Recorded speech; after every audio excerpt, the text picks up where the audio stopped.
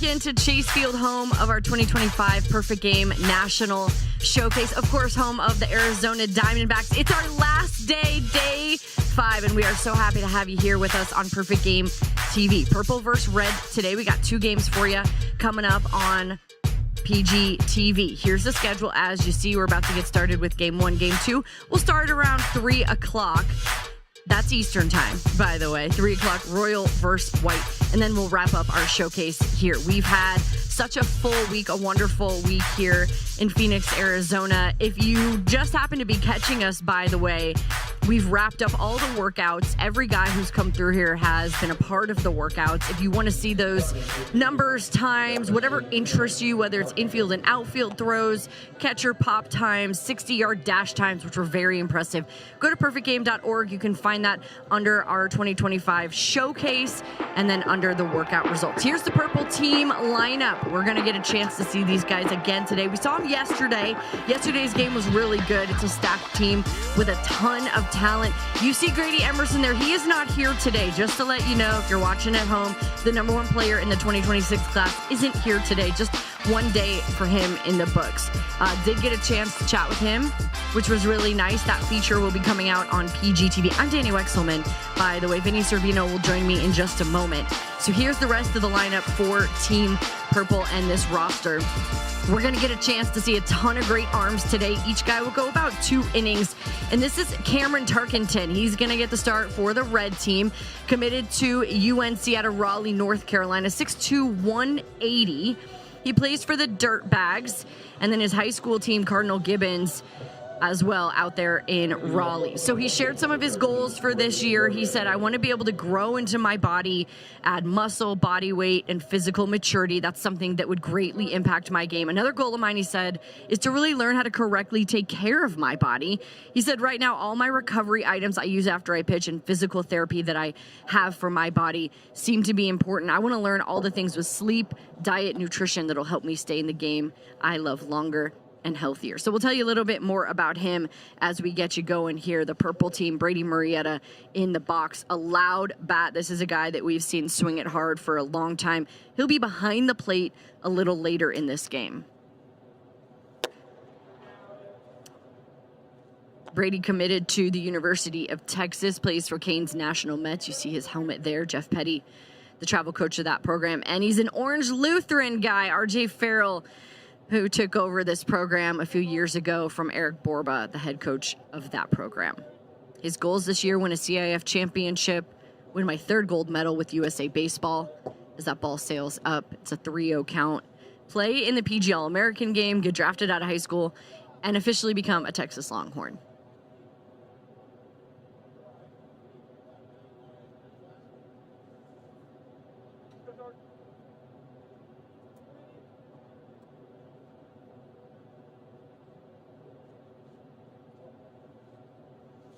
Swing and a miss for the strike. Top left of your screen, we've got velocity and spin rate for you. So he's sitting right now around 90 miles per hour. That spin rate at 2,200.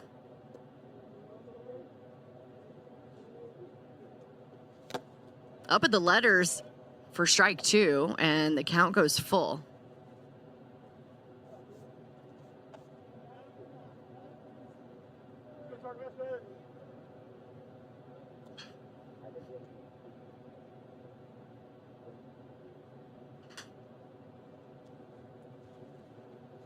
Oh, swing and a miss. He goes with the off speed for the strikeout, works all the way back, and there's one away for Tarkenton.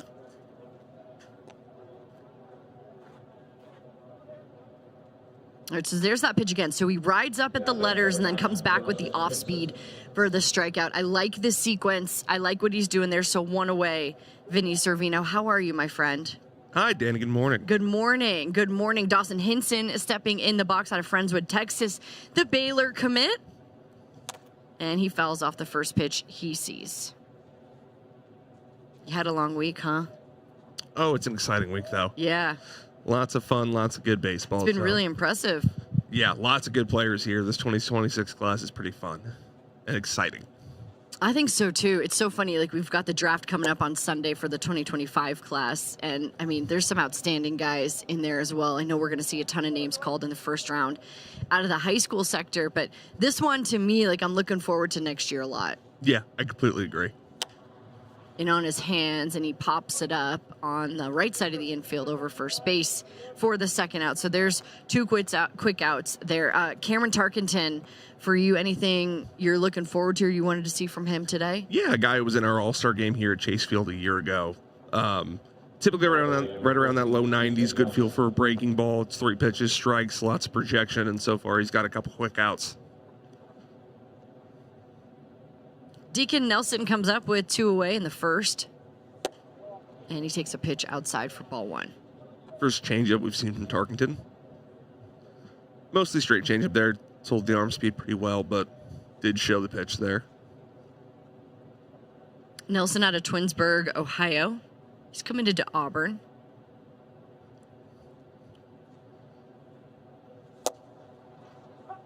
One ball, one strike, the count.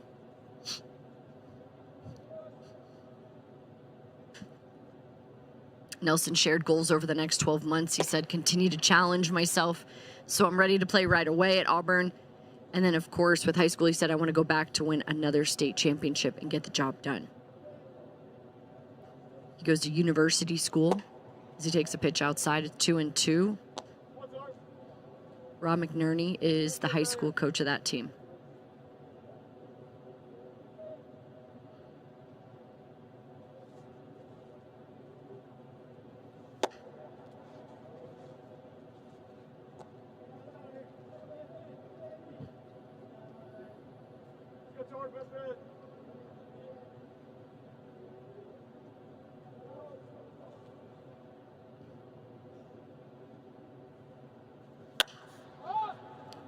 It's a fly ball, shallow left.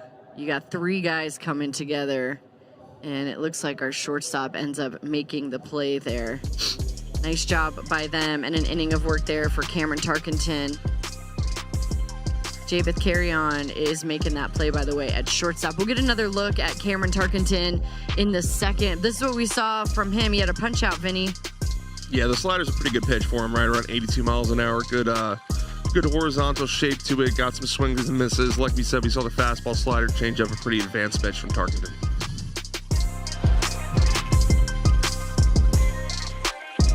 At first, it was just a team. Now I can't imagine my life without them. That coach changed our son, on the field and off.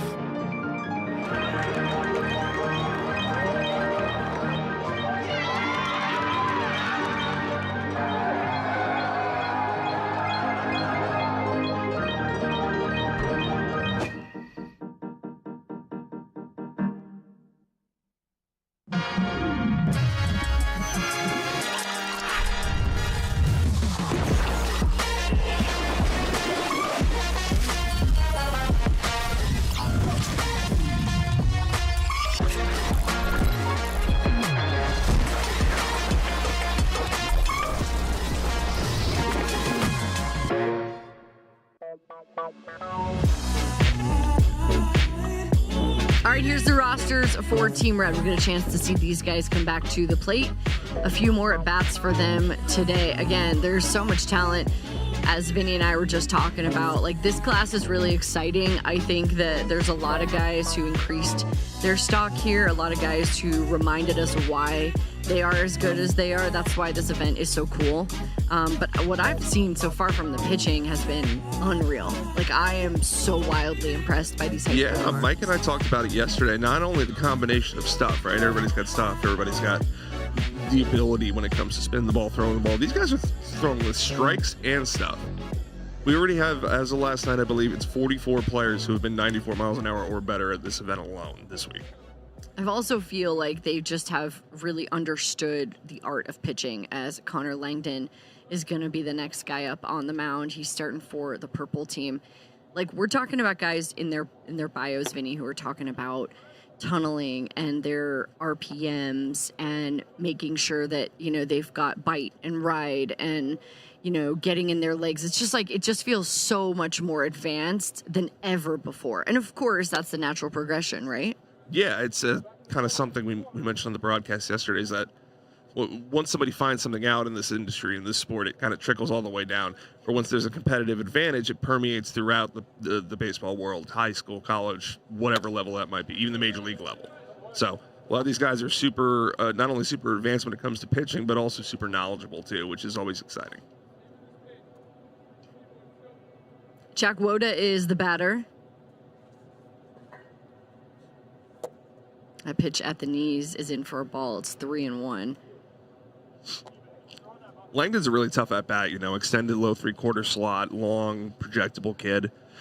He's been right around 93, which is kind of what I expected, right around that area with a two-seam sinker, change-up slider. This stuff could be pretty interesting and pretty deceptive. Yeah, I mean, again, top left of your screen, we've got the spin rate for you, and you can kind of see the profile of those early pitches and how much movement they have. You can also, it's kind of a tell with the catcher too, right? They're doing their best to hold on to it. And a lot of these guys, too, obviously, with the setting of the National Showcase, not all these guys know each other super well. Sometimes it might be the first time throwing to each other. So there is definitely a learning curve of sorts. Absolutely. All of these things taken into consideration. It's a very unique event in that way. If you're just tuning in, there's no walks. If you're hit by a pitch, you get straight fastballs, stay in the box. These guys want to see them hit. And so that's why we've got a ghost runner over there at first. And we should see straight fastballs now from Langdon. Yeah, Langdon kind of just hanging around that similar velo bend I mentioned before, that 91, 93. Two seamers with lots of life to the arm side. Little swim move there. Didn't work, though. And nice throw from behind the plate. Catching in this inning, that's Andrew Costello. Had the highest, the best catcher pop time. Is that right? Is it 1.8? He had a 1.8. 1.80. Yeah, 1.80. Yeah, really impressive. Again, those are all on perfectgame.org if you want to check those out.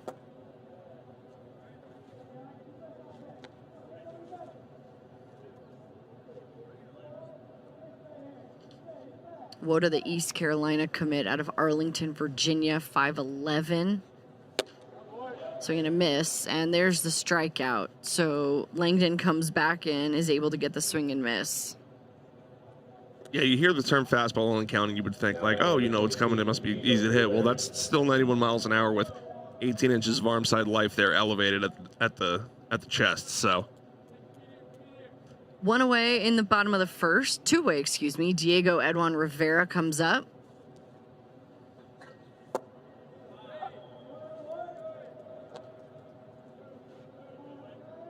Uncommitted out of Cialis, Puerto Rico.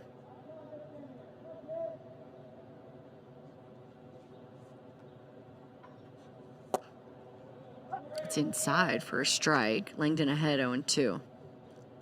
yeah, and Langdon's best fastballs so far have been kind of on that glove side, that inner half to the two right-handed hitters he's faced, and you can see that last one just kind of locks up Diego. And then again, he goes up and rides that fastball for another strikeout. So he's got two. He's going to stay in because the second out was a caught stealing. So we're going to get to see another batter, which is good news for us. Exactly. Want to make sure we get to at least 3 batters every inning. Don't want these ghost runners costing at-bats for other guys. So we'll do one more batter here. Doesn't matter whether they get on or not, and we'll roll it after that. Spencer Browning, the batter. And that's a nice pitch.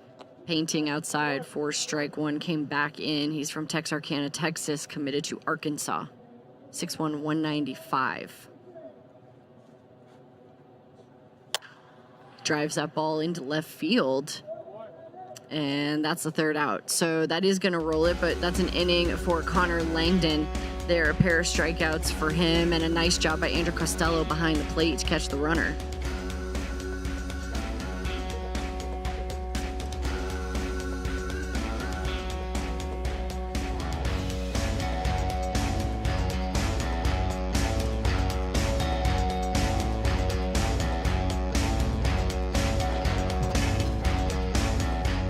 Players want to maximize their potential. They are chasing the wrong thing. Being better is personal. What works for one player doesn't work for all players. Players need to be told what they're good at, what they're not good at, and what they need to work on. They need to be given a personalized plan to help them get to where they want to be. That's how players get better. That's how they maximize their potential. That's how they become great. Join us. Join us. Join us as we build the future of intelligent players.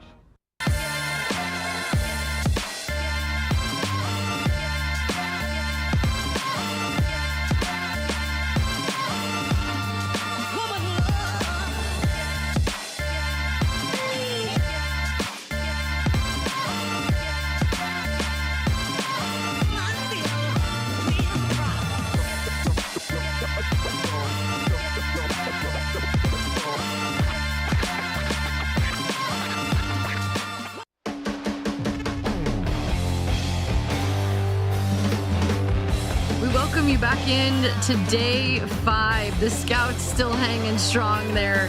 We got a ton here in the stands, of course, watching at home too on Perfect Game TV alongside Vinny Servino. I'm Danny Wexelman. We get another inning of Cameron Tarkenton.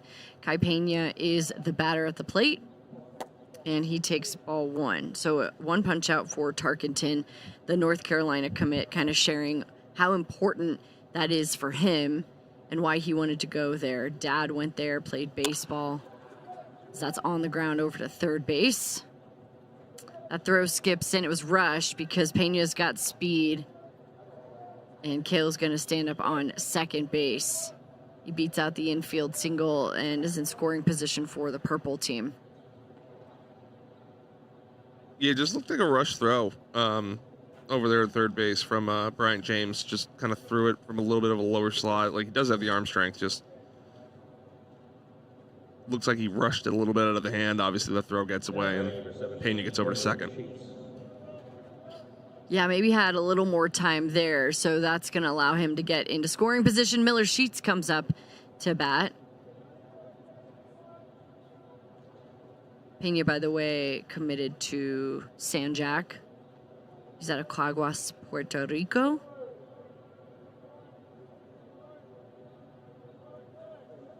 Sheets from Monroe, Louisiana, committed to Baylor. He goes to Sterlington High School. Mark Sims, the coach there. 6'2", 200. His travel team is the East Cobb Astros, coached by Kevin Baldwin. Sheets had a good day yesterday, too. A couple of knocks, a couple of hard-hit barrels. I thought the purple team was pretty good yesterday. Yeah, They're it was exciting. They're yeah. a stacked team. It was it was fun, especially the first couple innings yesterday. Lots of barrels. Sheets, a guy who really stood out during BP. A couple balls, a couple rows deep there in right field. 107, 108 was among his best exits in the round. That one catches for a strike. It's 1-2. So this is what Cameron Tarkenton shared about committing to North Carolina. He had said, ever since I could remember as a Tar Heel fan, I've got videos of everyone dancing in my kitchen when they won the national championship in basketball. He said, my dad wanted to go to Carolina to play baseball, and his older brother wanted to go play baseball there, but they didn't have the chance. So he has been the guy in his family to be able to do that for them. He said, I knew it was going to be home for me. It's pretty special as he gets another strikeout. Yeah, good changeup there to Miller Sheets. Just kind of replicates that arm speed. Ball has some arm side fade to it. Just gets off that corner, and Sheets swings right through it. One down in the top of the second. Lorenzo Laurel will step up.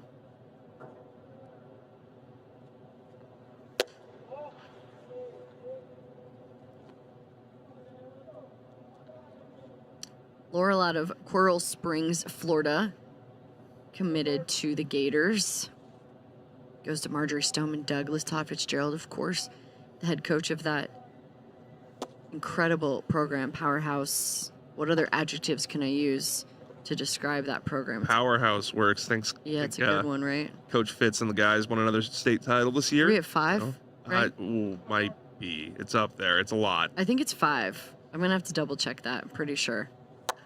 We saw him in January at ABCA and couldn't be more humble, couldn't be kinder. And, I think he had one ring on his finger. Of all the rings that he's gotten, he just had one. Might be going to hand 2 now. It's the Tom Brady moment for him. Yeah. Laurel had a really nice running catch in the gap yesterday in center field, so he's played well this week. It's it on the ground, back to third base. Strong throw from third for the second out. It's Bryant James playing third base this inning. Yeah, and just gets Laurel to get out in front of a breaking ball there. No issues from James making the play, paying you back at second base. There's not much more you could do with that pitch, right? I mean, I kind of feel like that's how good Tarkenton is right now. Yeah, and you kind of mentioned it a little bit before. He's tunneling his stuff really well. He's not giving anything away. And so if you're seeing that out of the hand and it's not straight, it's not a fastball, then you're probably going to be in some trouble in the box. Blake Bowen steps in out of San Clemente, California, committed to Oregon State as he fouls that pitch away. Bowen had that 103-mile-an-hour triple in the first inning yesterday, and Wild. it's a really, really impressive athleticism and power combination here from Bowen, who just missed that last pitch. Bowen, a fan of Bryce Harper, loves the way he brings intensity to the game, the way he competes. His first team All-Trinity League, second team last year. Sophomore year, he won league MVP playing football, to speak to that athleticism. 1 ball, 2 strikes, the count. And that's up. Tarkenton, not where he wanted that to be. Yeah, and you see that sometimes with the four-seamer, just kind of gets a little bit too much out the hand, you leave it up, but Tarkenton's still holding his stuff. That last one at 92, so stuff's still plenty sharp from him.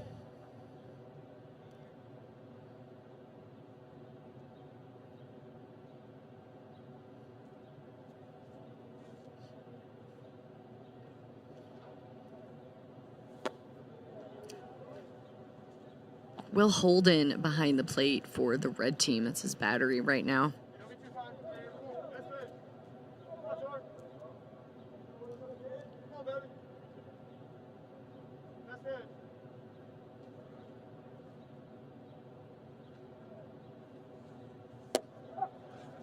Nice pitch outside for called strike 3. So Tarkenton finishes with 3 punch-outs in 2 innings of work. So that's it for Cameron. Obviously, you've seen him before. Did he show you exactly what you thought you'd see? Yeah, lived low 90s with the fastball. Showed make this really good command and a solid delivery. The slider definitely stood out. That last one you saw, he just kind of dropped that into the glove side for a called strike. He's been particularly adept at landing that pitch where he wants. So strong one from Cameron. Players want to maximize their potential. They are chasing the wrong thing. Being better is personal. What works for one player doesn't work for all players. Players need to be told what they're good at, what they're not good at, and what they need to work on. They need to be given a personalized plan to help them get to where they want to be. That's how players get better. That's how they maximize their potential. That's how they become great. Join us. Join us. Join us as we build the future of intelligent players.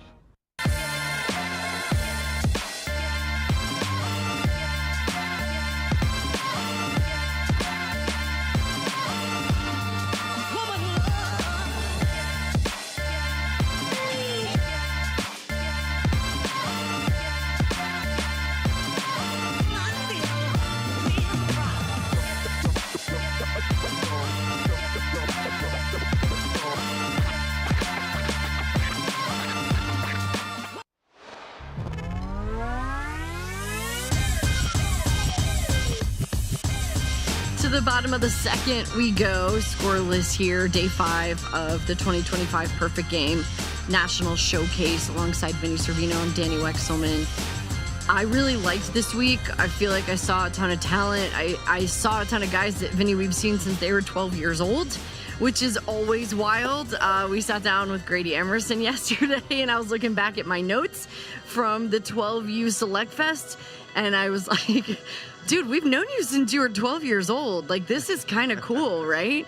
And I'm sure that you guys feel the same way. You spend a lot more time with them than we do. Yeah, obviously, like you had mentioned, kind of been watching them since they were kids, and always kind of looked forward to this day, right, when we get to see them on this field in this setting, and this 2026 class definitely has a chance to be pretty special. Anything that you had to do a double take on this week? Anything that you were like, your jaw dropped? Yeah, we've had some really good pitching performances, like you had mentioned. I think jaw drop might not be the right word, but there's definitely been a lot of players who have been living up to expectations, and these expectations in many cases have been lofty. Mm.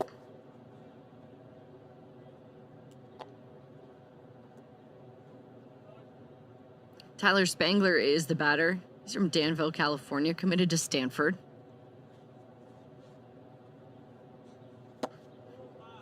That pitch is outside for a strike. It's 2-1. Connor Langdon back out on the mound for the purple team. It's his second inning of work. He had 2 punch outs in the first.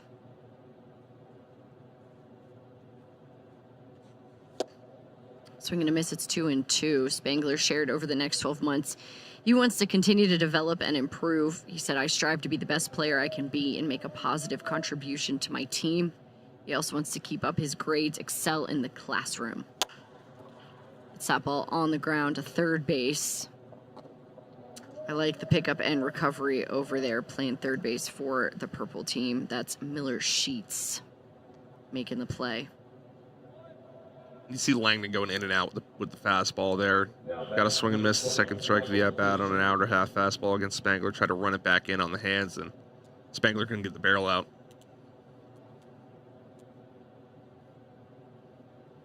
That's going to bring up Michael Teasley. That one comes up and in for ball 1. Teasley out of Oak Ridge, Tennessee, committed to the Volunteers. 6 foot tall, 190 pounds. Goes to Oak Ridge High School.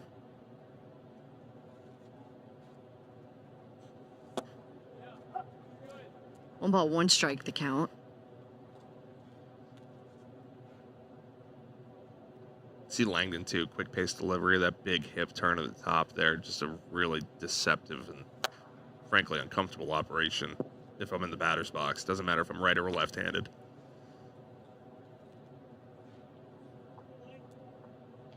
A two-seamer getting 17, 18 inches of horizontal, just balls moving all over the place. And it's coming in at 90-93, too, so it's not soft.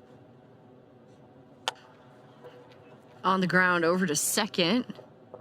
And another quick out there. Connor Langdon doing a nice job letting his defense work. What I like, Vin, is when these guys trust their stuff, too, and know that, if they make their best pitch and it gets hit, so be it. But, use your best stuff. Be confident in your best stuff. There's no need to be cute, right? Or try to be somebody that you're not in this situation. I'm sure it's not as easy as I'm saying it is, but I appreciate when a guy trusts his stuff. No, I totally agree. It's something. It was a whole kind of popular school of thought, a revolution of sorts, and just that. Hey, if this is your best pitch, throw your best pitch. Put your best foot forward in a scenario where everybody else on the field, there's 350 players here, are all trying to put their best foot forward. Yeah, there it is. Another ground ball out. So that's it for Connor Langdon. Second base is Kale Pena. No, CJ Weinstein is the second baseman for the purple team. Let me get that right, making those plays over there. What'd you like, Vin? It's deceptive and funky, and he hides the ball back. And like I mentioned, it's a really uncomfortable operation. That second inning, you really saw him land the breaking ball for strikes. Pretty good stuff from Langdon.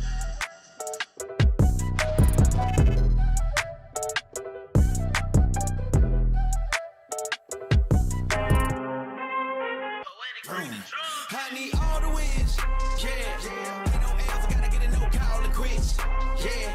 Gotta keep on moving no matter how hard it gets, yeah. Better move out the way, cause I'm coming with harder hits. My head is as hard as a brick, but I'm harder than all of this. You better move, you might get knocked out. You better move, you might get knocked out.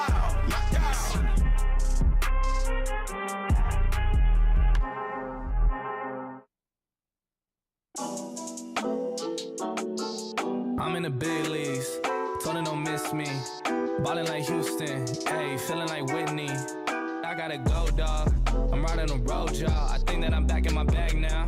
So I need that go, y'all. Got hits when they throwin' the fastball. Too much that I've been through, so I put it all in that rear view. Clean money in a black whip. Got old problems with the friends new.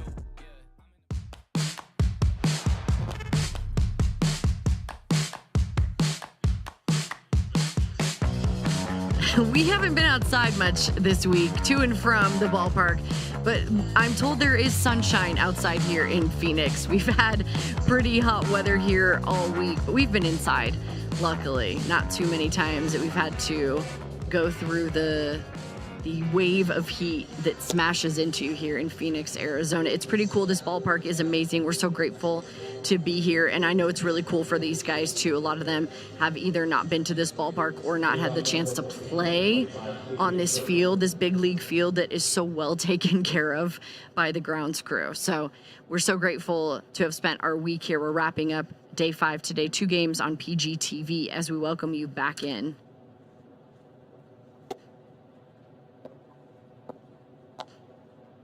Kai Bratton is the pitcher on the mound, new arm for the purple team. Another volunteer commit as he fires in a strike. It's 1-1. AJ Curry is the batter at the plate.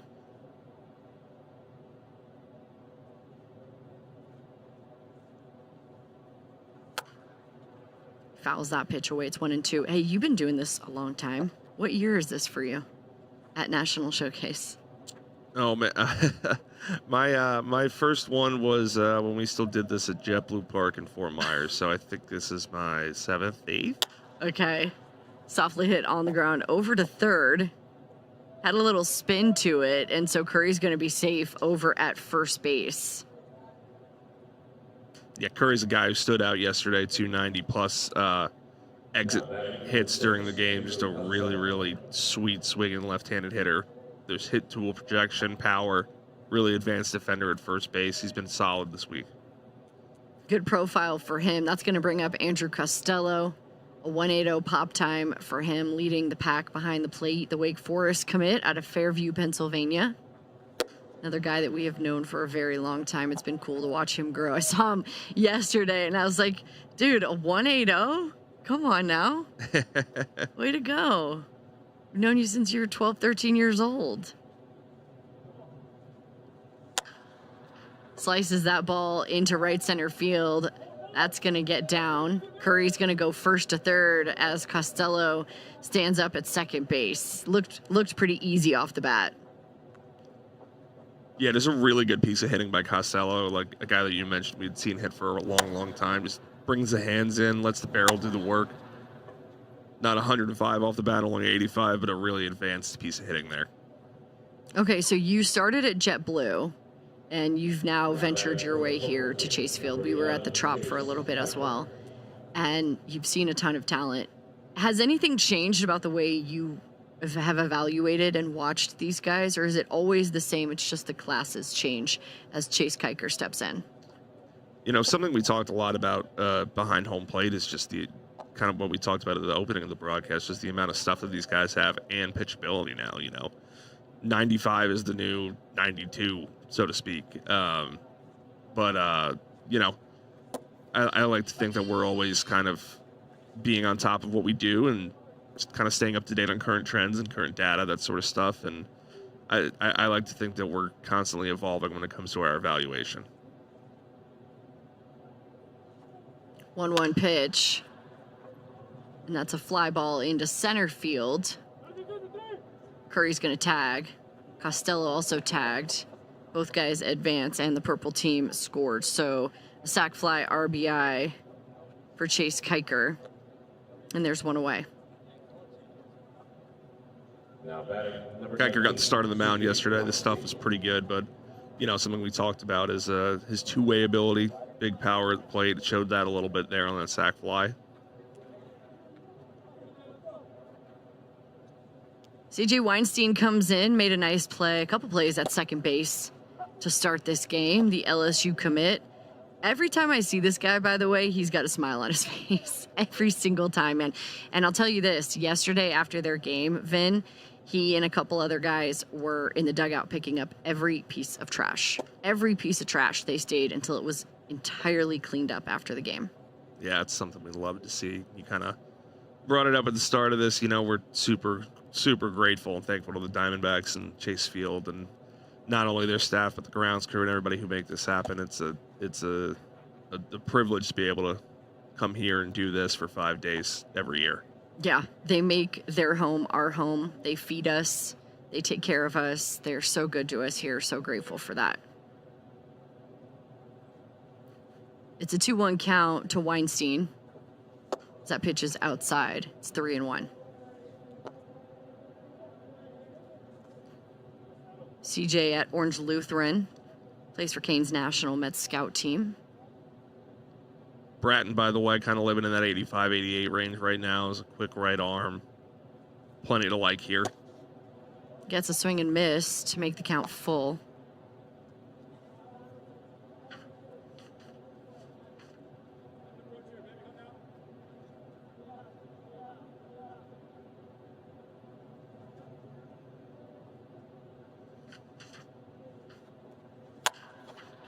That's a fly ball into left, trailing. Whoa, right out of the reach of the left fielder. Great effort there. And CJ is going to get all the way to third base on that one. So nice job by him. You could see that ball trailing farther and farther towards the foul lines over there playing left field for the red team. That's Jeriel Collazo. What'd you like about that? Just the willingness to go the other way by CJ. 3-2 count, outer half pitch that he just kind of stays on and shoots the other way. Good piece of hitting. So he's on third. It is 2-0 Purple. This is Christian Serrano. I saw him earlier, and his brother, of course, Eli Serrano in the Mets organization. I don't think I've met Christian in person yet, Vin, and I'm like, you are literally copy paste of your brother. Yeah, he's that big, strong-looking kind of prospect with power potential. Obviously, I think Eli played the outfield and Christian plays the infield, but they're very, very similar from a frame standpoint. Swing and a miss. So 1-2-3 at bat there. Bratton gets the strikeout, and there's 2 away. We'll talk a little bit more about Christian later in this game, but pretty cool for him to be here and following in his brother's footsteps. All right, so an inning for Kai Bratton in the books, ends it with a strikeout. Yeah, breaking ball pretty good there at the end to get Christian Serrano. A couple mid-70s sweeping breaking balls up to 19 inches of horizontal action on that. Just kind of falls out of the left-handed hitter's batter's box there.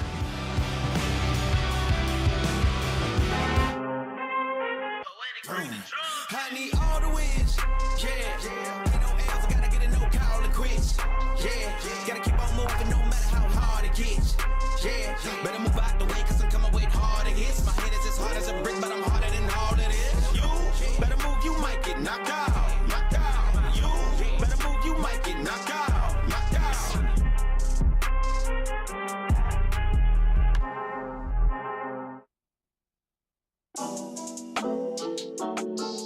I'm in the big leagues, told her don't miss me. Ballin' like Houston, ayy, feeling like Whitney. I gotta go, dawg. I'm riding on road, y'all. I think that I'm back in my bag now. So I need that go, y'all. Got hits when they throwin' the fastball.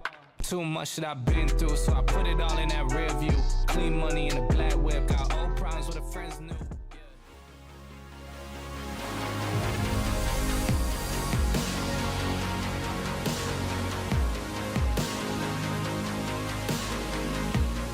As Vinny Servino says, it's Spencer Evans time, and it is. He's taking the mound in the bottom of the third inning for the Purple team, committed to Florida. He plays for Canes American. Brian Martinez, the travel coach of that team. The profile for Spencer, I mean, obviously you can just see tall, lanky on the mound. What do you like about him? It's big stuff. It's like mid-90s fastball, really sharp breaking ball. He's another guy from TNXL that we'll see here in this group. We saw Colton Brady and Cameron Haynes yesterday pitch for Purple and Red. And so Evans here will be into the mid-90s with some pretty lively stuff. All right, I'm looking forward to the self-scouting for him.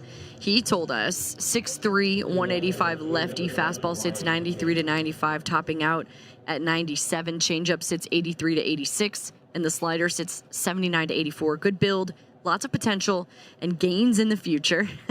Loose arm and easy power on the mound. Controls the zone. He throws in strike one and works good to control off speed into early or deep counts. Bryant James is the batter. Quickly 0-2. Top left of your screen, velocity and spin rate, which should be of interest to you, especially with Spencer Evans. 1, 2, 3, and there's the first strikeout for him. You're just kind of watching and shaking your head there. Yeah, I mean, it's 94, 94, 93. Good morning, good afternoon, good night to Bryant James. But it's just, like you said, it's a 6'3 lefty. Looks pretty visually appealing there, and that arm is moving.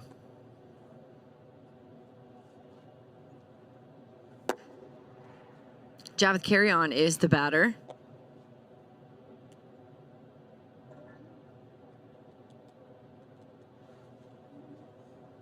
He's played some shortstop. He'll play some third base in this ball game. It's 1 ball, 1 strike, the count. Carry on like a couple other guys here, like Kyle Pena, came to our Puerto Rican showcase the last 2 months ago in May. Earned their national invites from that event. We got to see a lot of the top guys in Puerto Rico for this class. Obviously, a lot of Puerto Ricans in this group particularly. That's awesome. Important. That's so important, right? To make sure that you get a chance to see all these guys and give them a chance to get here. Yeah, 100%. Obviously, we want to see the best of the best, but also we want to give everybody the chance to be able to earn their invite to come to an event like this. We want trying to go far and wide to get the top guys here. Fouls that pitch away. It's 2-2. Uncommitted is Carrion, and I think, by my count anyway, I think this is my 7th or 8th since 2018 that the largest amount of uncommitted guys have come through this event. It feels like it anyway, as that ball gets by and Carrion hustling down the line, so he'll be on first base. Yeah, that's part of the, I think, kind of new age of where we are when it comes to college and transfer portal and commitments and stuff like that. And, we got head coaches moving around in the college game. High school commits are going to follow in that regard. So definitely a new era, but that was don't want to not mention the fact that was a really, really good breaking ball from Evans there for the swing and miss. Absolutely. Just got by Brady Murrieta behind the plate. Brody Shoemaker is the batter, and he takes strike one. I've had a chance to get to know his dad over the last couple of years. He was obviously the manager with the Marlins. He's with the Rangers now. So we went down to spring training for SiriusXM, and we did our shows with him. And it's been cool because Skip is so proud of Brody, and like anytime you talk to Skip, he wants to talk about Brody, and he wants to talk about Brody's development and where he's at. And it's been cool. It's nice to finally meet Brody and see him here. Yeah, Brody's been great. He was Carrion sliding in, the throw from Murrieta in time, and he's going to be out. Yeah, really good catch and throw there from Brady Murrieta. Really, really advanced when it comes to the defensive skill set. Textbook, just how you draw it up. I didn't have my stopwatch there, Vin, but it looked pretty fast. Not that I ever have one. I leave that to you guys. Swing and a miss, man. It's tough stuff from Spencer Evans, like you said. Looking forward to that. The good news is we'll get another inning, but what'd you learn in this first one? Kind of the scouting report I gave to start out. That stuff was pretty gross. Lots of swing and miss from Spencer Evans. I really, really liked what he showed there.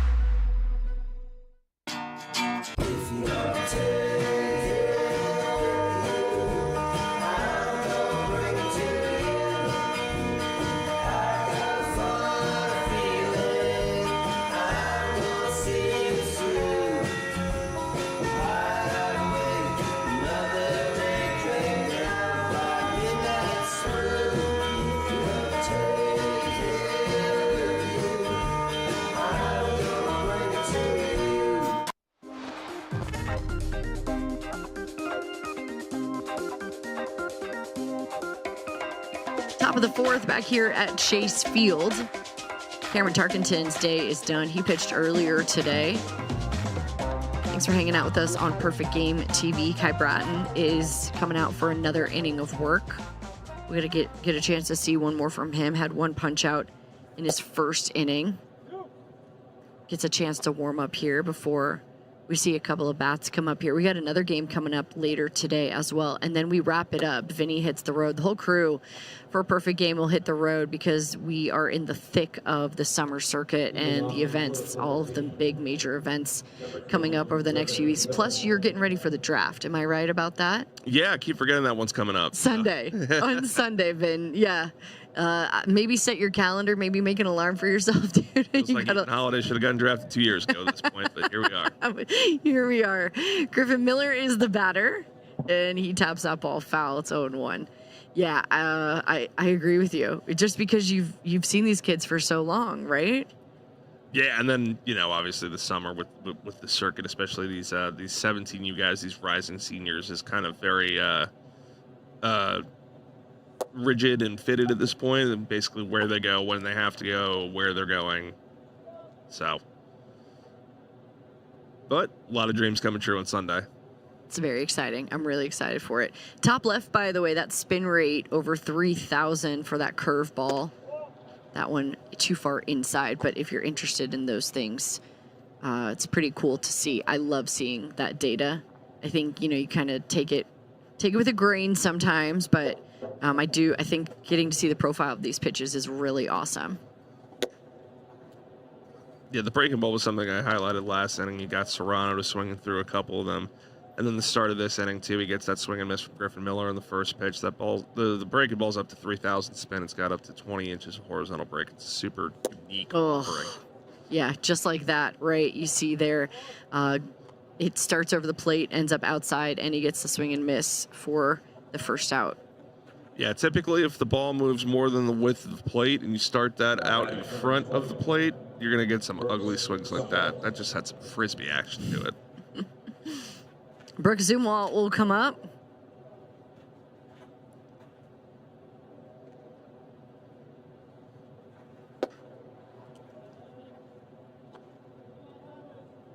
He's from Lee's Summit, Missouri. I used to play softball there. Committed to Pitt.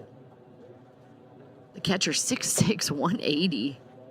It's a foul tip in the glove, 1-1 the count. He plays for Canes National and goes to Summit Christian Academy, coached by John Gage.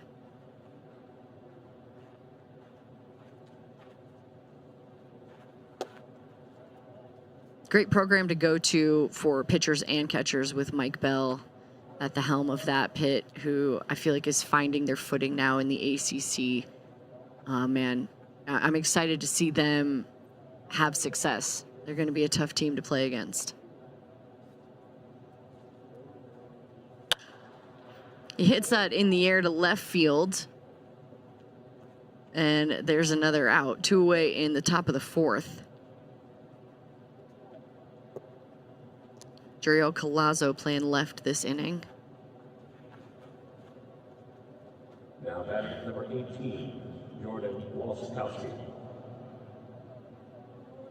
Jordan Walzakowski will step up, playing outfield today.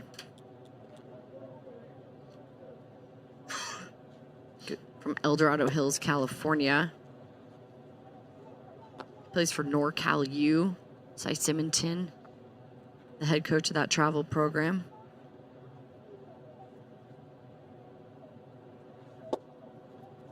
Jesuit High School, coached by Kevin DeWittich.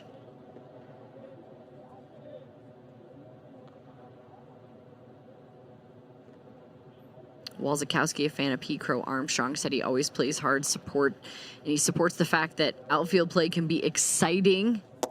He has all 5 tools, too, as that pitch catches outside for a strike. We love defense. Yeah, we do. But, yeah, burying the lead on Pete Crow Armstrong has got 25 homers and 25 steals, so that also helps. That pitch is up for a ball. Yeah, I mean, what a blast, right? Everyone's just been kind of waiting for PCA to be that guy, and, man, he's put in the work to get there just in his second full year. It's really special.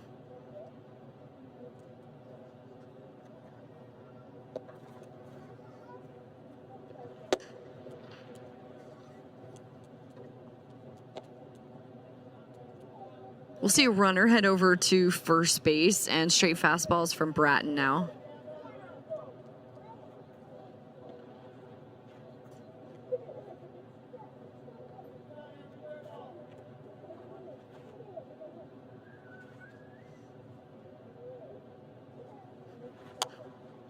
Off the end of the bat and foul.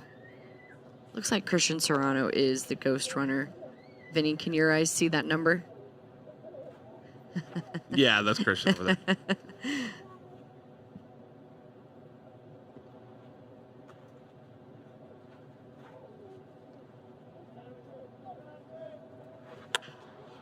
On the ground over to first. Nice stop by the first baseman for the play. And that's going to be the third out of the inning.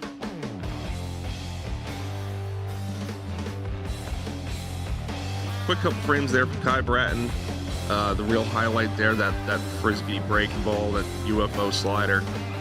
Really good pitch, really good sweeping action to it. Wow, oh, it feels brand new. That's crazy. I feel no pain, nothing. That's like crazy. Zero pain, zero. That's crazy, dude. Like, I can't feel my traps anymore because they've been going and they're super loose now. But my legs, it almost feels like somebody's just like, bump, bump, bump. It feels like you're getting a massage, free massage. Super Mike Pro, no matter where you go. The weather is warm and it's the perfect time of year to cook outside. Loco Smart Temp griddles provide precise and controllable griddle surface temperatures ranging from 250 degrees all the way up to a sear setting. The cooking temperature always stays exactly where you set it, so your meal always comes out just right.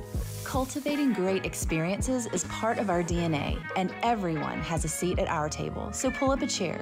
Cook faster and party longer with Loco Cookers.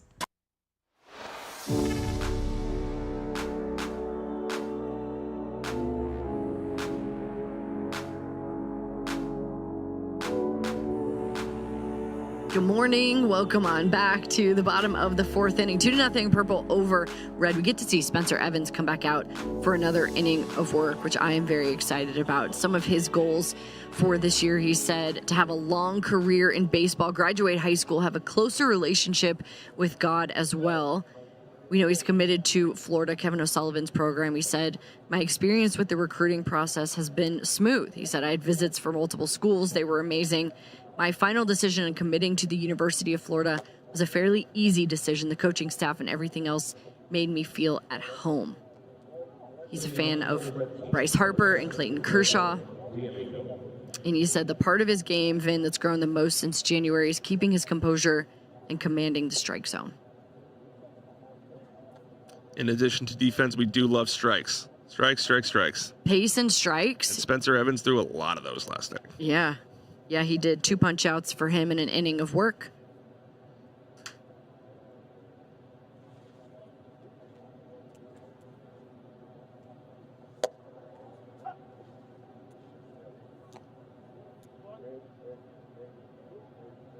Logan D'Amico is the batter. Tough swing there. It's 0-2. Logan committed to Wake Forest. 6'2", 190. Called strike 3 for the strikeout. So again, Evans just kind of rolling for his third strikeout now in 1 1/3. Yeah, I mean, that was kind of picture perfect. That was 21.5 inches of IBB on that first basketball called strike, a bad swing and miss on a back foot slider, and then that two-seam that just catches the edge, arm side. It was really impressive. Tatum Reeves will come up. Committed to Texas Tech, 6', 180.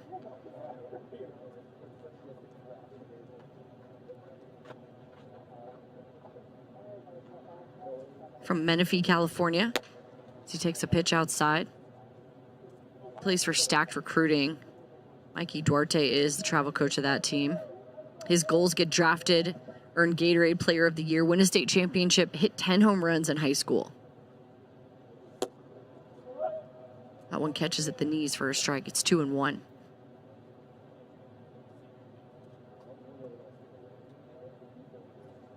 He and his family are diehard San Francisco 49ers fans. He said they sit in their living room every game, eat tacos, and watch together. He said they're also very superstitious about where they sit or stand when they watch the game. That can get tricky in football.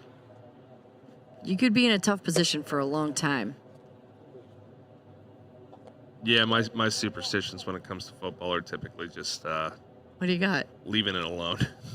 I don't watch my favorite players that can't hurt me. Oh, man, that's classic. Drives that one right back up the middle and gets all the way to center field. That's a nice piece of hitting from Tatum Reeves. Yeah, Evans had really had no issues before Tatum Reed stepped into the box, gets into a 3-ball advantage count, and just kind of hammers that for a 92 exit single up the middle. It's a good piece of hitting. Quick bat, got his hands through the zone.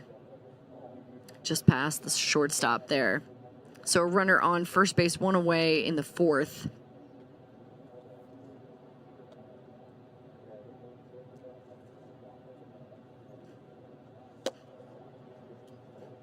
Will Holden is the batter. He made that nice play at first base last inning. Wake Forest commit out of Advance, North Carolina. 6'3", 205. And he hits that one on the ground. One hopper over to second. And they turn the double play. That is a very nice job there playing second base for the purple team. Kale Pena. Quick on his feet.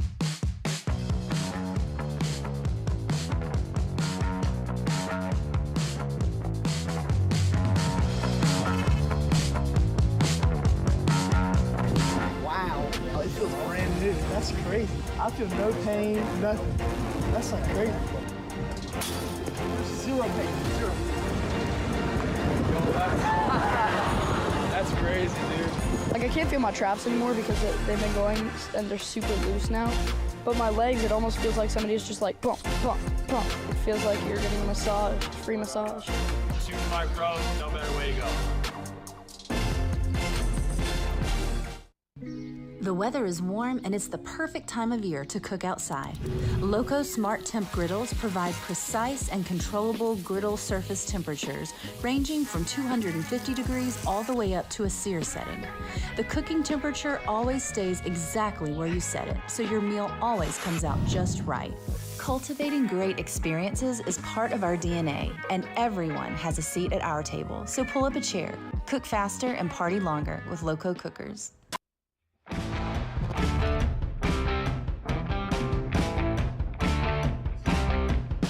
Welcome back to the top of the fifth here at the 2025 Perfect Game National Showcase. How about our crew, by the way? The shots that they have gotten, what a fantastic job. I mean, everyone top to bottom, right? The amount of people here to put on this event, it takes an absolute village, right? You've got everyone from the PG staff top to bottom here in every type of department. The media team, the social media team, our broadcast crew that's here in Phoenix as well, back in California. I'm sitting next to Vinny Servino. I'm Danny Wexelman. And again, just so grateful you've spent your week with us. This is the good time of the year. This is the jam-packed, don't know what day it is, chug 7 coffees time of the year.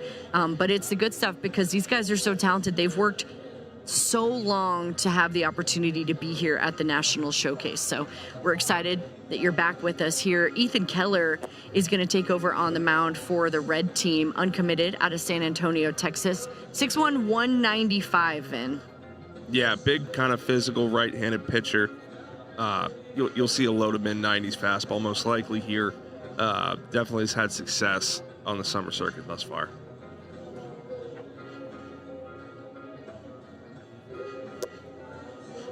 He plays for Canes National New York Mets scout team, that travel team coached by Jeff Petty. He goes to Tom C. Clark High School. Aldo Velazquez is the head coach of that high school program, and he shared his goals over the next 12 months. He said, "My primary athletic focus is having a structured pitching program. That includes arm care routines, mobility and stability work, proper recovery protocols, and biomechanical refinement, while also continuing to build velocity, improve pitch command, and develop a more effective pitch mix to stay healthy and competitive throughout the season."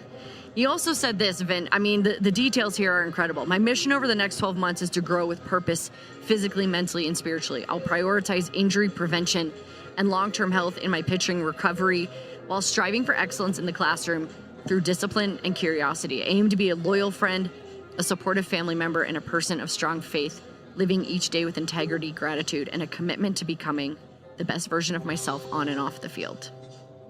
You impressed? I'm impressed. I got to work on my goals. Yeah, we got to get more specific here. Something I've noticed, I would say, over the last 3 years is when we ask these guys to share their goals, they not only share their goals, but they share how they're going to achieve them, which makes me think that there's a lot of good people around these guys who are reminding them, hey, it's great to have a goal, but how are you going to achieve that goal, right? Be specific in the ways that you can achieve it. And they share that with us, which is very cool. Darren Sutton, who collects these bios and reaches out to the hundreds of kids that are here to make sure we can try to share their stories. He'll be in the booth a little bit later. He's on the field right now, probably getting some content for PGTV. Alex Hoffman is the batter, 6'3", 200 pounds, committed to Virginia Tech. Fouls that pitch away. It's 0-2. Yeah, 91-92 here, start from Keller.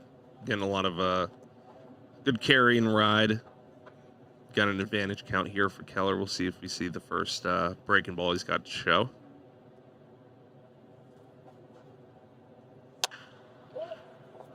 Three hopper over to third. Long throw across the diamond, and a nice job there over at third base for the red team. Javith Carry on playing that position. There's one away. Now batting number 13, Brady Murrieta. Here's the backstop. Brady Murrieta threw a runner out earlier in this game. I was telling you, Vin, just looks like a big league catcher right now. Yeah, the catch and throw was really just textbook there on that caught stealing, and he's a guy that pitchers really like throwing to. He said being a Texas Longhorn is a lifelong goal. To be a part of the university with such a rich tradition of excellence is a dream come true. He said, I grew up in the dugout as a bat boy at Cal State Fullerton. Well, my dad was a coach there. Augie Garrido, one of the best to ever coach the game of baseball, is a name we all knew. He said, I followed him when he was at Texas, and I fell in love with the school. He loves to watch JT Realmuto play. I love the way he controls the game and manages his pitching staff, Brady said, which you can see hints of that, right? As he fouls that pitch away, it's 2-1. You can see hints of that. Like these guys at this age, not only learning the art of catching and the position, but how to have relationships with your pitchers, how to build that trust quickly.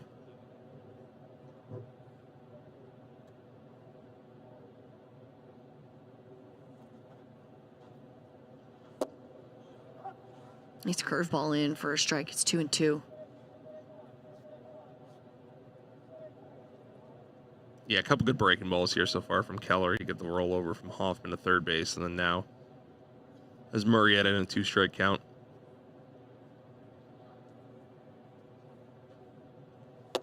Goes upstairs, and Brady did hold off, so the count goes full.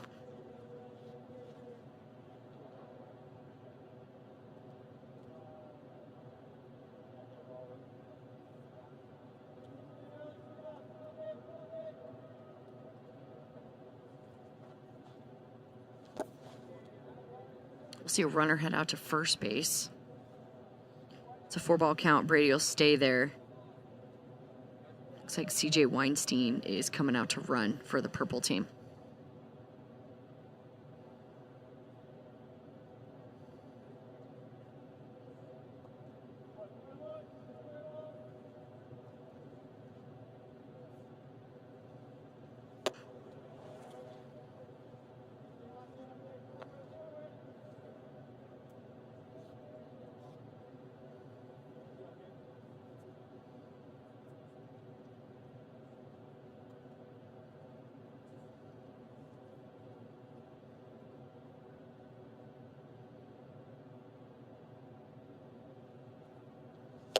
Swing and a miss.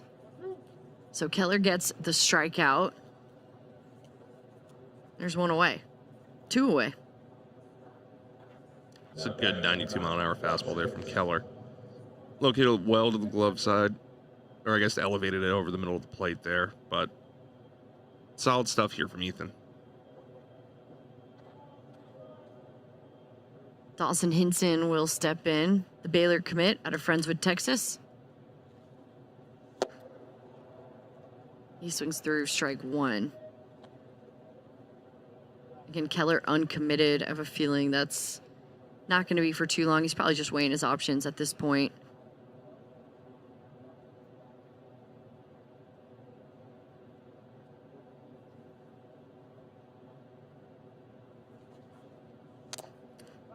Foul tip. It's 0-2. So Keller's mom, Lisa, he shared a little bit about her. He said, the person who inspires me the most is my mom. Being raised by a single mom, I've seen firsthand the sacrifices she makes every day to provide for my sisters and me. She works incredibly hard, never complains, and puts our needs before her own. Her strength, resilience, and unconditional love have taught me what it means to be selfless and determined. Pretty special there. And special stuff there from Ethan Keller, who's got 2 punch-outs in this frame and a lot to like. Uncommitted right now, but that's going to be a great get for any school that decides to sign him.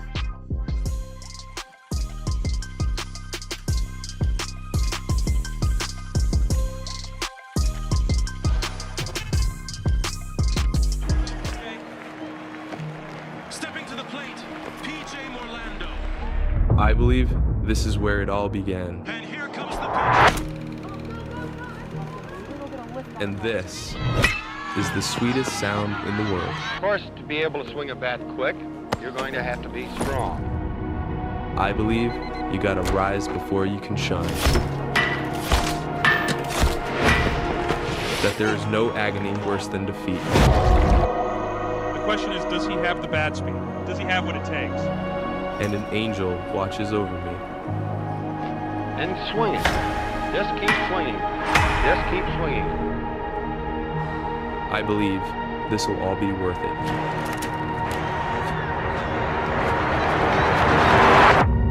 And the next pick in the 2024 draft is...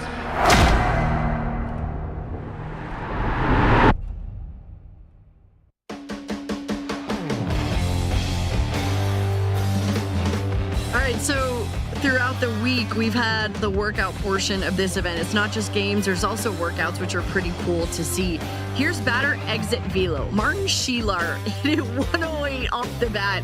I'm telling you, man, this kid's BP was must-see TV. You can see the top times here. If you want to see the rest, go to perfectgame.org, or you can just Google 2025 Perfect Game National Showcase, go to the event info, and then workout results. You can see all of the top times, but Martin Sheelar, like, wildly impressed by him.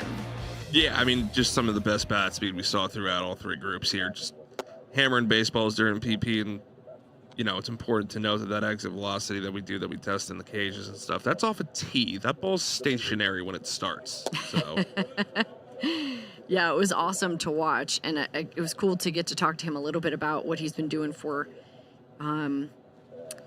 his eye strength and what's contributed to some of his success and the vision program he uses on his computer, which was pretty unique. So he's been putting a lot of work into that. We've got a new arm on the mound for the purple team. Sebastian Lugo is the batter. 1 ball, 2 strikes to count, and now it evens to 2. Amos Rich is the new pitcher for the purple team. yeah, Rich is a big guy, 6'5", 6'6". Does it pretty easy. He'll be up to around 93 or so, and he works really fast. Yeah, we like the pace here. He gets a strikeout early. Yeah, fastball getting right around 21, 22 inches of IVB right now. That one at 91 elevated. You see that ball kind of just take off from a lower launch there. There's that illusion that the ball's moving up. It makes it really tough to hit. Really unique name, by the way. I don't know if I've seen a player with that name. And what a snag over there. CJ Weinstein making the catch over at shortstop. Wow. On the CJ Weinstein show through 5 innings today. Tripled, highlights at second and short. Good snag there. Very nice job. Amos, by the way, committed to North Carolina. He's from Waynesville, North Carolina. That was a great play. That's good stuff. Kahaku Harrison is the batter. 1 ball, 1 strike, the count. He's from Kailua, Hawaii. Uncommitted.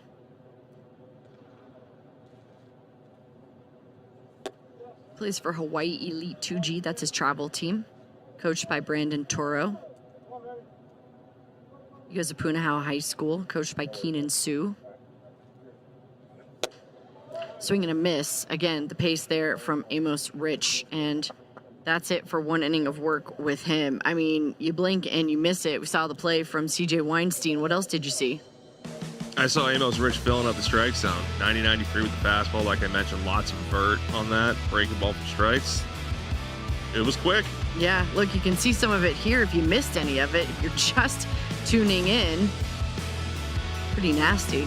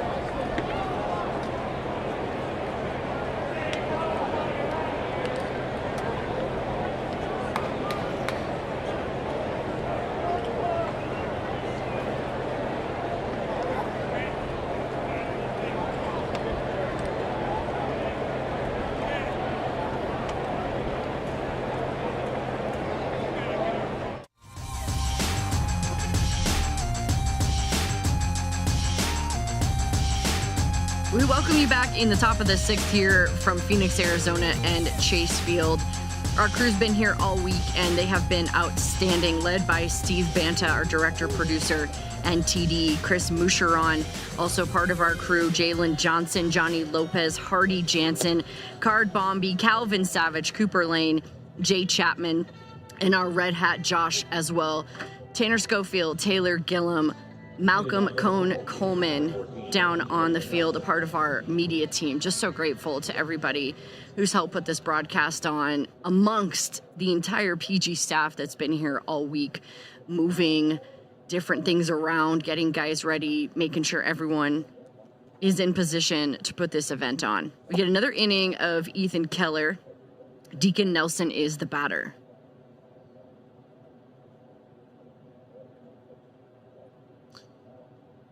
Danny, the other part of this too is the players and the parents. You know, it takes a lot of work to put something like this on, as you mentioned, all the staff that goes into this, all the hard work and dedication, but also these kids are trying to live their dream out. They're trying to impress evaluators, college coaches, whoever it might be, and it really is a joy to watch them play. That's a great point, Vin. It has been a blast. And what's cool again is, you know, some of these guys we've known since they were 12 years old.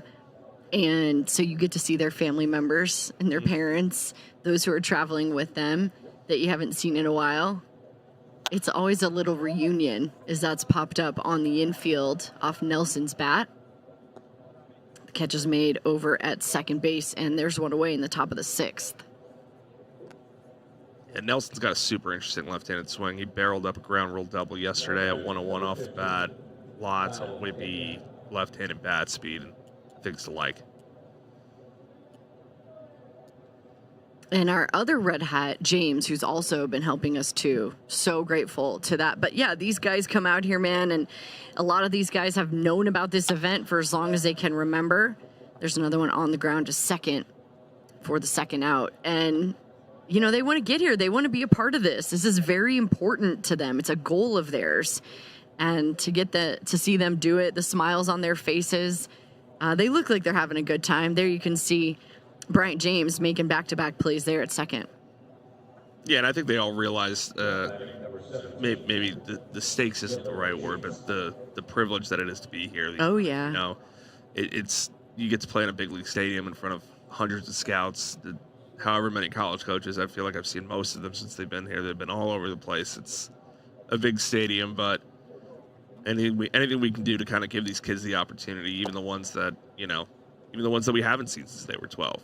I'm sure they say to you, yeah, Vin, they're like, thank you so much for this opportunity. They say that to me, and I'm like, I had nothing to do with this, but that's really nice of you. Like, they're all just so grateful. And we know, and we don't either. They all earned this. Yeah. Everybody here has earned the right to be here this week.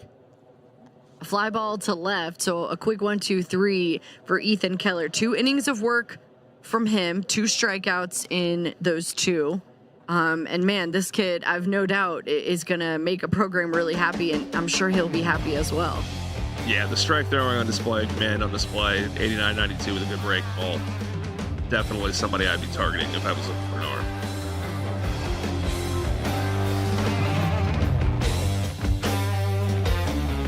First, it was just a team. Now I can't imagine my life without them.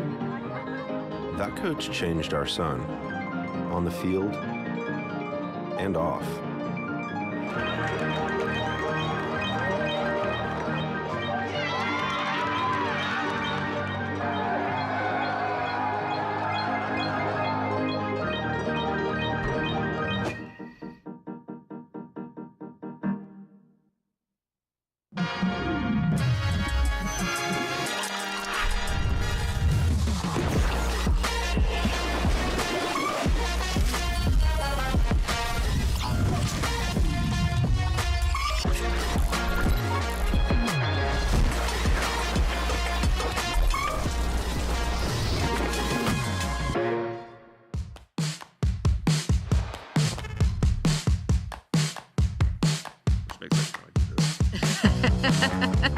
We play to our strengths here at Perfect Game. Welcome on back to Phoenix, Arizona. Amos Rich is back out on the mound for another inning of work. He worked so quick, you blinked and you probably missed it the first time. 2 punch outs in 1 inning. We get to see him one more time.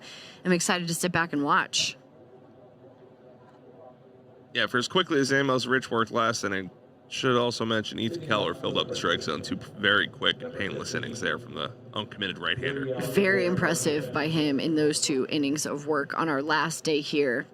Yadiel Rivera Martinez comes in, waits on the breaking ball and fouls it off.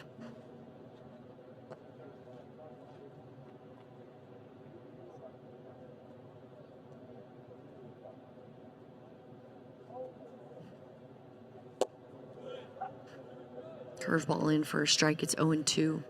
So back-to-back breaking balls to start things off. I love a guy that can add and subtract on the breaking ball, just really show the feel for it. There it is. Another strikeout for Amos Rich. 1 away. Another just really impressive sequence, right? 72, drops it in. You think, oh, man, 72. And then he comes right back with the 78 mile breaker and then speeds him up with 90 dotted on the outer edge. Really impressive sequence there from Amos.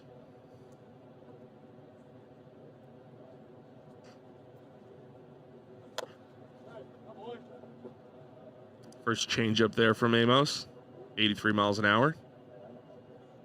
That's to Ricardo Sanchez, uncommitted from Guanaco, Puerto Rico.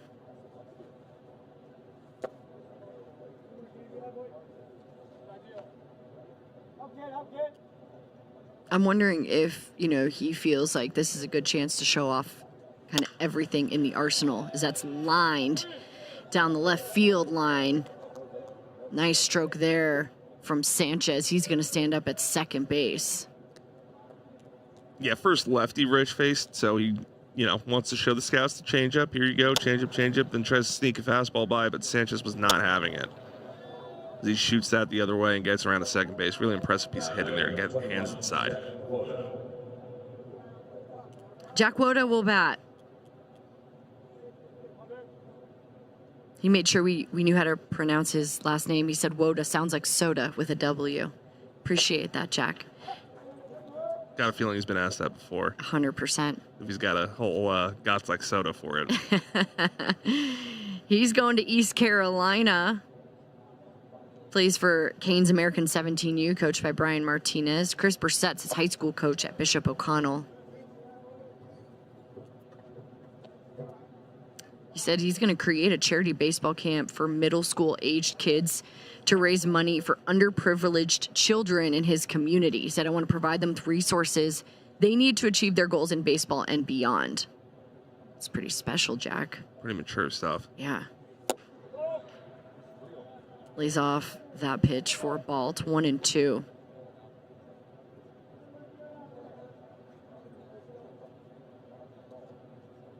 He's a fan of Juan Soto.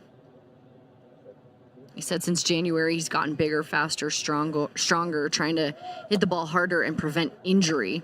As he strikes out and Sanchez slides in and he's out. But I think we're going to stay. Zach Costello's like, that's 3, guys. That's 3 outs. I guess that is going to be it, which is a bummer. We got 3 strikeouts from Amos Rich, 2 innings of work from the fast-paced righty. What'd you learn?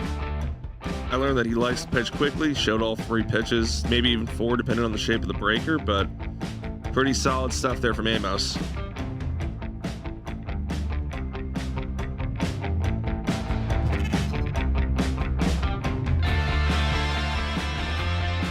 Players want to maximize their potential. They are chasing the wrong thing. Being better is personal. What works for one player doesn't work for all players.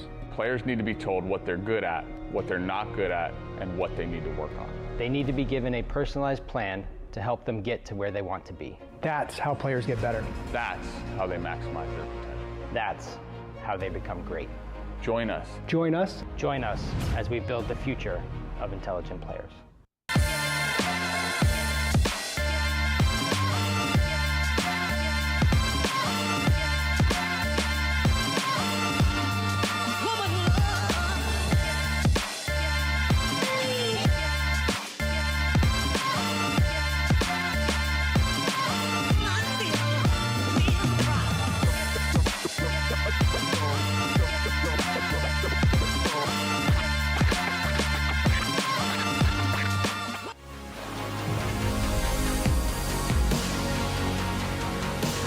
Top of the 7th, we welcome you on back inside Chase Field, home of the Arizona Diamondbacks, our home all week long. If you would like to see any of the workout information, maybe it's catcher pop times, maybe it's the 60-yard dash, infield or outfield velo, we've got you covered. All you got to do is go to the 2025 Perfect Game National Showcase homepage, click on event info, and then workout results. And you can organize it by whatever you would like, which is pretty cool.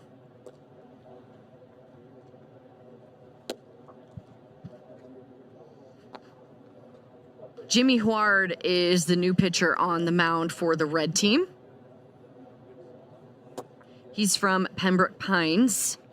Goes to American Heritage. Bruce Avon, the head coach there, committed to Vanderbilt. And he plays for CBU 2026 scout team James, coached by Nick James. Yeah, Jimmy's going to be primarily a 2-pitch guy right now. It's a big sweeping slider to go along with a low 90s fastball.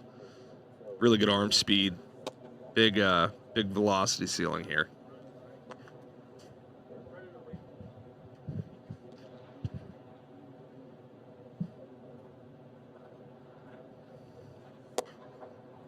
Oh, there's a bird in here.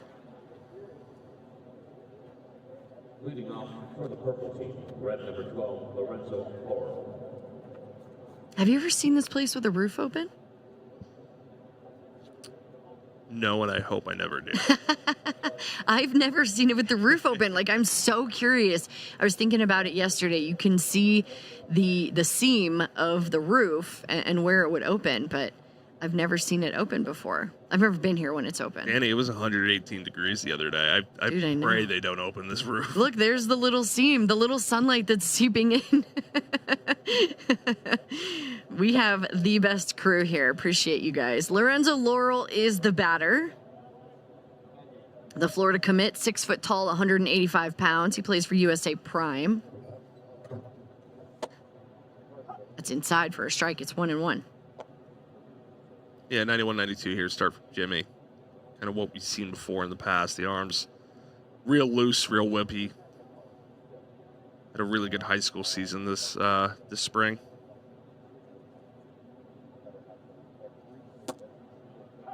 Another strike. It's 1-2.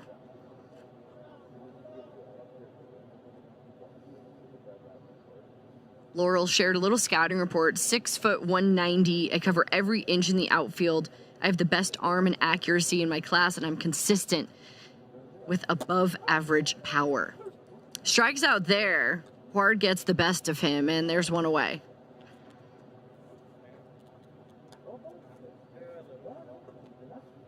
Now batting number 24, Blake Bowen. Jimmy's goals over the next 12 months, he said, put on another 10 pounds of muscle, increase my velo, work on my mechanics, and become the best pitcher I can be. He's going to face Blake Bowen at the plate.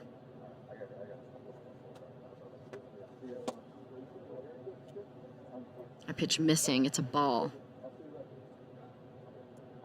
93 there from Jimmy. Just kind of left that one arm side. Lots of two-seam and arm side run on the fastball so far. A guy who's been super athletic throughout his high school career. He was the starting quarterback in high school's freshman year. 3-time PG All-American, 2-time PG first-team All-American, and 4-time high school player of the week in South Florida. Oof. That is nasty for a strike. It's 1-2.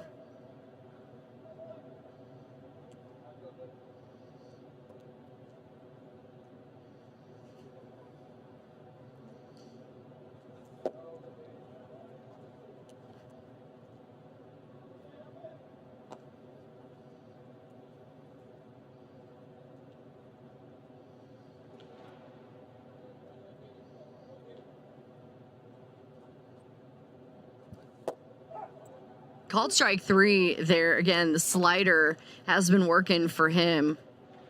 Yeah, perfectly landed breaking ball there on the arm side. Just kind of front doors Bowen. Nothing you can really do with that pitch. Starts out at the front hip of a hitter and just breaks right over the corner of the plate. Something we've seen a lot is a lot of guys with the advanced feel to land the breaking ball. Which is so hard. Like, it's so hard. There are still big leaguers, right, who are working on those skills and trying to refine those skills. And we've got guys who are 17 years old. And that slider from Jimmy just now, 16 inches of horizontal movement. That ball's almost moving a foot and a half, and he's like, yep, I'm going to drop it right in the front hip. AJ Curry is the batter. He was on base earlier in the game, 6'3", 205, Tennessee commit. Beat out an infield single.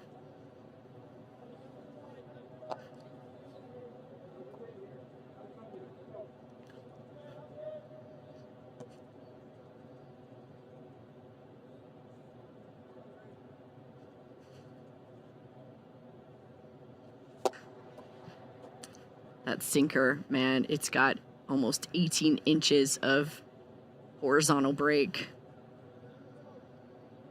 Yeah, sinker slider figure from Huard, and you see he's kind of doing a really nice job playing on that horizontal axis. AJ Curry's looking back like, are you sure?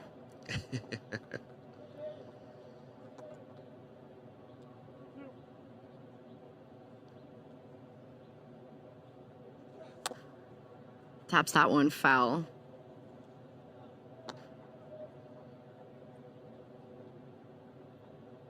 I'm trying to figure out, like, where would a batter start to pick that pitch up? Like, at what point do you have to decide this is tasty enough to swing at? Yeah, especially because that arm action, he hides the ball so well.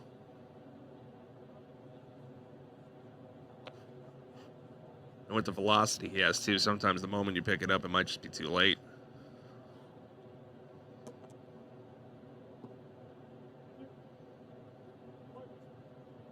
Two-way in the top of the 7th. 3-2 count to Curry. That's outside for a ball. So we'll see a runner head over to first base.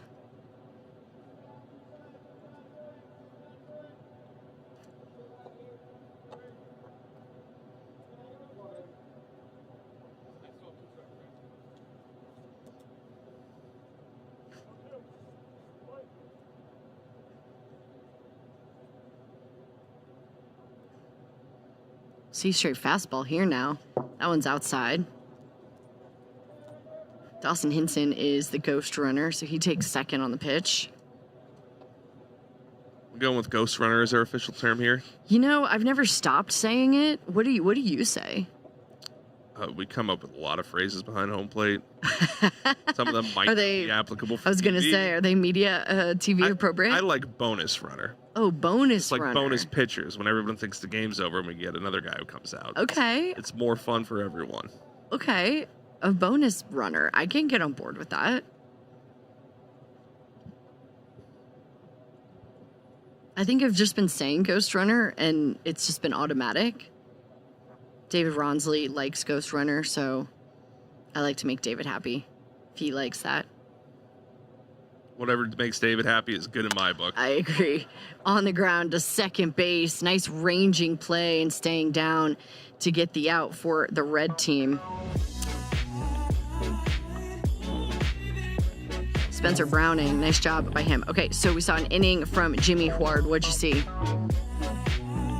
Yeah, what stood out to me was the horizontal axis there, right? Lots of two-seam run on the sinker two-seam fastball. The slider got good sweeping action, really moving the ball left to right to really throw hitters off.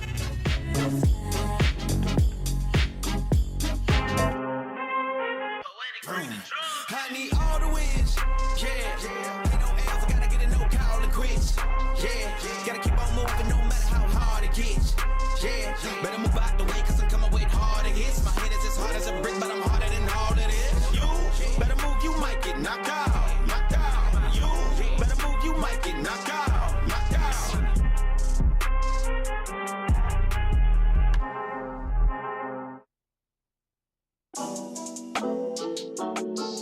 I'm in the big leagues, told her don't miss me. Ballin' like Houston, ayy, feeling like Whitney. I gotta go, dawg. I'm riding a road, y'all. I think that I'm back in my bag now. So I need that go, y'all. Got hits when they throwin' the fastball. Too much that I've been through, so I put it all in that rear view. Clean money in a black whip. Got old problems with a friends new.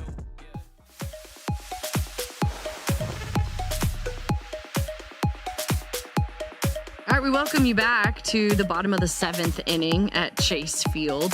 Feels like there are a lot of Longhorn commits here this week. Another one on the mound. Hayes Holton taking over. Excited to see what he's going to bring this afternoon. Loringer, Louisiana native.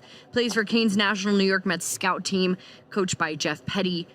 His high school team, Loringer High School, coached by Derek Sims. His goals this year, Vinny, All-American, Team USA, and All-State. He also wants to graduate high school in the top 10 as well.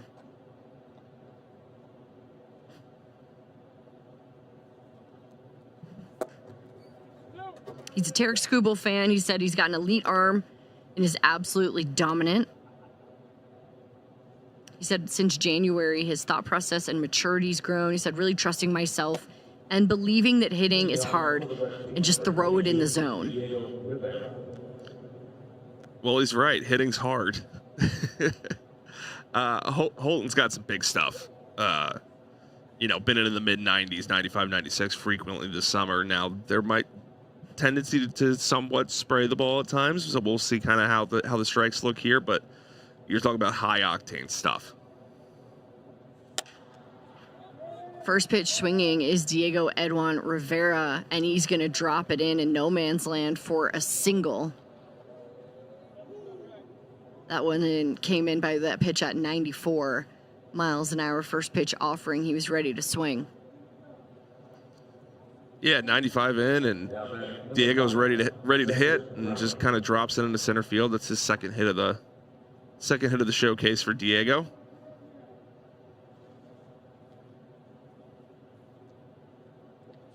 Here's Spencer Browning.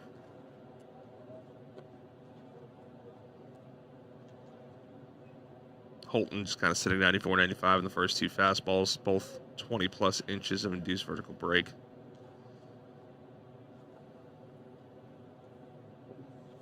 Got two SEC guys going at each other right now. Browning with a pretty nifty play there in the hole on the right side of the infield in the last half inning. 6'2" runner, really, really athletic. A lot of tools for Browning.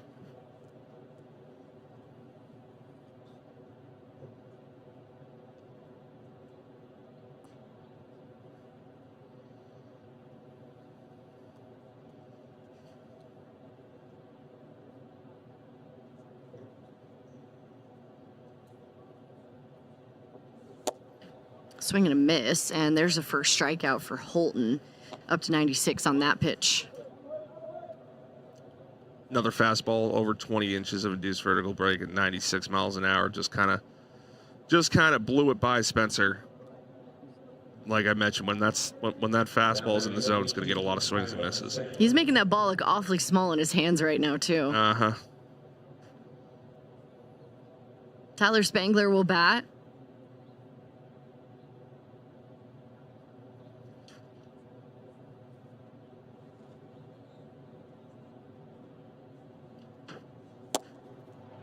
And he takes strike one. Good changeup there from Holton.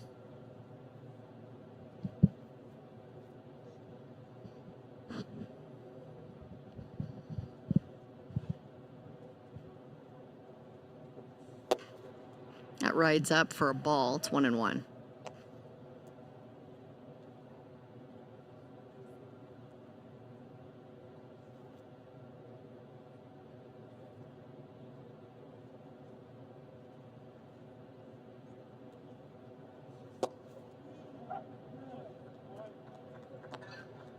Changeup coming in for another strike. It's 1-2. Yeah, selling it nicely with the arm speed on the changeup there, down to about 1,400 spin, so really killing spin on the pitch as well.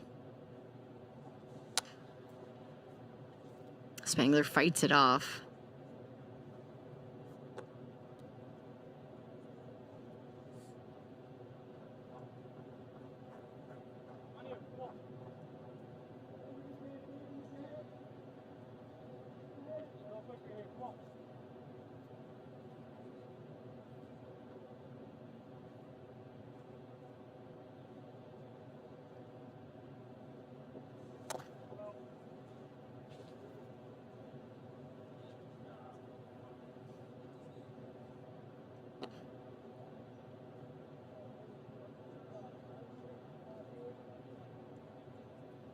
Brady caught a piece of that.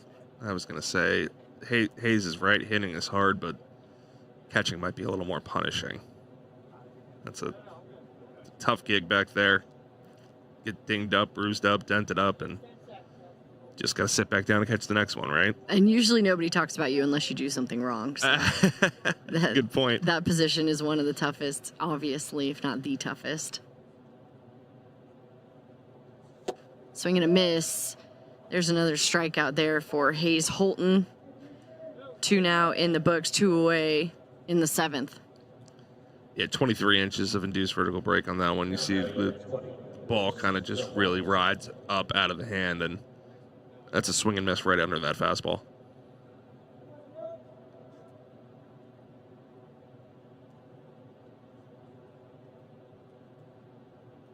Michael Teasley comes up. He'll bat with 2 outs. Runner on first, and he swings through strike 1. Really good breaking ball there. Just broke down to the glove side out of the zone. Good chase pitch.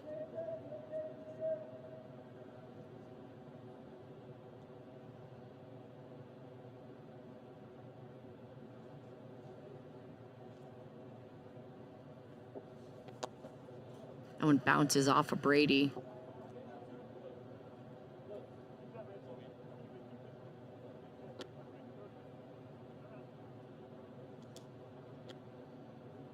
I mean, it's tough. You can see, again, the spin rate top left of your screen. I mean, these guys are doing their absolute best.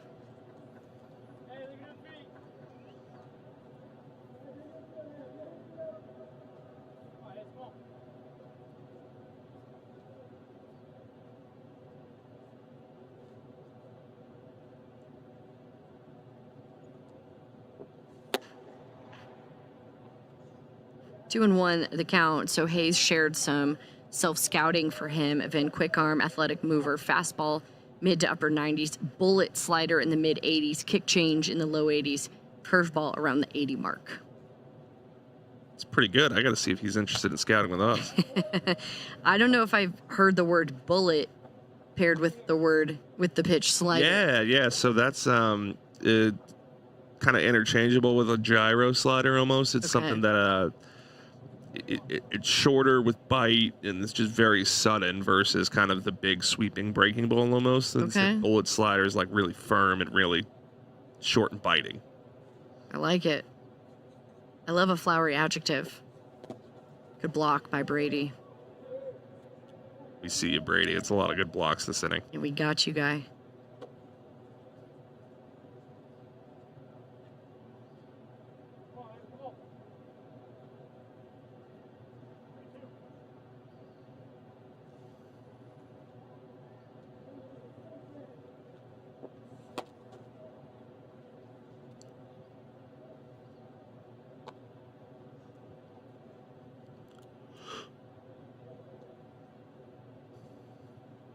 All right, so that's going to put another runner on. There's 2 aboard now. 2 away in the 7th. Teasley's going to get all fastballs. Straight down the middle, and he fouls it away.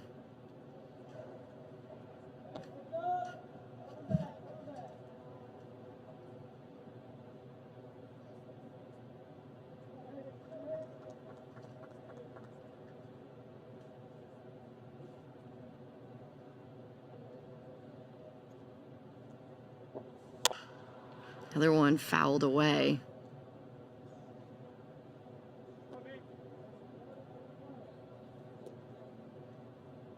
He's been sitting 94, 95. Yeah, it's a big fastball. Yeah. Been up to 96 this inning. Consistently getting above 20 inches of induced vertical. One gets away. Runners are going to advance. Brady throws to third. Not in time. A great effort.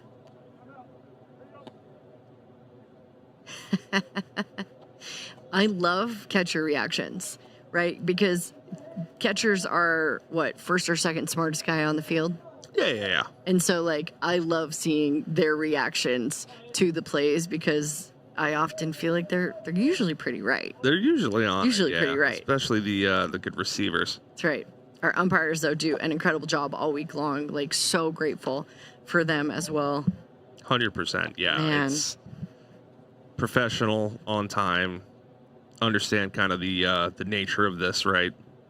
No one's trying to win a championship right now. We're just trying to see these players and let them do their jobs. That's right. Have a little feel, and they do. Foul tip into the glove. Brady holds on to it for the strikeout. So 3 punch-outs in the frame. The first for Hayes Holton. Impressed in this first inning of work, Vinny. Yeah, fastball, curveball, fastball, slider, changeup. Dropping the changeup in for called strikes was pretty impressive. The slider's got a real potential to be swing and miss, and the fastball traits there are very, very good.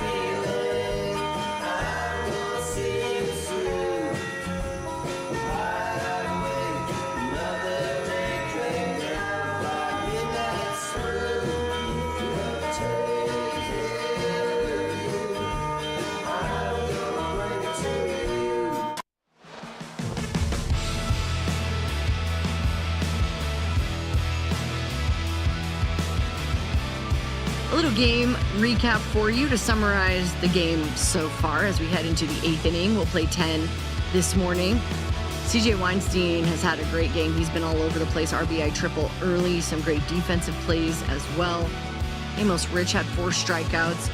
Cameron Tarkenton, who started the game, had 3.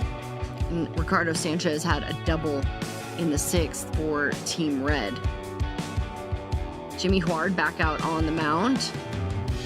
He'll be playing for American Heritage this year. And here's the best part.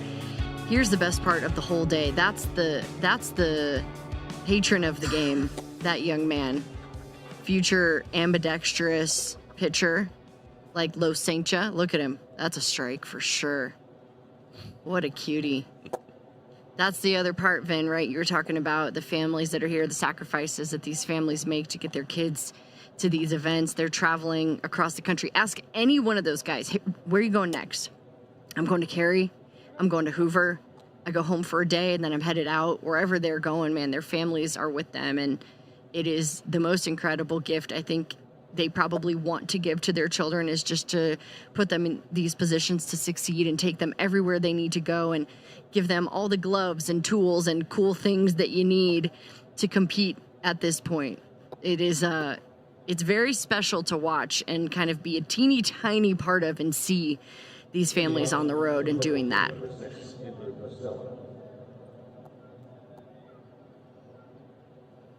Andrew Costello back at the plate, the Wake Forest commit.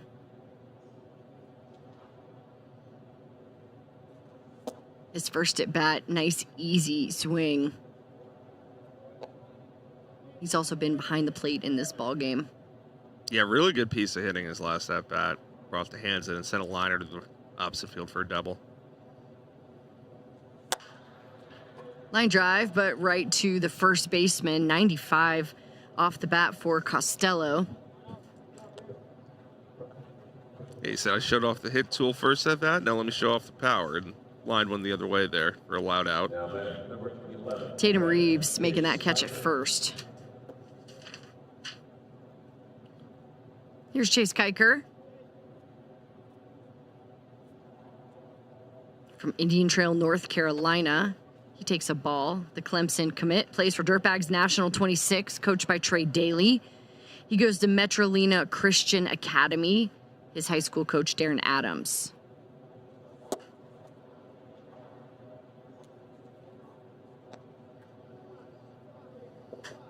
He likes to watch Ronald Acuna Jr. play. He said he just has that swag on the field. He's passionate about how he plays. That's inside for a ball. It's 3-0. He said, watching him taught me a lot from hitting and watching his movements. He said, the part of my game that's grown since January is the mental side and definitely hitting. Me and my dad spent a lot of time in the cage this year focusing on barreling the ball to every part of the field. As he swings through that pitch, Vinny said, mentally just being able to stay calm and focused and not getting upset when things don't go my way. About not getting too high or too low, keeping those emotions even keeled. Pretty mature approach there. He taps it back to Huard, who fields his position and makes the nice play for the out. Now batting number 19, CJ Weinstein. CJ Weinstein back at the plate.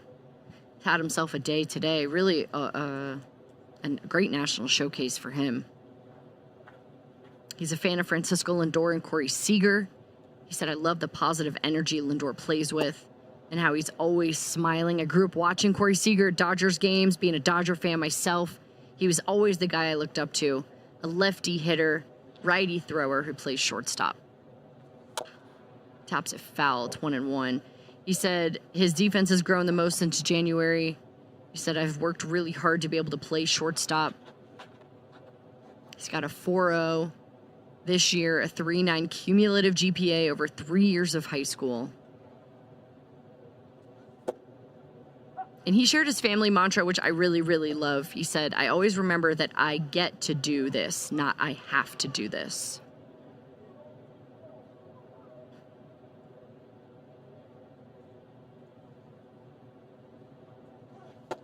That's outside for a ball. It's 2-2. Described himself as a professional hitter with a dialed-in approach, understands his body well, understands the game, high effort and energy. Leaves it out for a ball. It's 3-2.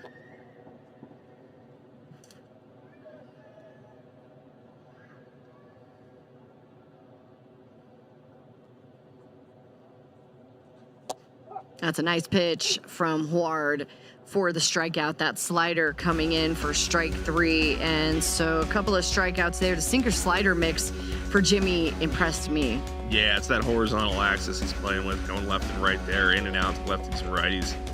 Lived right around 90 miles an hour with good two-seam action. Good stuff from Jimmy.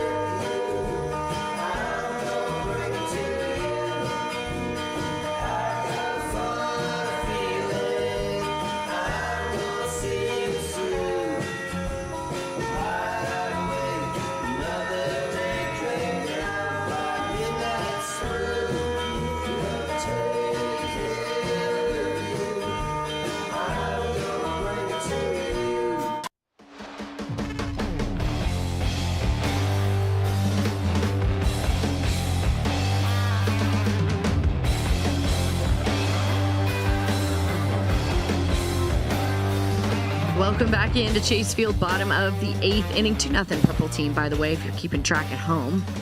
Maybe you are. I'm sitting next to Vinny Servino. I'm Danny Wexelman. We got another game coming up later today on PGTV, and that'll wrap up the entire National Showcase. Strike 1 fired in by Hayes Holton. Paints on the outside part of the plate. Brock Rain is the batter.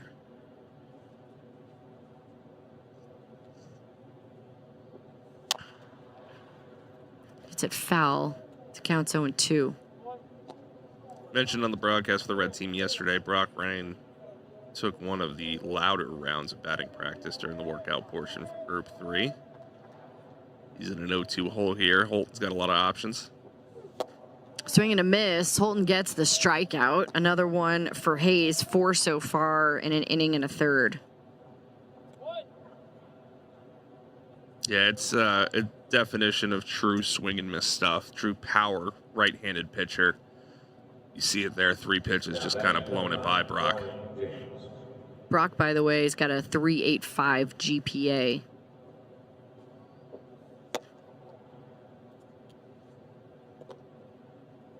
He was first team all-county for shortstop and pitching in high school. Played football growing up, too. Really athletic. Bryant James is the batter. 1 ball, 1 strike the count.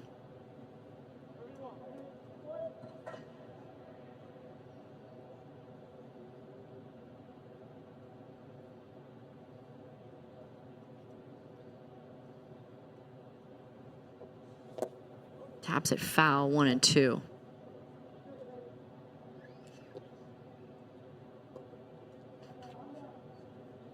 James has been at third base, shortstop.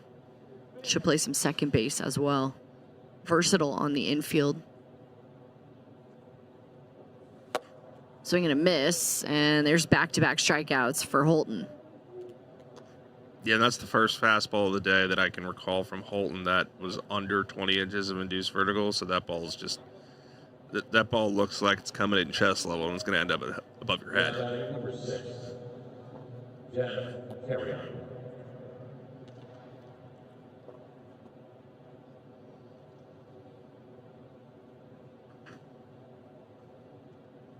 Javed Carrion, the batter.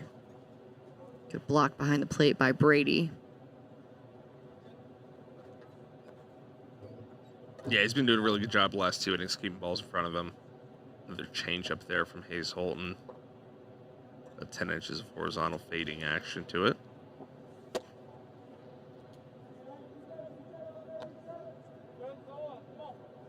Carry on, one of the many uncommitted guys here this week at the National Showcase.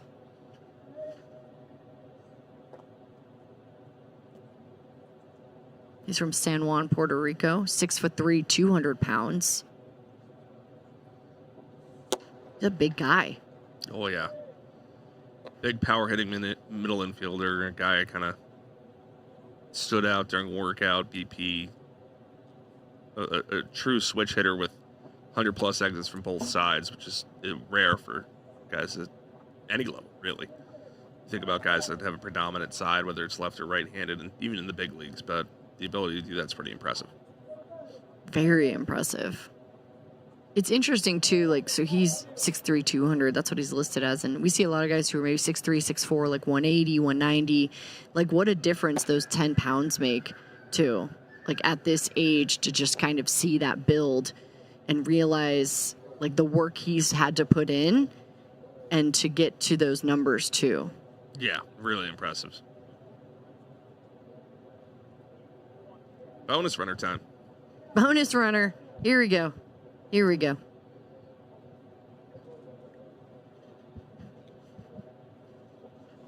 Swing and a miss. There's a back pick from Brady.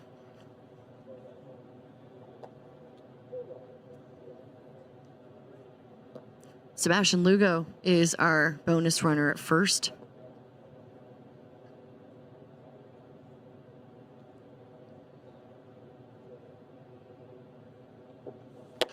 Swing and a miss, and Hayes Holton, man, rolling through his 2 innings of work, 5 punch outs there, and looking mighty, mighty good. Power stuff from Holton. Lots of fastball swing and miss. Slider, when it got located well, was a swing and miss pitch. Changeup was for strikes. Really high ceiling there. A lot of elevated swings and misses on the fastball. You see that ball just get over all 3 strikeouts that inning, elevated fastballs. Bread and butter for Hayes.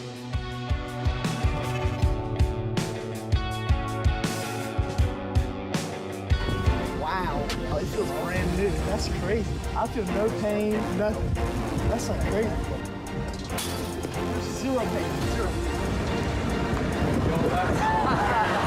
That's crazy, dude. Like, I can't feel my traps anymore because they've been going and they're super loose now. But my legs, it almost feels like somebody's just like, bump, bump, bump. It feels like you're getting a massage, free massage. Shooting my pros, no matter where you go.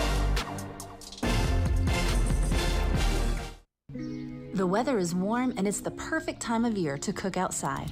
Loco Smart Temp griddles provide precise and controllable griddle surface temperatures ranging from 250 degrees all the way up to a sear setting. The cooking temperature always stays exactly where you set it, so your meal always comes out just right. Cultivating great experiences is part of our DNA, and everyone has a seat at our table, so pull up a chair. Cook faster and party longer with Loco cookers.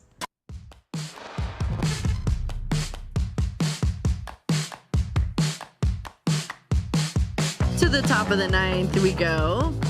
Welcome back to Chase Field. Next to Vinny Serino, I'm Danny Wexelman. Darren Sutton and I believe David Ronsley will be back for game 2. Do I have that schedule right? Maybe. We'll check. We'll double check for you so you can tune in here for game 2. After this, everyone packs up, runs home, and gets ready for the next event. We get a chance to see Michael Teasley take over on the mound. He's going to get an inning of work in the 9th. What are you looking forward to with him?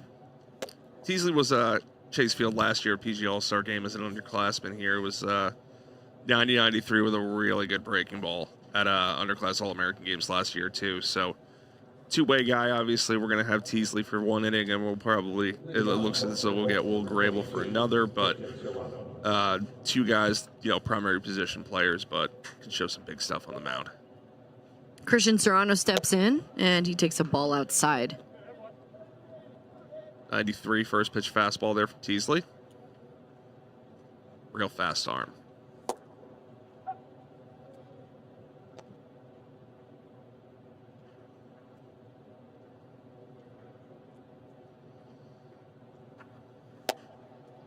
There's another strike. 1-2 the count. And so far, all three fastballs glove side there, outer half to Christian Serrano. See if we get a breaker here. Breaking ball that misses. Spin rate up there, almost 3,000.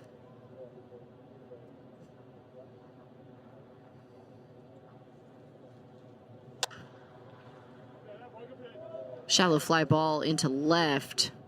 Wow, going back is Spencer Browning, who makes a really nice play from short. You talked about him earlier, and just all-around athlete, but he's made multiple nice plays now in the field. Yeah, both shortstop and second base a couple innings ago. It's real twitch, real athlete, Spencer Browning. So you see that ability to find that ball, camp out under it, get to a good spot, and make the play. Here's Griffin Miller out of Jupiter, Florida, committed to the Volunteers.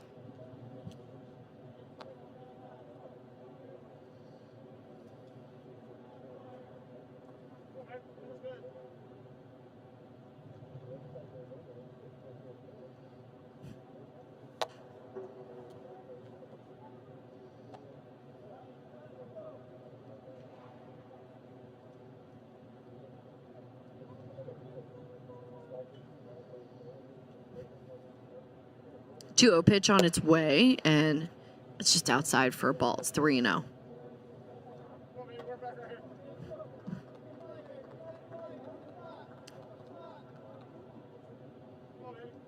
We got Tennessee versus Tennessee. Swing and a miss. 3-1 the count.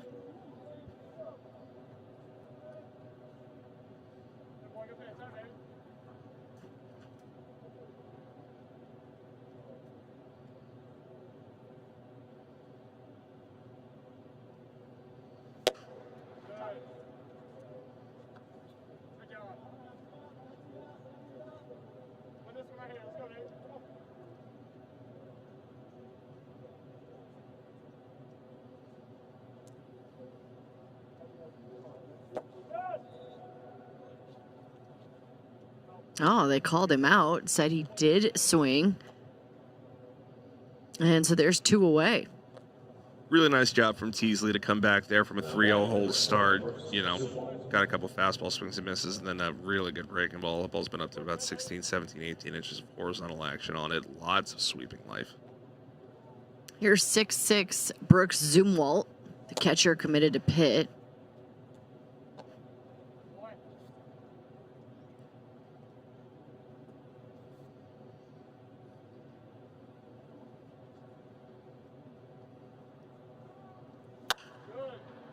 It's popped up and out of play. 0-2 the count.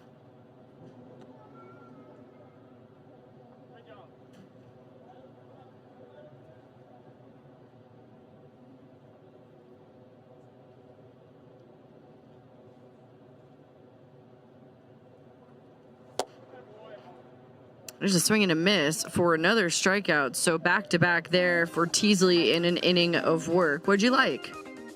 Change up there to end it had some pretty nice action to it with a left-handed hitter, but that breaking ball is really, really good for Teasley. It's got a really chance to get guys out at any level.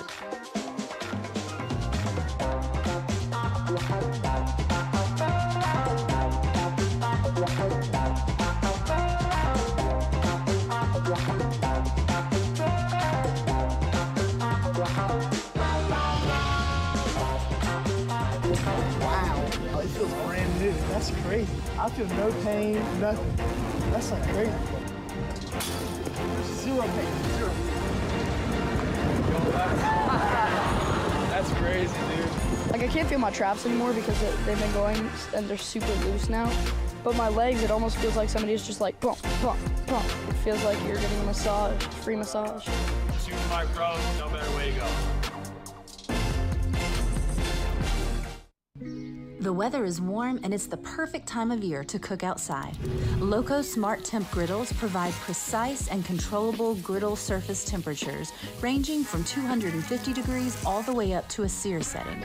The cooking temperature always stays exactly where you set it, so your meal always comes out just right. Cultivating great experiences is part of our DNA, and everyone has a seat at our table, so pull up a chair. Cook faster and party longer with Loco cookers.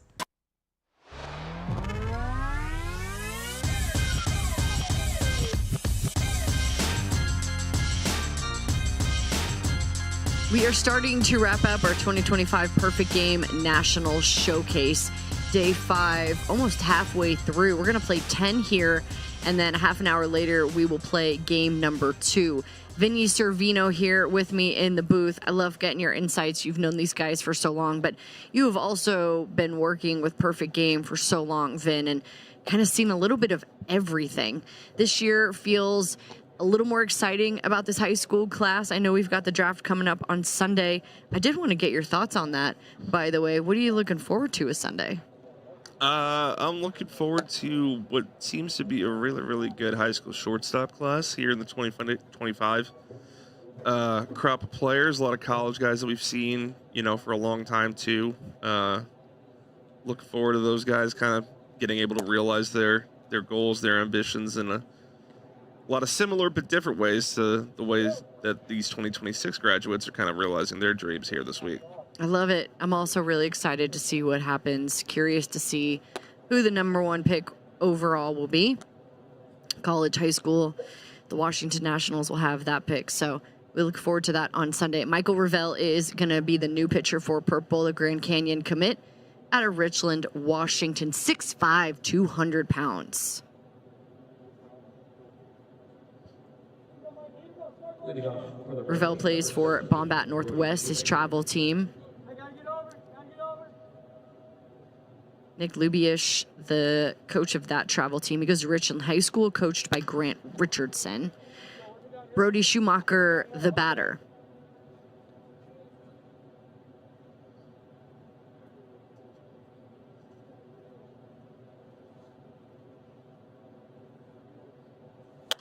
Brody, the TCU commit. He plays for TB SoCal, Benny Bonilla's team. His high school team, Santa Margarita Catholic. Chris Malik, the high school coach there. His goals this year, win the CIF championship, league MVP, all Orange County, all CIF, hit over 350 and get on base over 450. It's that one hard into center field and taking a nice path back there. Lorenzo Laurel with the out. There's one away. It's a nice piece hitting there from Brody. 89 exit velocity on that long fly ball to center. Real accurate with the barrel. Squared it up. Yeah. Logan D'Amico will bat. Takes a ball outside. First breaking ball there from Revel. He's been kind of 92, 93 with the fastball. You see the slider there. Buried down and out for a ball.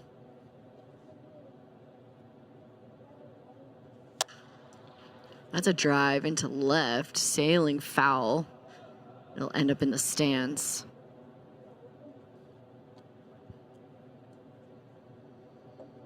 We've had 2 home runs this week. Do I have that right? It's not counting the 2 inside the park home runs we've had. It is not counting the 2 inside the park home runs. My mistake. Shouts out to Ryland Baker and Colt Springall.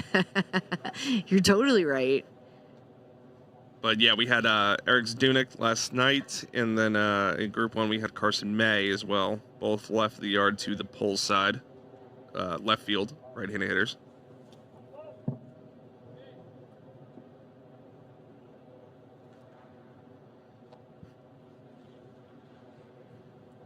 Michael Revelle shared some of the work he's done off the field. He said, I helped start a Winter Wish program at my school. We had over $10,000 raised for students in need in the Richland School District. That ball is fouled out of play. He said, my high school coach inspires me as a person to be a leader. He coaches and teaches in a way that's direct but respectful. He also helps give back to the community in numerous ways, along with being a great mentor.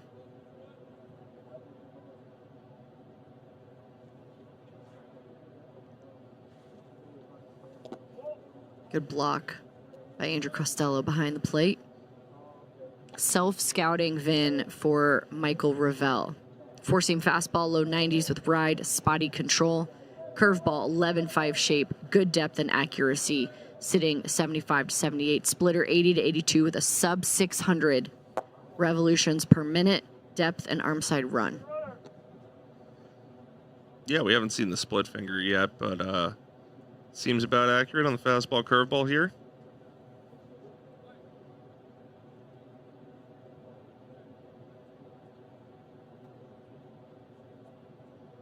Got a ghost runner. Bonus runner. Bonus runner. Bonus runner over at first.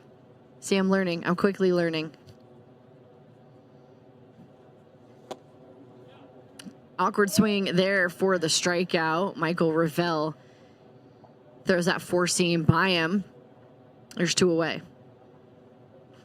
Yeah, just spotted it up in on the hands.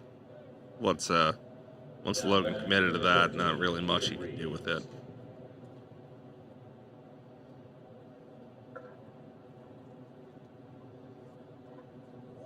Here's Tatum Reeves with 2 away in the 9th. Curveball in for a strike.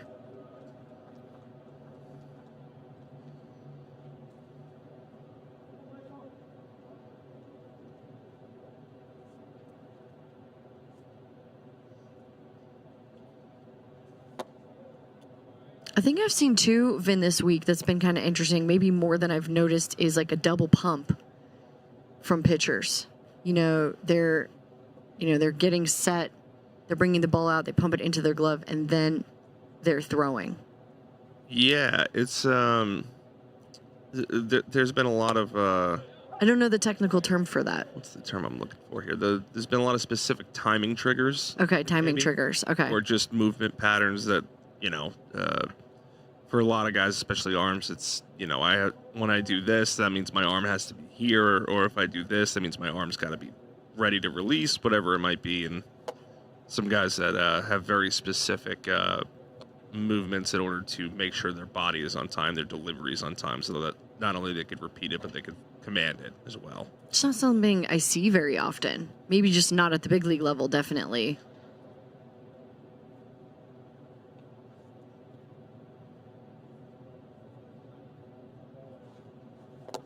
Ravel's is much quicker than some of the other ones that I've seen.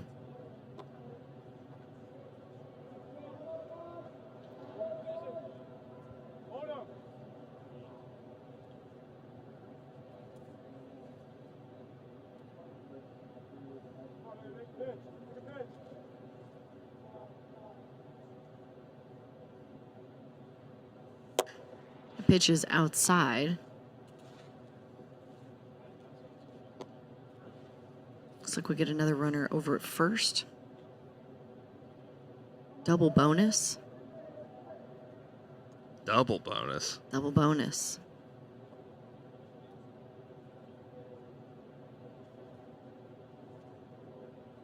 Two on, two down in the 9th.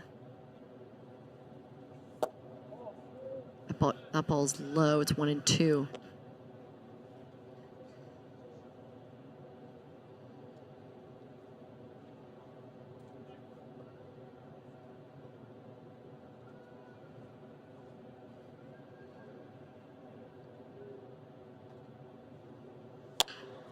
That's hit on the ground to short. It's going to get away from the shortstop, and so Reeves is safe over at first base to load him on up for the red team. They haven't scored a run yet in this ball game. Maybe now is the time to do it. Only got 2 more chances to complete the comeback, so.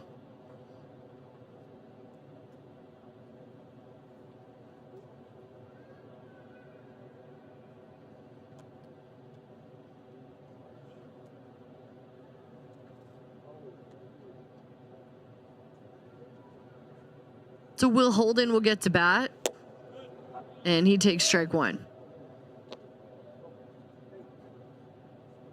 92 on that one. Ravel looks like he kind of picked up that velo a little bit now that he's back in the windup.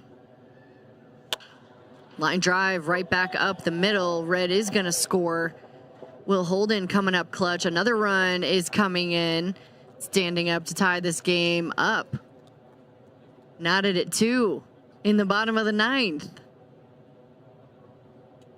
Yeah, Holden doesn't try to do too much here. Just gets a good swing on it. Line drive single up the middle. All of a sudden, we get a tie ball game. Now batting number 2, Sebastian Lugo. All right, so Sebastian Lugo is going to step up. 2 outs in the bottom of the 9th. 6'1", 186, uncommitted.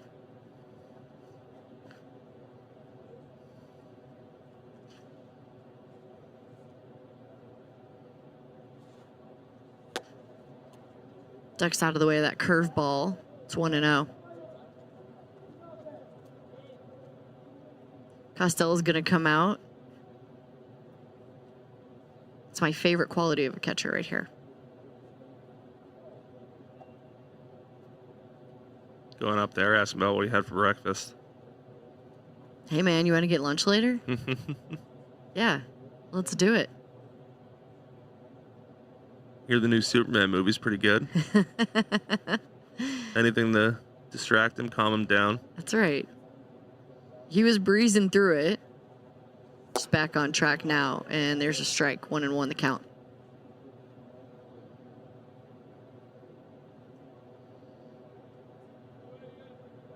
Yeah, a lot of we talk about the catcher's role a lot of the intangibles that go into it. Guys that like throwing the catchers, they're simultaneously, most important position when it comes to defense and blocking and receiving and all that, but they're also therapists a lot of the time too. The field general, swing and a miss. It's 2-2.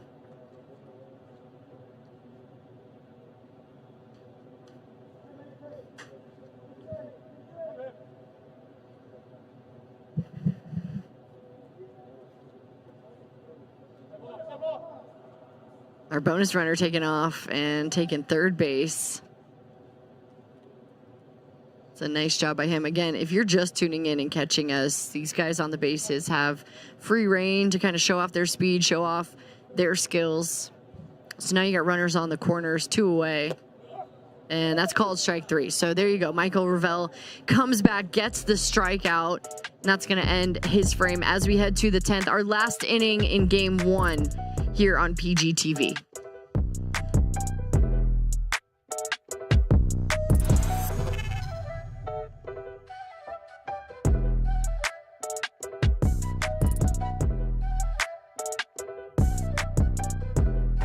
Wow. Oh, it feels brand new. That's crazy. I feel no pain, nothing. That's like crazy. Zero pain, zero. That's crazy, dude. Like, I can't feel my traps anymore because they've been going and they're super loose now. But my legs, it almost feels like somebody's just like, pump, pump, pump. It feels like you're getting a massage, free massage. Shoot my pros, no matter where you go. The weather is warm and it's the perfect time of year to cook outside. Loco Smart Temp griddles provide precise and controllable griddle surface temperatures ranging from 250 degrees all the way up to a sear setting. The cooking temperature always stays exactly where you set it, so your meal always comes out just right. Cultivating great experiences is part of our DNA, and everyone has a seat at our table, so pull up a chair. Cook faster and party longer with Loco cookers.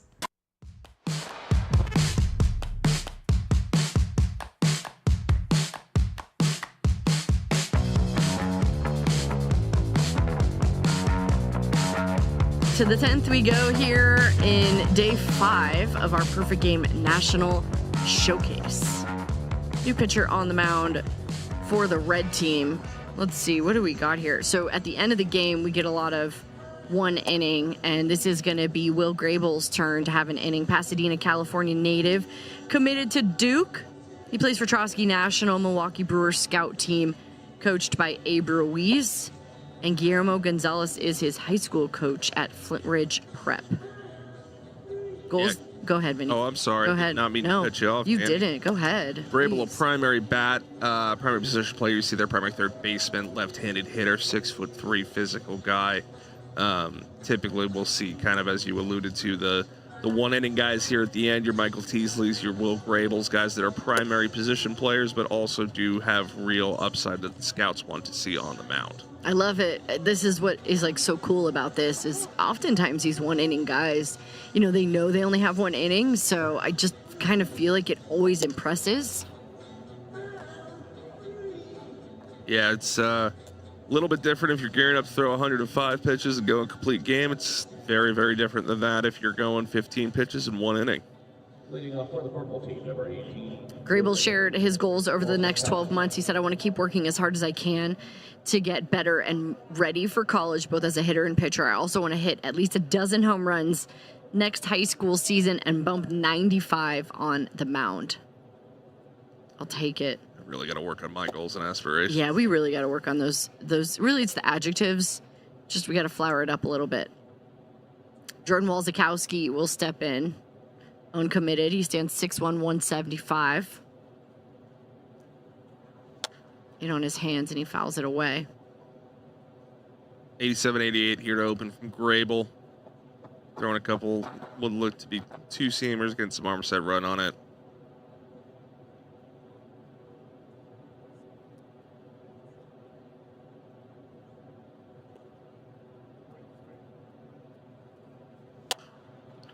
Another one he lets travel and fouls it away.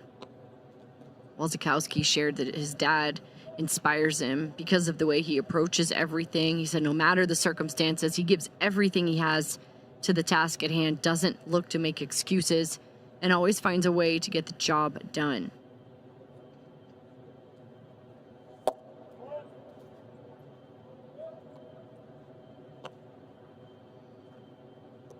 Kind of deceptive mechanics here from Grable. Almost gets to the point of release a little suddenly. So that looks like that ball's kind of jumping on Jordan a little bit here. Another one fouled away. Have you had a chance to see him pitch before? No, I've only seen him offensively. Okay. Left-handed hitter with power. Big time projection there, and so far so good for Grable on the mound. That's a line drive right back up the middle. Nice job by Jordan Walzakowski to sit on that and drive it back. Yeah, you could tell he was getting some good swings off. He was seeing a lot of the hand. Just fouling the ball straight back and then laces that at 91 up the middle. Good piece of hitting. Walzakowski. He's on first. Alex Hoffman will come up. Hoffman out of North Carolina, committed to Virginia Tech. He goes to Charlotte Catholic, coached by Eddie Hull. Plays for Kane's National Mets Scout team, coached by Jeff Petty. He wants to graduate high school with honors, become the best version of himself, and have the best opportunity to get drafted. He likes to watch Mike Trout, JT Realmuto, Josh Hader.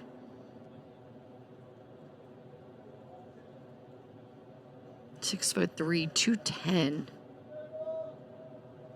He's been a 3-year varsity letterman in football and baseball.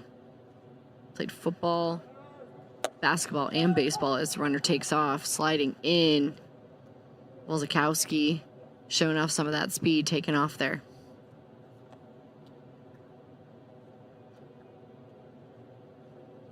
First breaking ball there from Grable, 76, landed the pitch for a strike.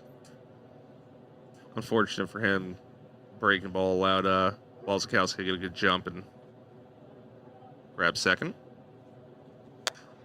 Pitch fouled away. Count stays 1-2.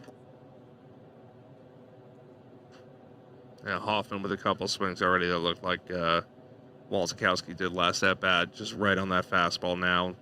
The foul ball going directly back there. Typically a good sign that the hitter's on it. He gets him to chase, though, for the strikeout, expanding the zone. And there's an out and a strikeout for Will Grable. He might have been seeing the fastball all right, but they pulled the string on the breaking ball there, just swept down and out of the zone. Good pitch from Grable. Good 2-strike chase pitch. Back comes Brady Murrieta to the plate.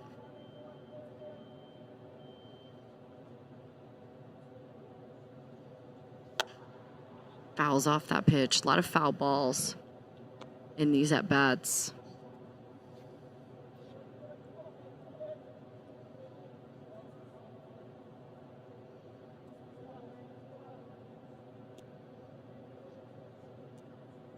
Brady said that he loves to watch JT Realmuto. I love the way he controls the game and manages his pitching staff. He said, I love his demeanor and leadership skills. I patterned my game after him. His game has grown the most in regards to leading a pitching staff. He said, since January, I've improved with understanding a pitcher's strengths and weaknesses, how their stuff works. As he hits a fly ball into right field. It's going to be the second out. Just to put a bow on that, he said how they think, what motivates them. The throw is not in time. How to talk to them, how to get the most out of their performance. I've really improved at being an extension of our pitching coach. That's awesome. He said, I understand pitching mechanics and serve as the second pitching coach on the staff.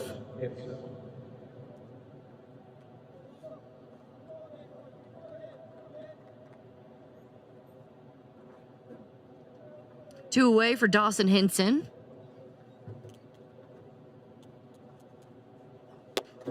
Takes a ball outside.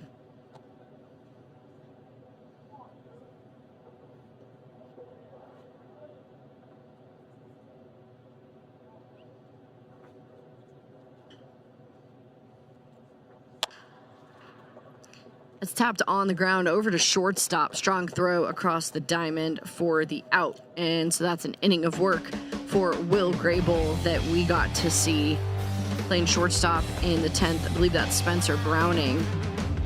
And so we're going to turn the page to the bottom of the 10th inning, but give me your thoughts on Grable. Yeah, strikes look good. It's a good body with projection. It's mostly upper 80s. The breaking ball to Hoffman for a strikeout was very impressive. Looks like a low mileage arm that'll continue to get better as he gets more innings.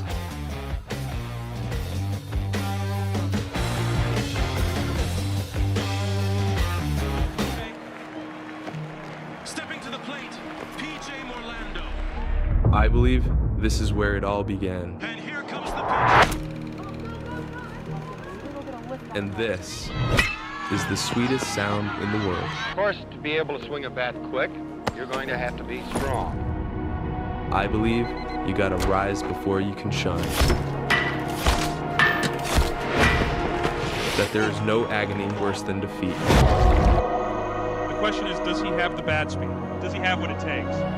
And an angel watches over me. And swinging. Just keep swinging.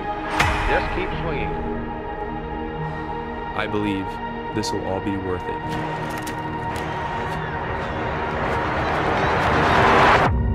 And the next pick in the 2024 draft is...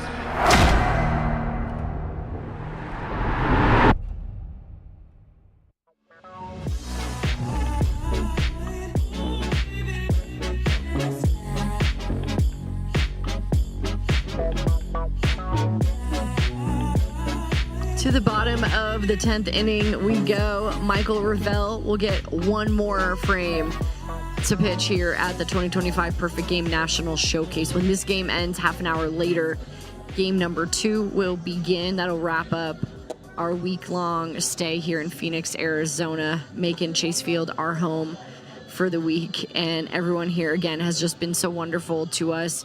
And the grounds crew in particular, some of my favorite people. They're so kind. They do such a great job.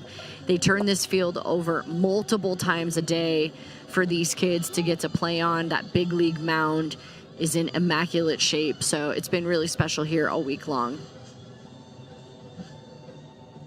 Yeah, we can't, thank the Diamondbacks enough for what they do for us, allowing us to come here and do all these workouts and play all these games and use their facilities and use their staff. Their staff's been incredible with us, super understanding, super helpful. We're super appreciative for what the Diamondbacks allow us to do and put this kind of event on every year.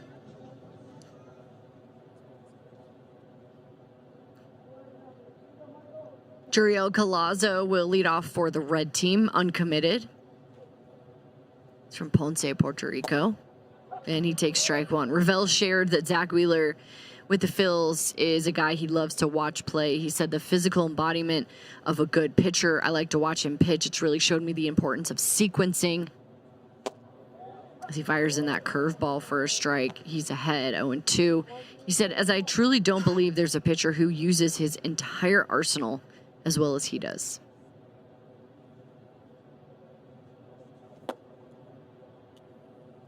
Always fascinating to see who these guys list as the guys they're looking up to, the guys they're watching. I agree. It's always fun to see who the names that continue to rise up in popularity as we go. Great curveball there for the strikeout, one away. Yeah, just pulled the string there on an hour and a half breaking ball. Got a chase from Collazo. Good pitch there from Revel. I've seen a lot of Chase Burns this week, which I think is pretty cool. He just debuted a few weeks ago, but quite the impact I think he had when he was at Tennessee and then Wake Forest. Oh, yeah. On the baseball world. That's a pretty strong impression that he made, right? Because he's been in the minors, and these guys aren't, I'm guessing they're not watching minor league baseball. I don't know. They've probably seen some highlights. I don't know if they're tuning in to watch minor league games. So for Chase Burns to be so prominent in their biographies is pretty cool. Kahaku Harrison is the batter. He plays for Hawaii Elite, uncommitted. He skies this one.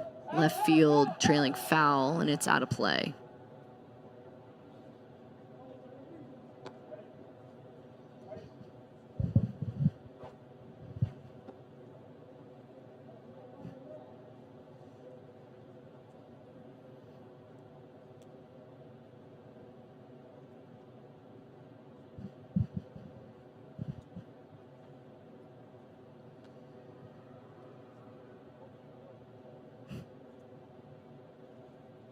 One ball and 2 strikes the count.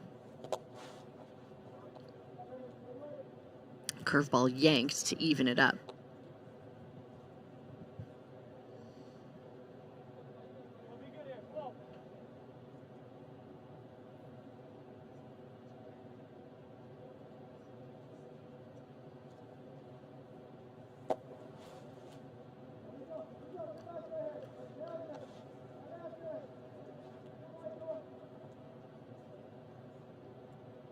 One down in the bottom of the 10th. It's a full count to Harrison.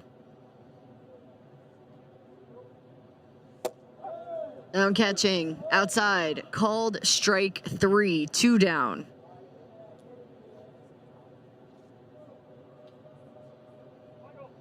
Just a well-located fastball there, glove side, hits that corner. See the little two-seam run on that. Gets right back over the edge of the plate. Good pitch.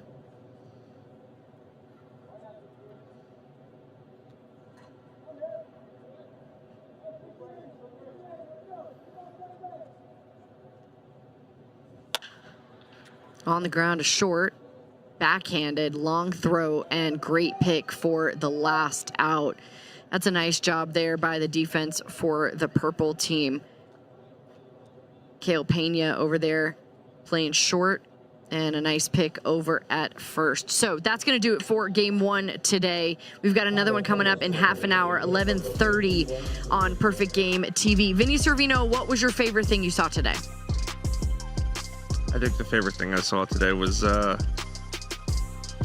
going to go with Spencer Evans on the mound today. He was pretty impressive. Yes, Number he was. 2 maybe was our little fans of the crowd playing catch. Yes, all of the kids that are here staying entertained, but man, oh man, what a great game. Big arms and some big bats, loud bats. CJ Weinstein for me all over the field today. Impressed by what he was able to do, but incredible performances. Again, another game coming up in half an hour on Perfect Game TV for Vinny Servino and our entire crew.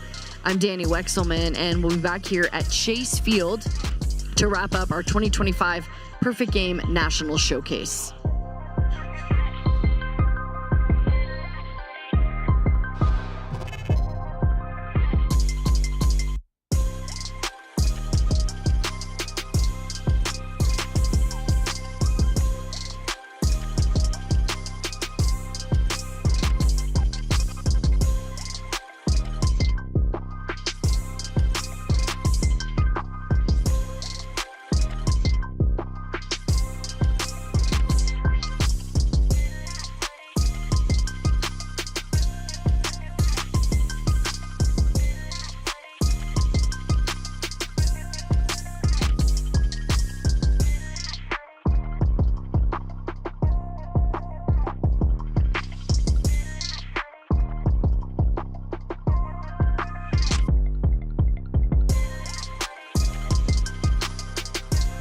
The first pick, he's the number 1 pick in the draft.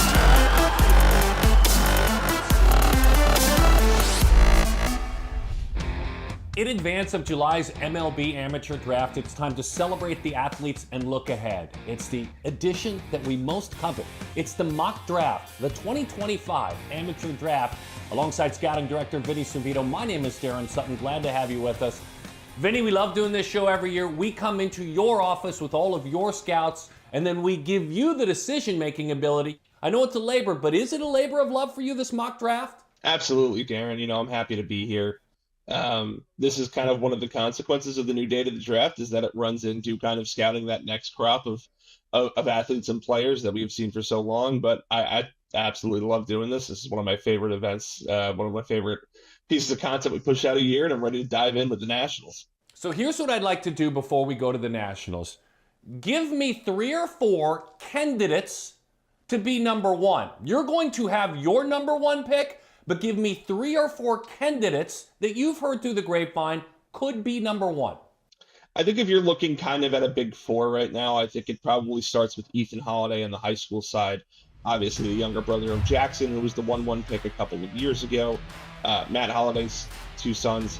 And when you go on to the college side, I think kind of the main candidates there are probably the 3 left-handed pitchers. Cade Anderson at LSU, Jamie Arnold at Florida State, and Liam Doyle at Tennessee. All of those guys are kind of still in the mix. As of this recording, we're still probably about a month out, so things are going to get a little more whispery, a little more buzzy as we get closer to that draft date. But I would say those guys, and then maybe Oregon State's Iva Arquette, are probably your main kind of candidates for this number 1 spot right now. Oh, look at Arquette jumping into the room. That was a great accidental mention by you. Well done. All right, the Washington Nationals have been waiting a long, long time. Please represent the nation's capital on the baseball side and make the mock number 1 pick. So in this draft, the Nationals are going to select Ethan Holiday with the number 1 overall pick. Kind of the consensus top prospect on the board right now. Obviously, as I mentioned before, the younger brother of Jackson with the Orioles, the son of Matt, the legendary outfielder for the Rockies, Cardinals, Yankees, among others. Ethan's a very different prospect than his brother Jackson. More of a power-oriented focus hitter. Similar levels of plate discipline, walkability. Plays shortstop right now. Just won a Rollins Gold Glove actually for a high school shortstop. Might be a third baseman at the next level. We'll kind of see, but the bat is going to be the carrying part of the profile here. So that's a high school player. Last year it was Seaver King out of Wake Forest and Caleb Lomavita out of Cal. Those were the 2 picks for the Washington Nationals. Back to Holiday, if you don't mind. When you're number 1 and you're number 1 for a long, long time, what did he do on the high school field at Stillwater High School this spring that kind of cemented your decision? He kind of did everything that was asked of him, to be honest with you, Darren. He hit it at a high rate. He's always walked, even when he was a 14-year-old. And you don't see a lot of 14-year-olds really show that plate discipline, that ability to take walks. You know, a lot of younger kids might find that boring, but he's always walked at a consistently high clip and power. When you're talking about the power with Holiday, you're talking about a potential 35 to 40 home run hitter at a premium defensive position on the left side of the infield. And there's just not a lot of players in the draft, in this draft specifically, that can offer that kind of upside. His high school OPS was 2,000. I don't know why anybody pitched to him, and when they did, he Barry Bonds-like hit 16 high school home runs at Stillwater High School. All right, Holiday. Now let's go to number 2. The Angels are in that spot. Here's what's funny about the Angels and unique. Christian Moore last year. Before him, when you look at Shanawell and then Neto, that's basically the infield. They all go right to the big leagues with the Angels. They draft them, they go right to the big leagues. They do have a minor league system. So pick for the Angels, because whoever you pick may be in the big leagues pretty soon.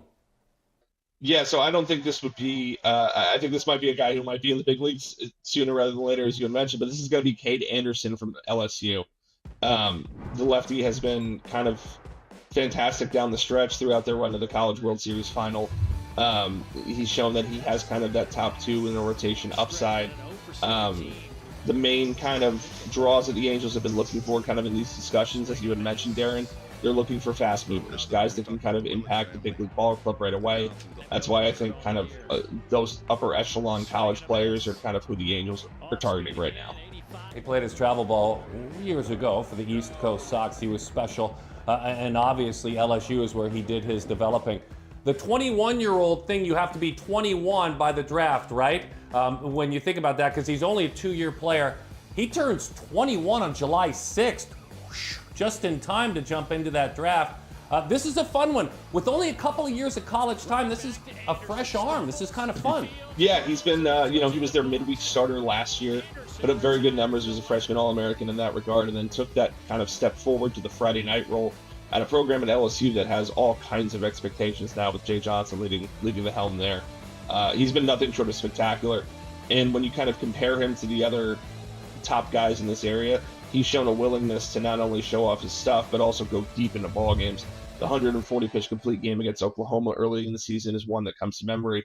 Through 7 or 8 innings against Arkansas here in the College World Series, he's been very, very good down the stretch, and is, like I kind of mentioned at the top of the show, is absolutely a candidate to go number 1 as well. High school infielder, college pitcher. You previewed that when you talked about the candidates.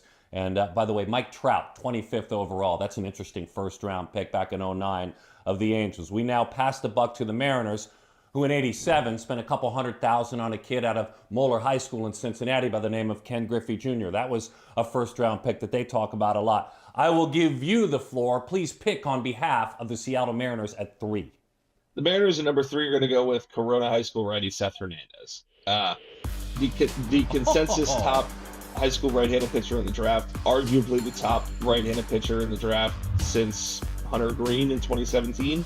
You can have those discussions, those debates, but Seth has been nothing short of fantastic this season for Corona. I believe he led up only 2 earned runs over the course of the entire year. Gatorade National Player of the Year, up to 100 at times, sits comfortably in the upper 90s with 4 pitches. Changeup is his best pitch. It's a potential plus offering. Curveball could be a plus offering. Slider's a good pitch too. He's got checks all the boxes that you would for a high school righty.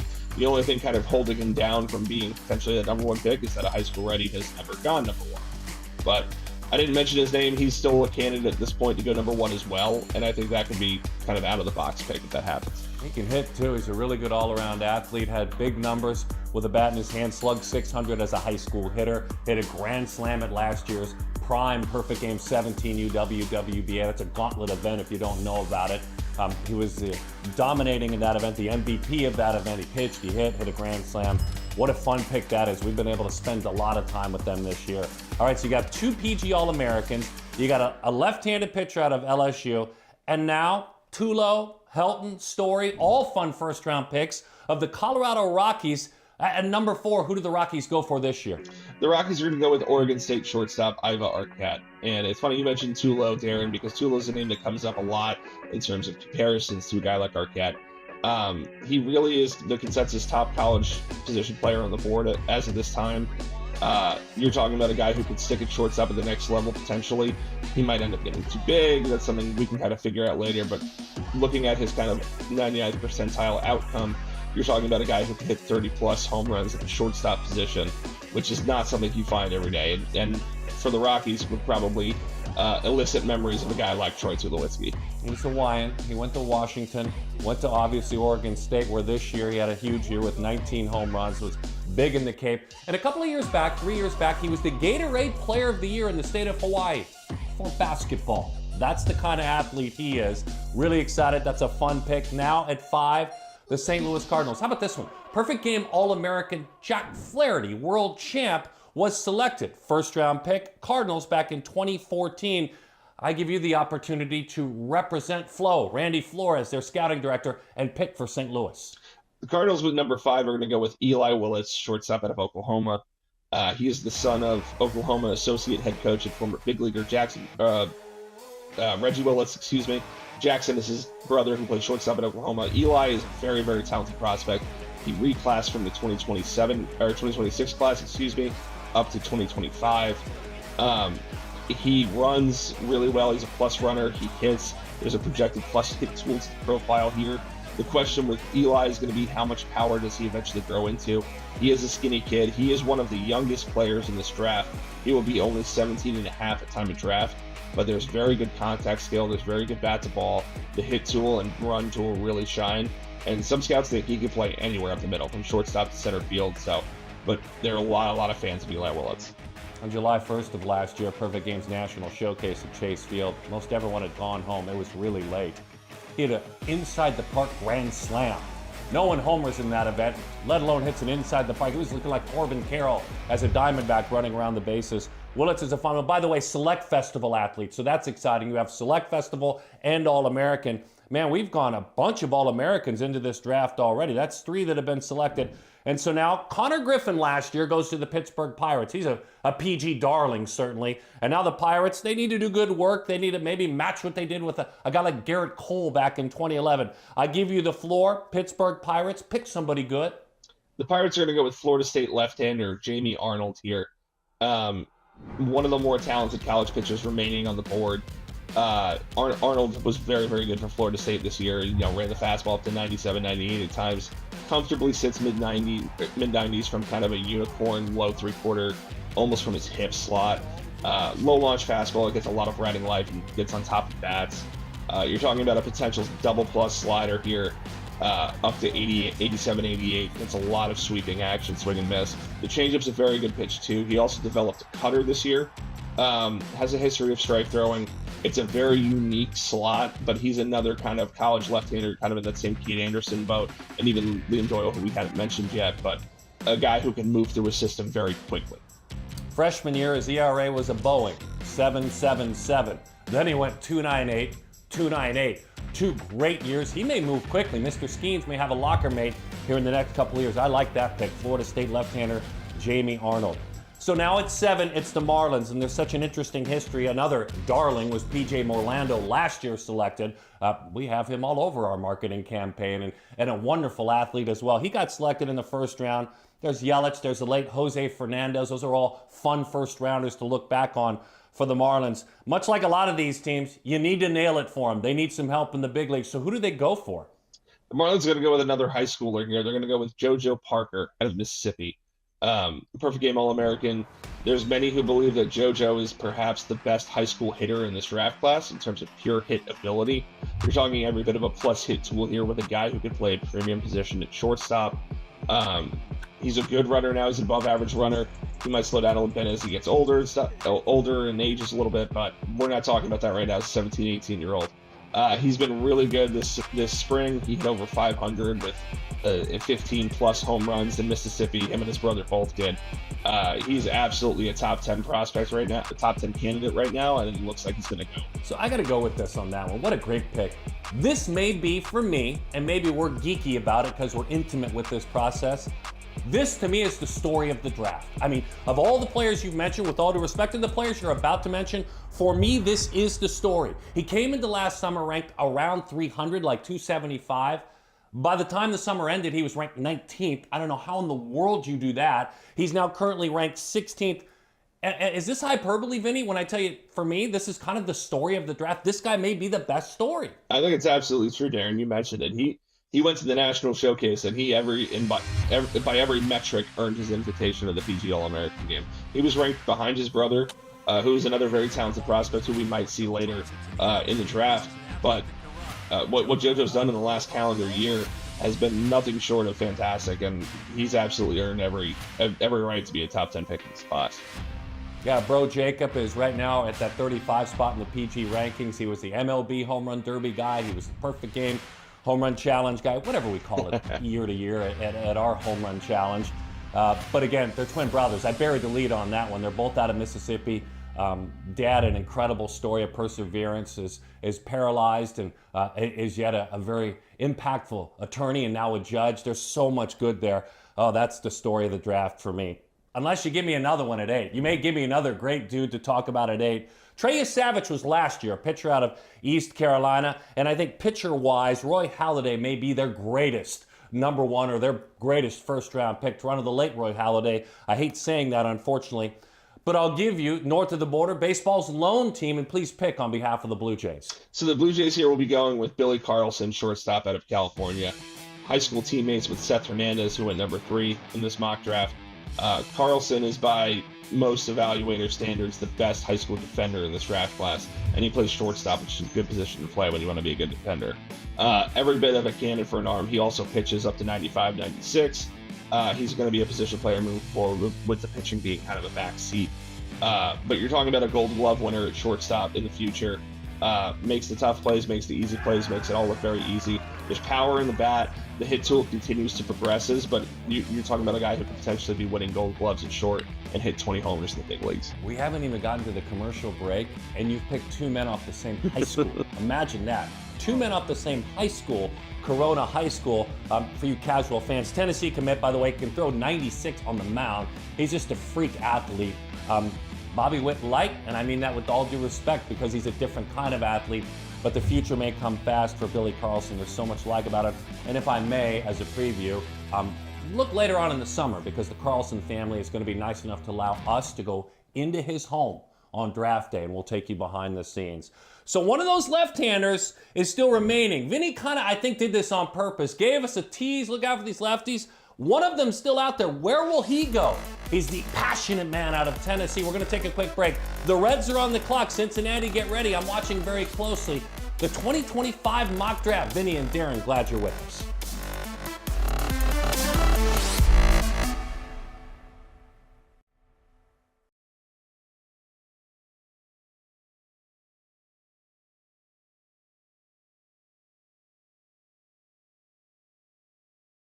With the first pick, he's the number 1 pick in the draft.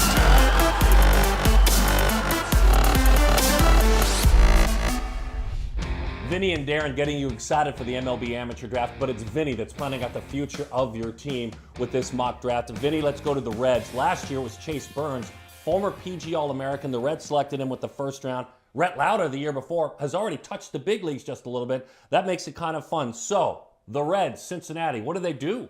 Well, you kind of alluded to it before we went to break, Darren, but the Reds are going to select Liam Doyle here. Kind of the last of that number 1 overall group of guys that are considered. You're talking about a guy who has potentially the best fastball in the draft. 94, 98, up to triple digits. Gets over 20 inches of induced vertical from a really unique arm slot. Also a guy who pitches with the fastball around 70% of the time. So a fastball dominant starter. Fiery competitor, has a slider that's a pretty good pitch. Splitter can be plus at times, but it's a fastball heavy profile here. And a unique one in that he doesn't do it pretty sometimes. It doesn't always look like the most perfect delivery, but he gets swings and misses, he competes, and he gets a ton of strikeouts. Oh my gosh, is he passionate too? I mean, that's kind of steal the headline, like everybody knows the passion on the mound. I'm sure that'll dial back a little bit on a backfield somewhere playing in the minor leagues. But what a fun pick. I'm glad we grabbed him that early. Quick background, he's from New Hampshire. He was born in Boston. He's been to 3 colleges, Ole Miss, Coastal Carolina prior to that. But Vinny and the guys knew him. He was throwing 92 at Jupiter in 2021, so you guys knew about him then. You were watching his journey. Fun one. The Chicago White Sox, Hagen Smith was their selection last year out of Arkansas. Talented pitcher. And again, their most fun selection of all time back in the 80s is Frank Thomas. And that's really fun because we're now seeing Frank Thomas III at Perfect Games Junior National Showcase. All sorts of ties, but now the White Sox. Boy, the Rockies and the White Sox. You've already picked for the Rockies. The White Sox really need you to get this one right, Vinny. White Sox are going to go with Kyson Witherspoon here, right-handed pitcher from Oklahoma. Kind of track record galore here throughout the past calendar year. Pitched for USA, was very good for them. Awesome this year at Oklahoma. He has 5 pitches, likes to use all 5 of them pretty frequently. Fastball will be mostly 96, 98, and he'll kind of hold that velocity for the entirety of the start. Strike throwing is very good here. He's another guy kind of like the previous college arms that we've discussed, a guy that can move very quickly throughout a system. Yeah, he's a fun one because he's a JUCO bandit. Didn't really have a lot of places to go out of high school. Went to Doug Martin, coach Northwest Florida State. Brother Malachi went along with. Malachi's going to get drafted too at some point. He was in that OU rotation with him. But when he came out of high school, Vinny, you guys had him as a number 428 ranked shortstop in Florida. Talking about using college to develop. What a fun thing this is.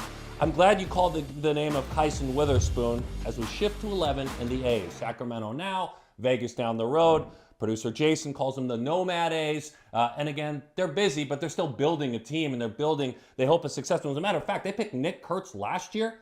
Nick Kurtz already has, 9 home runs in the big leagues this year? And doing big things. So who do they select? And whoever they select, whether they develop a high schooler or a college guy, the A's are going to do big things in Vegas over the next couple of years. Go for it. Yeah, well, the Nomad A's, as Jason likes to call them, will be taking Gavin Feen here with their selection. High schooler out of California again. Something we've talked about kind of in previous conversations. Very good year in California, specifically for the high school side. Gavin was arguably the best hitter on the summer circuit last year throughout his time at the 17U National, WWBA, area codes. A very, very polished hitter, has a good hit tool with sneaky power. There's really good athleticism here. Kind of could fit almost all over the diamond, whether it's shortstop, third base, center field, right field. Has the arm strength to play any position, but really, really good bat, and that's what you're buying here. So, by the way, a couple of years ago, the A's, it was Jacob Wilson out of Grand Canyon. He's got 100 hits already. He's gone past the 100 hit mark in the big leagues. So they've done some really good work. San Diego Show for Feed, that's a fun mention. I dare say keep an eye on our content. They've been kind enough to allow us to come into their home on draft day and really tell the behind-the-scenes stories. I'm glad you mentioned him. That's a fun one. I'm glad he got picked. We kind of like him here. So now we passed the buck to a team that picked Malcolm Moore out of Stanford, a catcher last year. A perfect game All-American, by the way, Malcolm Moore. The Texas Rangers. The Rangers are going to go with Steele Hall here. Similar to Eli Willis, Steele Hall was a reclass. He reclassified after Jupiter last October. So scouts were able to get a good look at him at Jupiter. He's a high school shortstop out of Alabama, UT-Trussville. Really, really dynamic athlete. And that's something the Rangers really, really like to target in the draft is not only athletes, but high school athletes. He's twitchy, he can run, he plays with fire. He's kind of a little bit of a powder keg type. Really, really good shortstop defensively. Could probably stick there, be an above average plus defender at the position. Has loads and loads of bat speed. A guy that's going to have to develop over the next couple of years, but you're talking about a really, really exciting bunch of tools and athleticism to build off. I didn't have that one on my bingo card because 1 year ago last summer, he was ranked 161. So he did a lot of climbing. The Rangers, by the way, it's kind of fun. We talked about Moore. Their last 4 draft picks have been PG All-Americans. When you look down, you got Leiter, you got Rocker, and you got Wyatt Langford along with Moore. They've picked PG All-Americans. San Francisco Giants last year have already traded. They've already traded their first-round pick, Mr. Tibbs out of Florida State, Rafi Devers. Mr. Tibbs, part of that big package that goes the other way. James Tibbs is gone. So the San Francisco Giants, who do they select? They've got some fun momentum at the big league level. Who do they select? Giants are going to take Ike Irish out of Auburn here. One of the most complete college bats kind of on this side of the board here. Irish is a candidate to go much higher than this. He could absolutely be a top 10 pick. But when you talk about Irish, you're talking about a guy with a very, very polished bat. It's a plus hit tool with above average power. He hits balls extremely hard. The power in home run numbers finally showed up this year.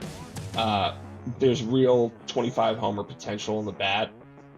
Plays all over the field. He played catcher for the first 2 years at Auburn. He had an injury to his back that kind of forced him off the position this spring, so he played mostly left and right field. He does have arm strength, so he can handle either of those positions well. But he may be a guy where, similar to like a Tyler Soderstrom in the past, where the bat is so good that maybe you don't want to put the stresses of catcher on him. I like that name. We love him. He's a fun one. He played on that famous Orchard Lake St. Mary's prep. Our good friend Brian Sikowski, part of the coaching staff back then, helping out. Now with Virginia on the coaching staff there. They went 44-0. Brock Porter, who's in the Rangers organization, was on that team. Nolan Schubart, who's hit 59 career home runs at the college level with Oklahoma State. And Alex Mooney, who's in the Guardians organization. I like that pick. That's a famous high school team, and he did great at Auburn. This is a fun one. The Tampa Rays picked Theo Gillen last year, a perfect game All-American out of Austin, Texas. And by the way, at A-ball, he's paying off. He's already got like a 460 on base, give or take, to open the season. That was last year. This is this year. What are the Rays? Everyone listens closely and stops talking when the Rays make any sort of pick. The Rays are going to go with Merrick Houston here, shortstop out of Wake Forest. Believed to be one of the best defenders on the college side of the draft this year. A slam dunk, no doubt, shortstop. You're talking about a plus glove there. A guy that could potentially win Gold Gloves. Really took a step forward this year in terms of the offensive profile. There's really good feel to hit. It's kind of a polished hit tool. It's not as much power as you would like, but when you're talking about a guy who could potentially win Gold Gloves at shortstop, the risk there isn't really too great. He can run, he can throw. He's viewed as kind of a safe college prospect at this point, but he's one that the Rays should be really excited about to get in their depth system. Boy, you scouts are hard to please. 15 homers, 19 stolen bases. I take that as enough power, but I get it. It's going to come on. He was an Ostingers guy back in the day. What a great program Jimmy Osting runs there. So that's a fun pick. I loved writing that one onto my board. fun first-round picks for the Rays: Longoria, Price, and of course Josh Hamilton. Some fun names to look back through their history. The Boston Red Sox, Braden Montgomery. He's gone. He was traded for Garrett Crochet. He's on a different team now. He's a PG All-American as well out of Texas A&M. The Red Sox have been all kinds of busy and fun, all kinds of PG prospects coming to the big leagues this year. Who are they going to pick? They're going to go with Kason Cunningham here, shortstop out of Texas. One of the better hit tools on the high school side of the draft this year, a guy that we've seen since he was 14. He's consistently ranked, has the bat speed, more juice than you would think out of a prospect his size. But the hit tool is very, very good. Might be a second baseman long term, not really a concern right now, but he can run too. When you're talking about a guy that is going to hit his way through the minors and reach the big leagues sooner rather than later. Yeah, Cunningham, PG's number 5 ranked player right now. He was a perfect game owner. I think he was a Select Festival guy too. Jeremy Brown, the great scout and the man who handles the Select Festival, does so much of it. He was a Jackie Robinson Award winner, won that award at the All-American Classic last year. Fun mention there. Red Sox pick. Because he's tied to travel ball so much now, I got to mention 1989, the Boston Red Sox first-round pick, Mo Vaughn. Now a travel ball guy. 300-plus home runs, now a big travel ball guy teaching the game, Mo Vaughn. Love mentioning that. Before we go to break, let's let the Twins go to work. It was Kalen Culpepper last year, the really athletic middle infielder out of Kansas State. Royce Lewis is one of our favorite picks of all time that the Twins made. So with that in mind, is it an athlete? Is it a slugger? Is it a pitcher? Who do the Twins pick? The Twins are going to go with Jace Laviolette, outfielder from Texas A&M here. Potentially the hardest guy to kind of pin down when it comes to this sort of mock draft exercise, because he was the 1-1 candidate coming into the spring. Numbers kind of faded down the stretch. To me, you're talking about a guy still that can play center field with 30-plus homers. And is that kind of dynamic athlete to stick in center field. He's a leader. He kept that Texas A&M team together into the portal and back out of the portal back when they hired Michael Early as the head coach. It's been a tumultuous year in College Station, but I think Laviolette is still a prospect to really get excited about. 6'6", 235, huge power, 68 home runs in his career. That's a fun pick for the Minnesota Twins. That's not a twitchy athletic guy, nor is it a pitcher. That's a masher. Harmon Killebrew is coming to town in the form of Jace Laviolette. I'm fired up. We're going to take a break. When we come back, there's some great PG All-American dudes left. There's a couple of big arms left, one of whom did something spectacular. I don't know if he's climbed into this first round, though, at the Men's College World Series. Vinny and Darren, this is Perfect Game 2025 Mock Draft.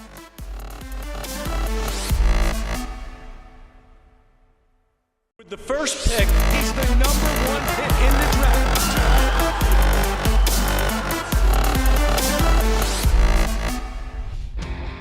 Go Cubs, go. Go Cubs, go. Hey Chicago, what do you say? The Cubs are gonna pick with Vinny next. Was that good? Did you like that, Vinny? That was great, Darren. Terrible? That was awful. Pick for the Cubs. I had to do it, though. I don't know. By the way, the Cubs last year, they've traded their draft pick away. Cam Smith is an Astro. They've got Kyle Tucker singing Go Cubs Go. Who do you pick on behalf of Wrigley Field, Wrigleyville, and the Cubs fans, Vinny? Cubs are going to go with College World Series hero Gage Wood. Fresh off a complete game no-hitter, 19 strikeout performance. He is a guy similar to a Cubs recent first-round pick and recent big leaguer, Cade Horton, in that they really continued to skyrocket as the postseason went on. Wood is a guy who, similar to Liam Doyle, pitches off his fastball a lot of the time and for good reason. It's 96-98 with a ton of ride and carry, induced vertical break, gets a lot of swings and misses.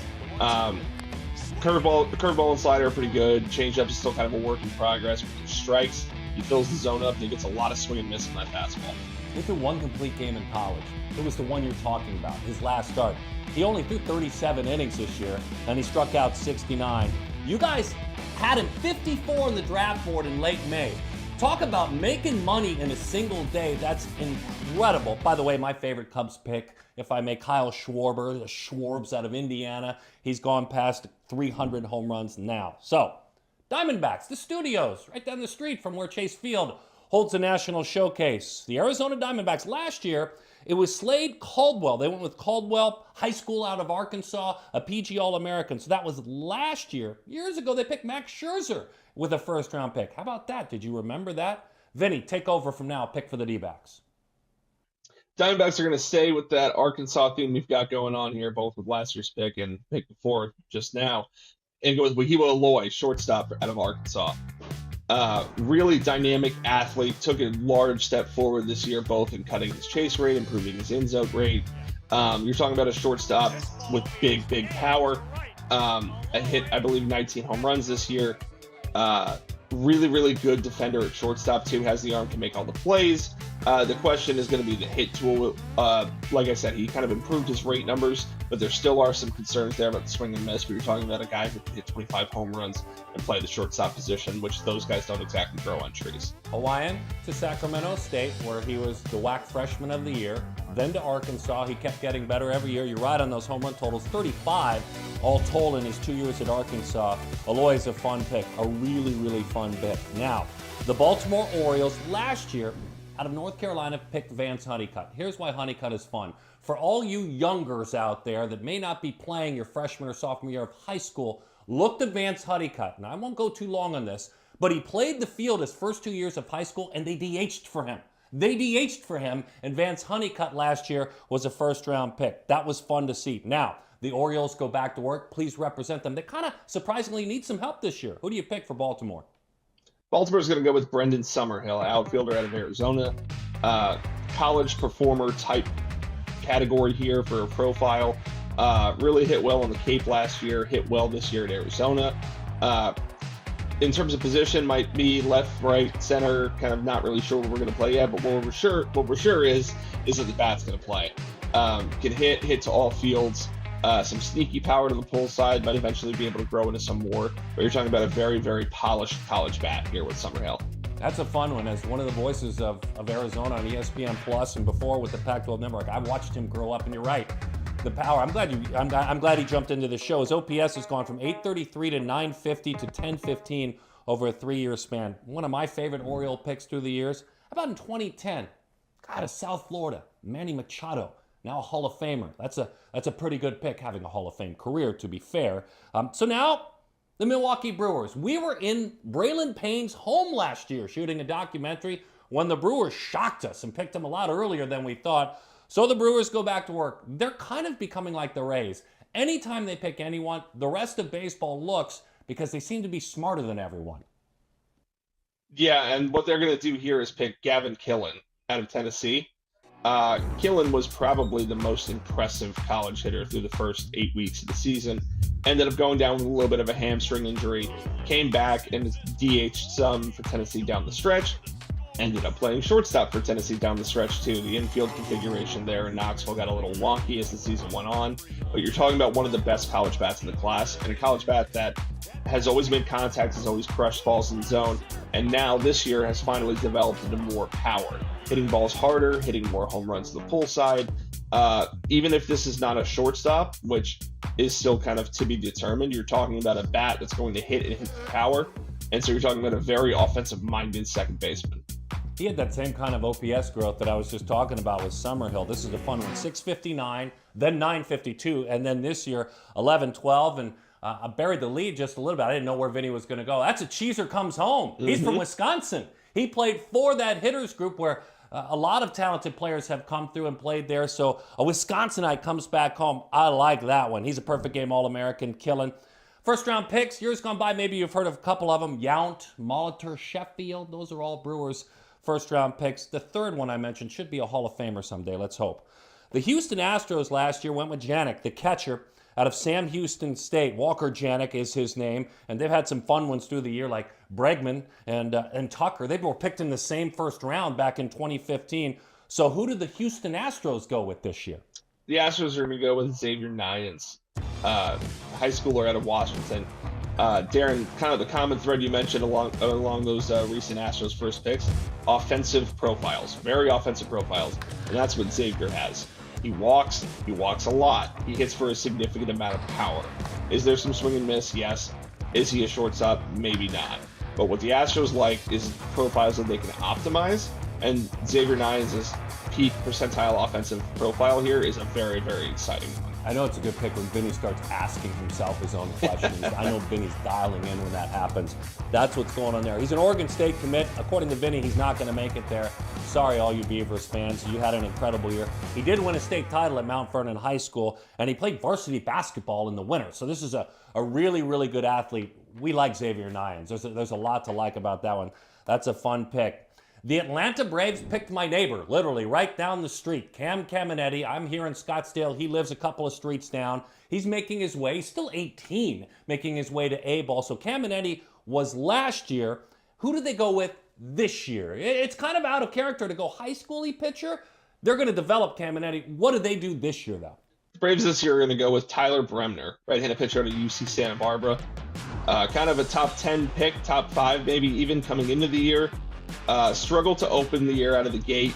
By the time the halfway point hit it down the stretch, he was right back to being the Bremner of old that everybody had seen before. You're talking about a big, durable, workhorse-like frame.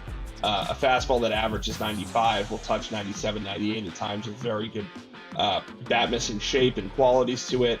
It's a very, very good changeup. A potential double-plus changeup is his primary weapon in getting guys out. There's also the breaking ball that is pretty solid, but you're talking about a guy who's going to pitch in the big leagues and probably eat a lot of innings should he hit his ceiling.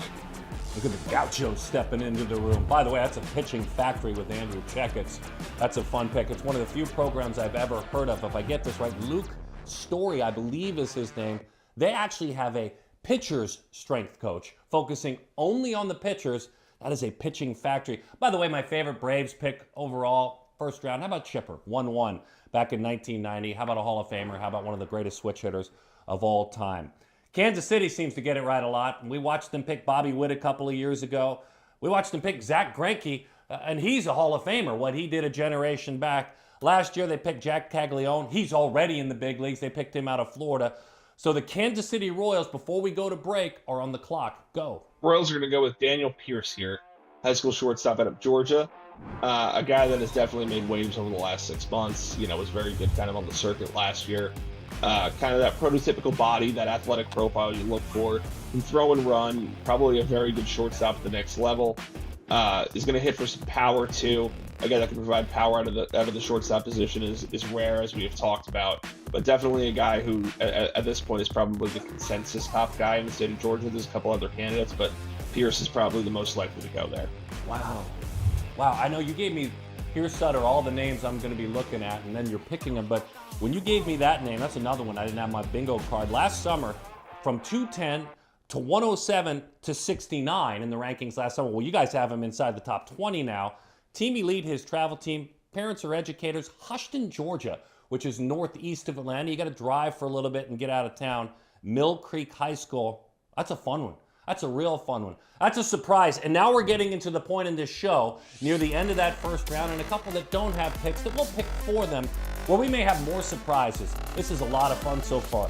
Daniel Pierce, we just made your dreams come true on the mock draft. Vinny, good stuff. More in a moment.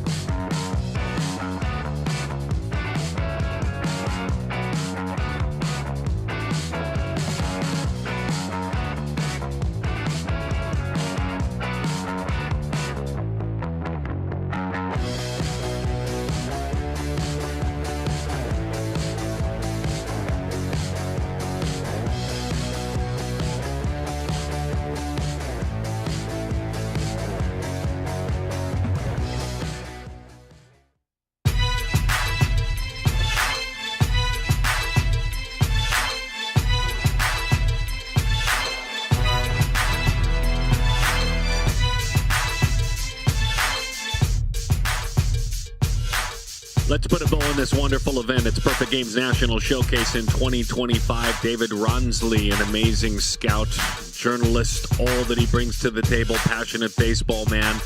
My name is Darren Sutton. We opened it, David and I. We're glad to close it. The final event of the day, and just because it's the final event of the day doesn't mean that you can't open eyes of scouts and college coaches that are either here in person or watching. So we're excited to wrap up this event in what has been a very unique week where a lot of talent has, as David said earlier in a show that we shot together, a lot of talent has held serve, and it's really, David, kind of been about the pitchers this week, with all due respect to all our hitters out there. Yeah, well, Darren, we came into this event knowing that this was a great class of position players. In fact, 17 of the top 20 prospects on the top Perfect Game class rankings were position players. So it was inevitable that there were going to be pitchers who jumped up, made their statement, said we're the best pitchers in the class. And we certainly had an impressive group. Savion Sims and Gio Rojas and Sean Sullivan, Joseph Contreras. And it's a very long list. Maybe we'll get a chance to talk about some of them during this broadcast. Take a peek at that roster. Number 12, Rylan Nikolai, is the only player at this event from Alaska. He pitched well last night. He's going to get some at-bats. He's a shortstop by trade. His brother's going to Arizona State University, another Alaskan. Gio Rojas did his thing earlier. He's one of the best left-handed pitchers in the country, but certainly a name that you'll be knowing about during the draft next year. As we peek on down to the end, Ryan Harwood, gifted, talented, has earned that 41 ranking. And a handful of other talented athletes. This is Team Royal. They will swing the bat first. Gary Morse takes the rock and he goes to work. He makes his home in Bellflower, California, which is not too far from Orange Lutheran. Great names from Orange Lutheran through the years. I can give you a recent one in Mikey Romero, who's rising in the Red Sox system. I can give you a legend and a future Hall of Famer in Garrett Cole, who also went to Orange Lutheran as well. He plays for the Canes national team. Currently, he's a number 13 right-handed pitcher in the country, ranked 17th overall. David, you've seen and written and read reports about this 6'8" right-handed pitcher. What have you learned about him? Well, first of all, I'm excited to see another 6'8" right-hand pitcher. Left-hand, I love beyond all evidence the tall pitchers. I think they have such an advantage, and one of the advantages Morse carries to the mound is he's been up to 95 recently, and if you think about getting out front, and he looks just warming up like he gets out front very well. The number of miles per hour, we're talking 2-3 miles an hour up, just at that height and the reach gives him on the effectiveness of his fastball. It's a big advantage. So we're going to see the velocity numbers, I suspect. This inning, we'll see how the breaking stuff and the command irons out. Yeah, it's been a lot about pitchers, as we talked about, and pitchers have done special things. R.J. Farrell is the head coach at Orange Lutheran, where he plays his baseball. Gary Morse, Bear is his nickname, or G3 if you're looking for nicknames, plays for Jeff Petty's scout team, and again is a Tennessee commit. Alan and Wendy are his parents.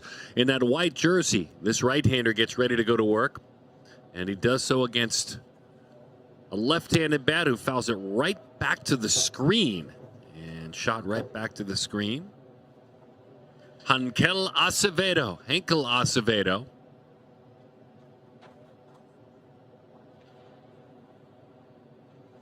As that one is inside and off the plate. There's the 95. Yeah, I'm just looking at Morse's last few times he threw. He threw at the UBC East Championship, actually, in mid-June. 95 with a 77 curveball, 85 changeup, and then threw 4 innings at the 17U WWBA 2 weeks ago, and laid it over right there. 95, 77 curveball, 85 changeup. So he's been very consistent this summer at PG events. And a good fastball. You talked about the velocity. That's 96 with big spin up and over the zone, and a swing and a miss, strike 3. Yeah, when you get 19 inches of vertical, and he may end up going higher than that once he's loosened up at 96, then you look how far out he's getting on his release. That's just getting on batters right away. Leo Marrero will catch 5 innings in this game. Left-handed hitting catcher who takes low and inside. He's a young man who's committed to go to South Florida and plays his travel ball for the Atlanta Braves scout team. Floridian, number 19th ranked catcher currently. These rankings will change after this event, but the number 19th ranked catcher in the country.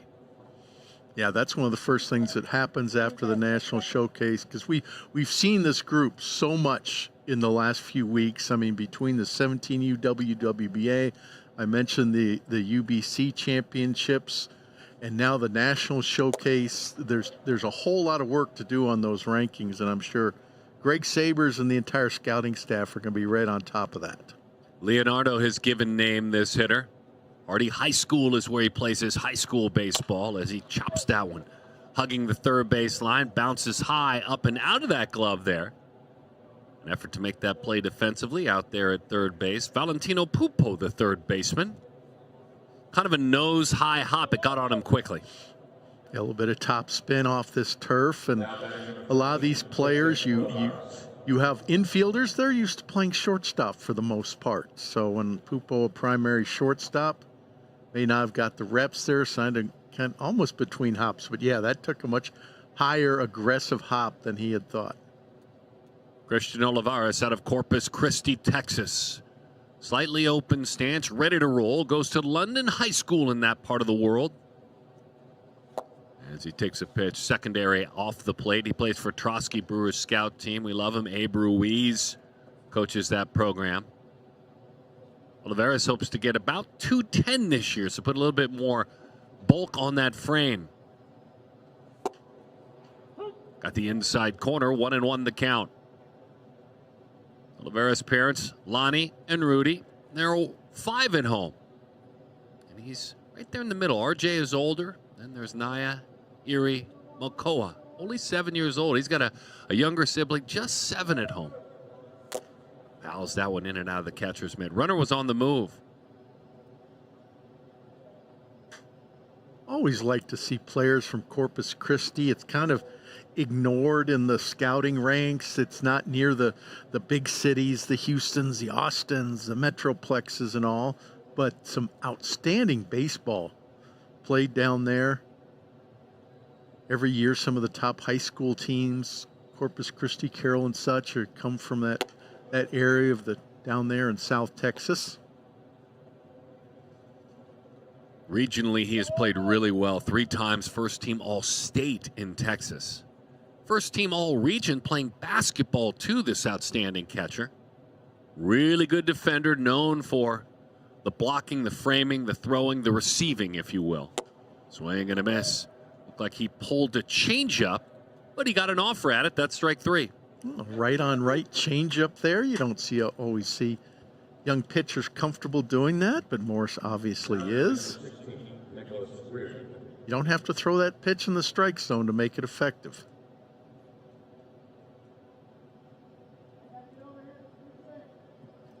Missouri State commit and a left-handed batter.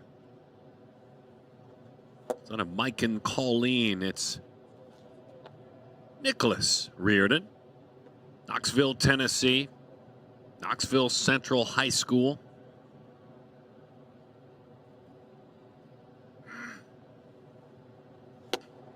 There's a fastball, folks. 2,400 spin, 94 miles an hour.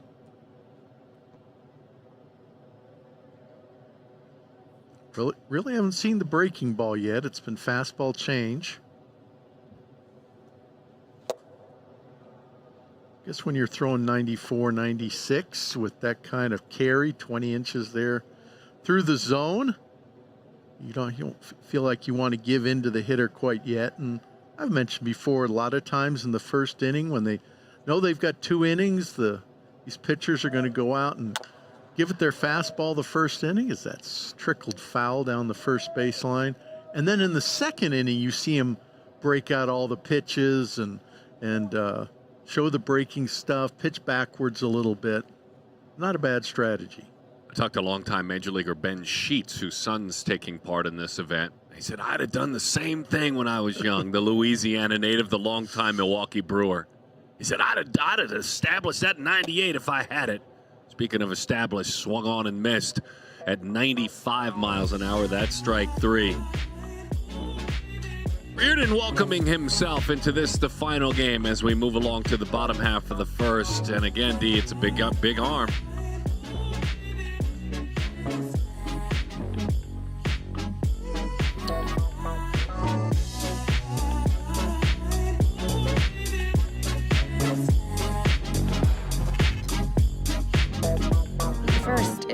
was just a team. Now I can't imagine my life without them. That coach changed our son, on the field and off.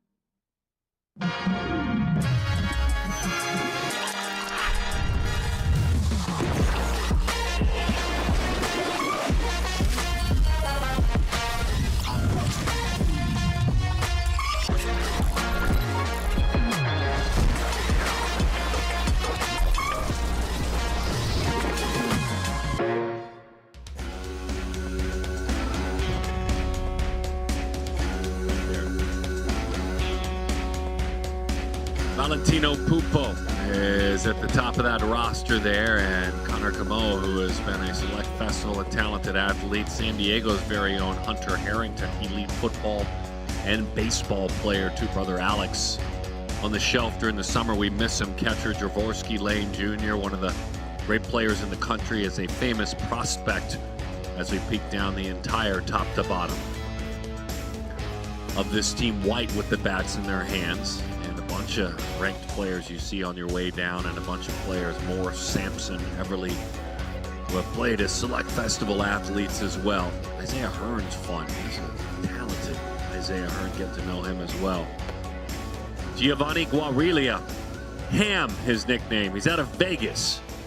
Plays for GBG. Michael Garcia Parra. He is a Texas Christian University commit. Guarelia, that given last name, Giovanni, and he's a junior, Giovanni Jr. Well, really a big power pitcher's body, 6 foot, 220, but there's some nasty stuff in here. I was just looking at his strikeout numbers and PG play the last 2 years. 16 innings, he struck out 34 hitters, which is pretty darn good. He's also hit around 500 or over 500 himself at the plate. So we're looking at a very talented two-way player. It's been up to 94 at PG events. And away we go into the bottom half as Isaiah Hearn takes his swing at things.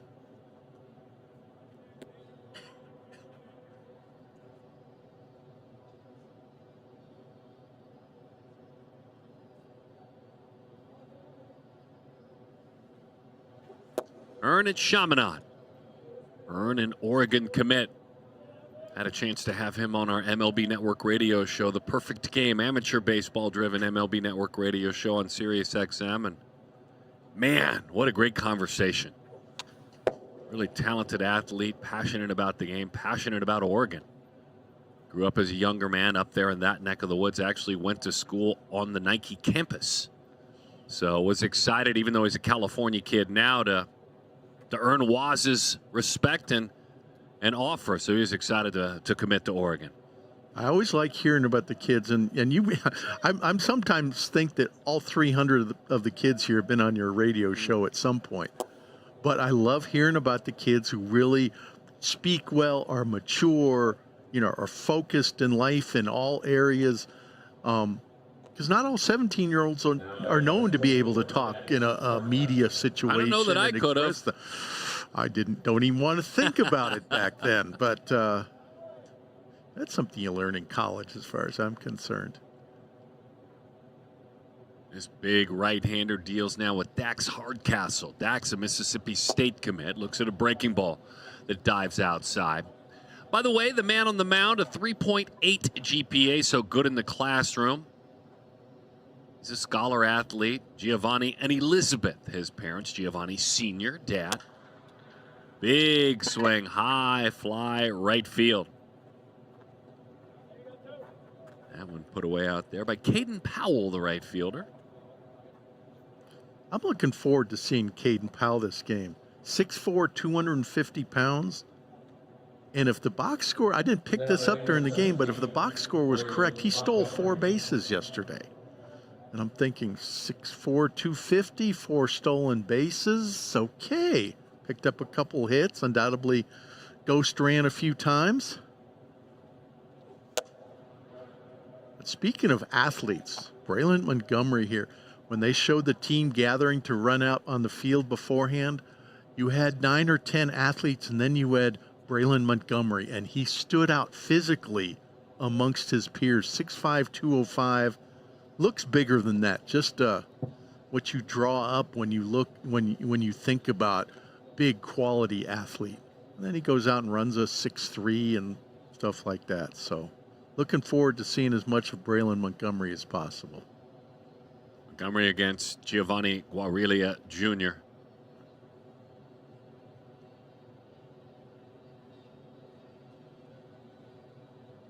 And on 1-1, good-looking fastball, 93 miles an hour. Giovanni talks about an age right there at preteen when his family split. Mom wasn't to be around anymore. The relationship he grew in his faith, and then with his stepmom who stepped up, if you will, as a big part of his life. He said, I tell you, my faith and my stepmom and, of course, my father have really helped me grow going through a challenge at 12 years old. And here he is now, wiser for it and stronger for it. And I appreciate an athlete that's willing to share that with me. I didn't go dig that out. He shared that with me. And where does wisdom come sometimes from a 17 or an 18-year-old? Sometimes it's the things us adults put them through. That's where wisdom comes from, unfortunately. Well, you and I are both step parents in addition to being parents, and have certainly learned some lessons in life from those experiences ourselves. Absolutely. It's a blessing. It's a blessing and a tremendous responsibility. Montgomery, all athletic as we talked about. B-Mont, those that love him call him. Takes a breaking ball outside corner. That's strike 3. A little bit of extra acreage on that strike zone. But a well-executed pitch. First time out there getting to know Guarilia, this talented right-hander. Pretty good fastball command. Nice 12-6 breaking ball.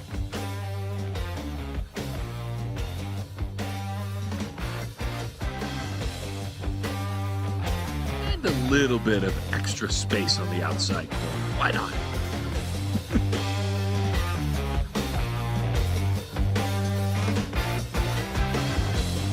Players want to maximize their potential. They are chasing the wrong thing. Being better is personal. What works for one player doesn't work for all players. Players need to be told what they're good at, what they're not good at, and what they need to work on. They need to be given a personalized plan to help them get to where they want to be. That's how players get better. That's how they maximize their potential. That's how they become great. Join us. Join us. Join us as we build the future of intelligent players.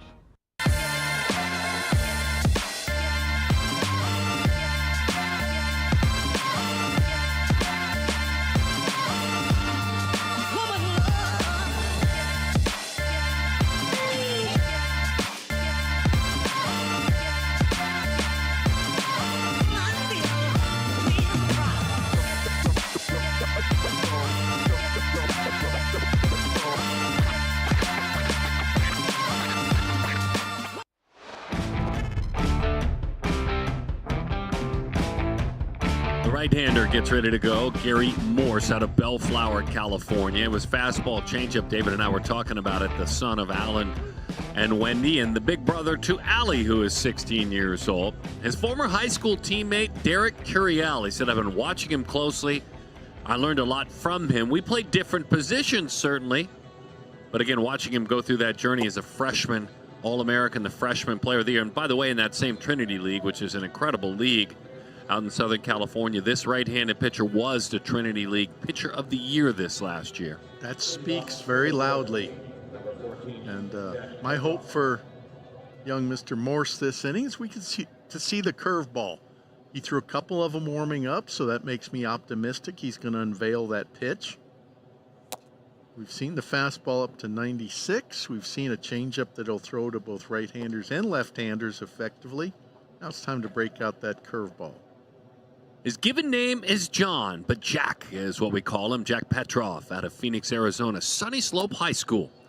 As he takes a breaking ball outside, he's a New Mexico State University commit, so he's home getting a chance to sleep in his own bed, not worry about a hotel, and take part in this event. 2-1 the count. Petrov's parents are Liz and Chris.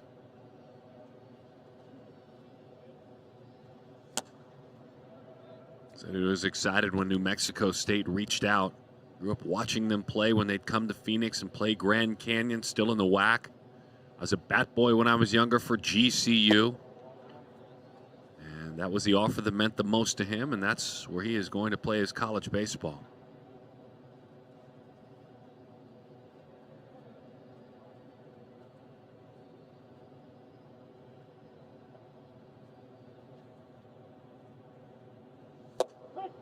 Fastball inside corner, 95 miles an hour, and David, it came in there spinning pretty good. Yeah, that was a good pitch by Morse because he thought he had strike three the previous pitch, and it's rare to see one of the pitchers in this environment show a little emotion about an umpire's call, but Morse did a bit on that 2-2 fastball, and he basically replicated the pitch, moved it in about 2 inches, got the third strike call.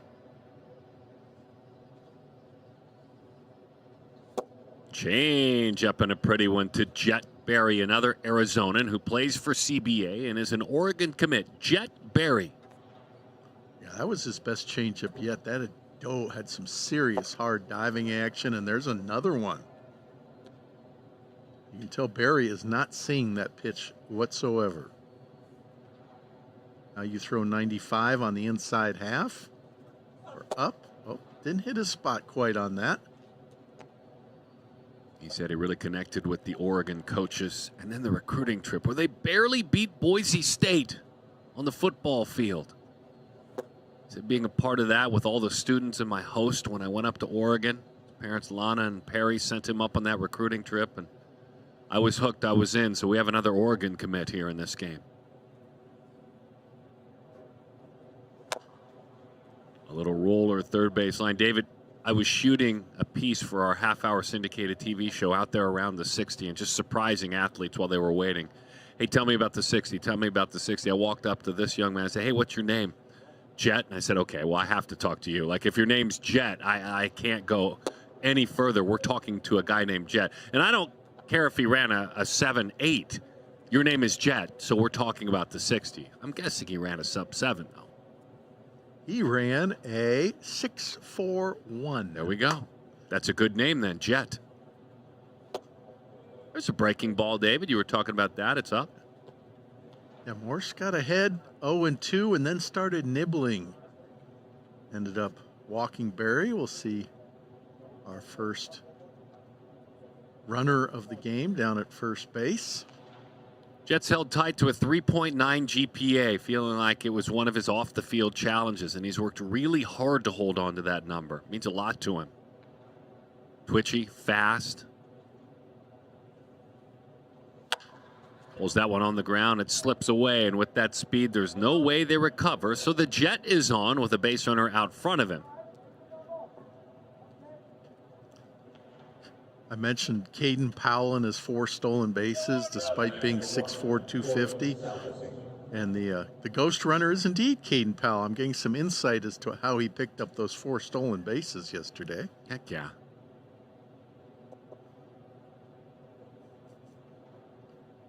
Big Dax Hardcastle couldn't make the play on that ball. Here's Troy Southasine of the Las Vegas Southasine family royalty.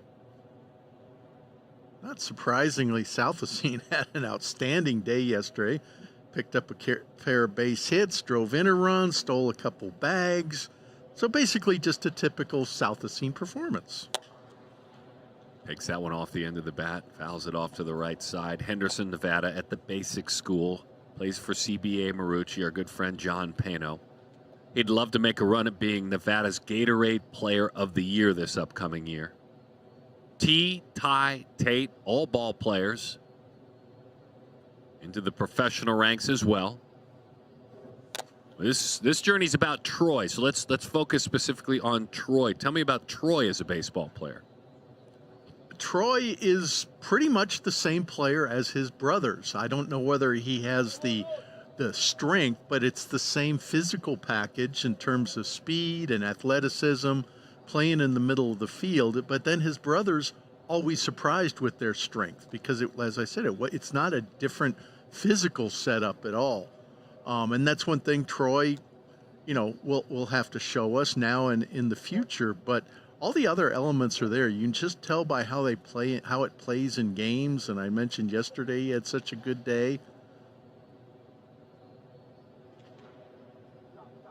Parents are Tip and Paul. They have raised some really good baseball players, and in many ways, spending time with all of them, really good men. Yeah, and I think they feed off each other. It's one of these family dynamics that you know, they are all in it for each other. They support each other. They have an identity as the South Essenes, and for the youngest here, Troy, it's almost like, yeah, my brothers were like this, and I'm going to be like that too. They've shown the path, and I'm going to stay on that path.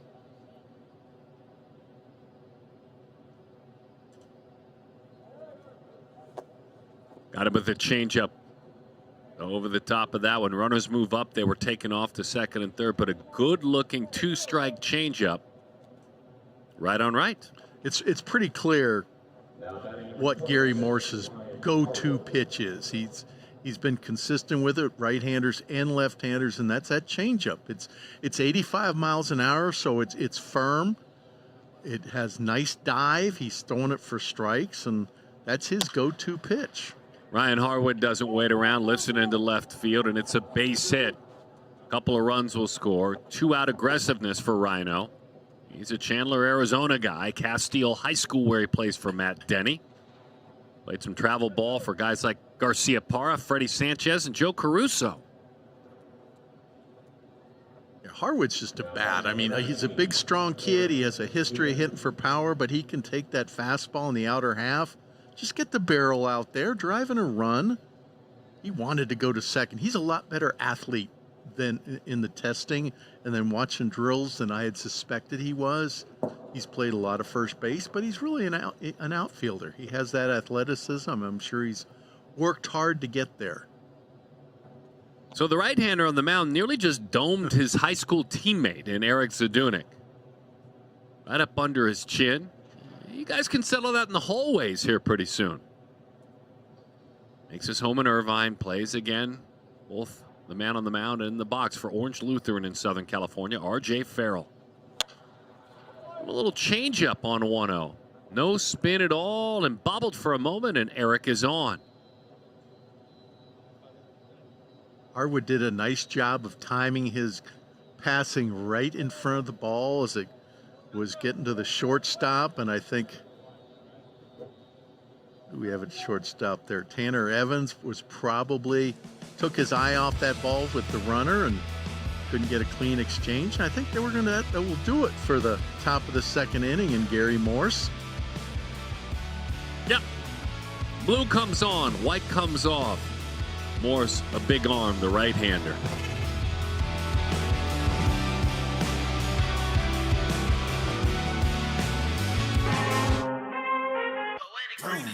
I need all the wins, yeah. Ain't no else, I gotta get a no call to quits, yeah. Gotta keep on moving no matter how hard it gets, yeah. Better move out the way, cause I'm coming with harder hits. My head is as hard as a brick, but I'm harder than all of this. You better move, you might get knocked out, knocked out. You better move, you might get knocked out, knocked out.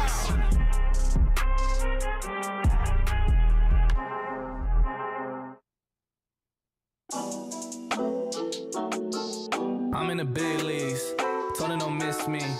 Ballin' like Houston, ayy, feeling like Whitney. I gotta go, dawg. I'm riding on road, y'all. I think that I'm back in my bag now. So I need that go, y'all. Got hits when he throwing the fastball. Too much shit I've been through, so I put it all in that rear view. Clean money in a black whip. Got old problems with a friends new.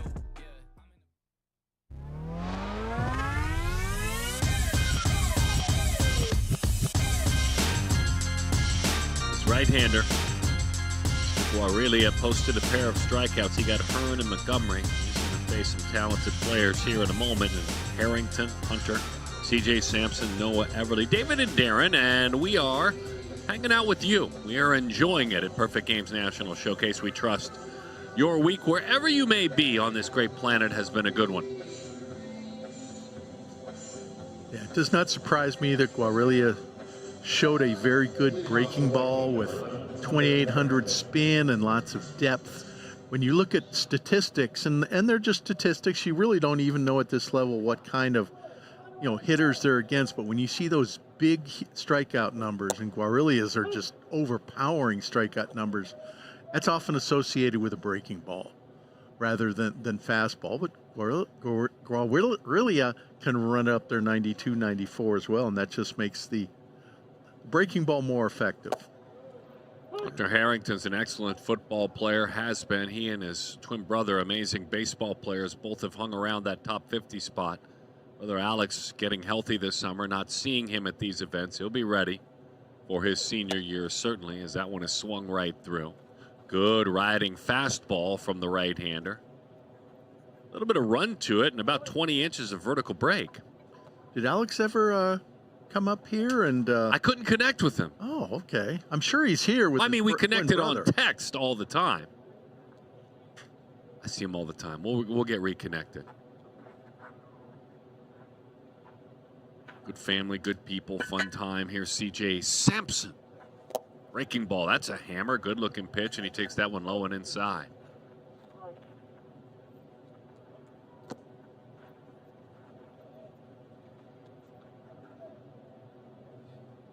Texan, Florida commit. Top 10 player in the position. CJ, Tomball High School. Played for USA Prime National Tigers scout team for Coach Mark Nellist. Bobby Witt Jr. is his guy. Really loves watching the PG alum. It's more the way he plays and the way he handles pressure. Now, Sampson has evolved as a player, David. This was a guy who, 13 and 14U, was the pitcher of the year 2 times. Yeah, in fact, I remember seeing that in his background. I remember, the name was familiar because of the arm, and then he's not pitching anymore that I can tell. So it's been a nice transformation. There's still a little bit of pitching on his resume. 5 pitches, competing, and obviously pitching in the big leagues. Good-looking breaking ball. Did not go around there. A little shake of the head. Guarilia, go get him again. You just made a heck of a pitch, kid. Make that same pitch again. You'll win it. That was a nasty Snapdragon breaking ball. Look at that spin, 2,800. And steady on a fastball.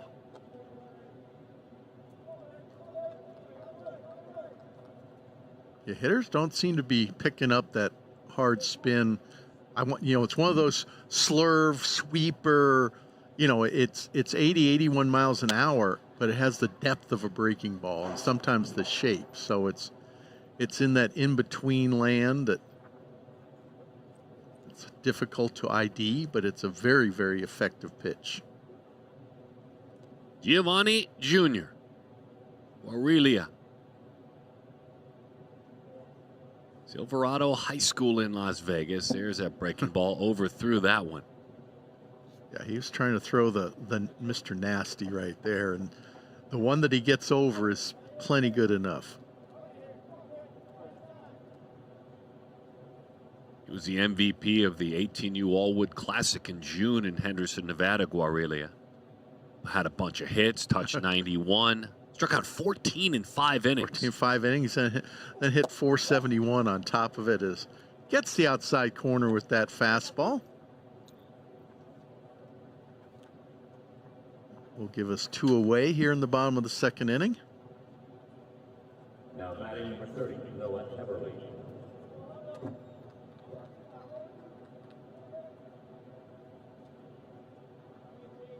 Noah Everly. We'll see him play second. We'll see him play short. A little bit of third at the end of the evening. Or afternoon, if you will. Can't lose track of time in this building.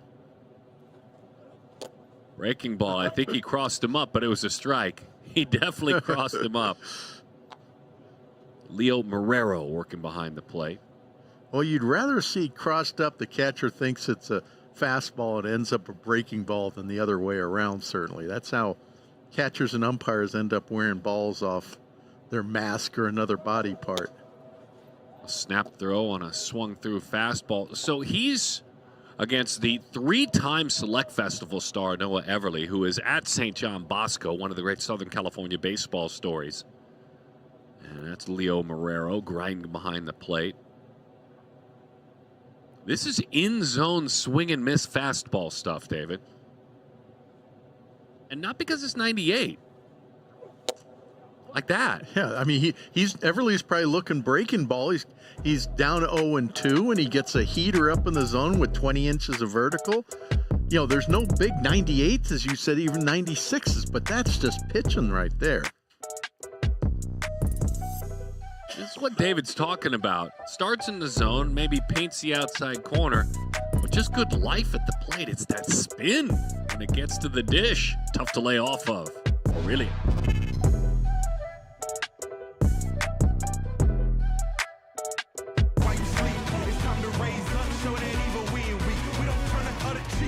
Show you how to be strong. Come on, follow me. Heard you looking for a hero. Well, look up.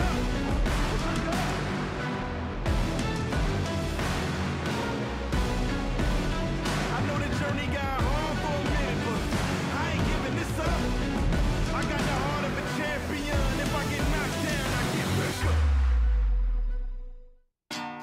If you don't take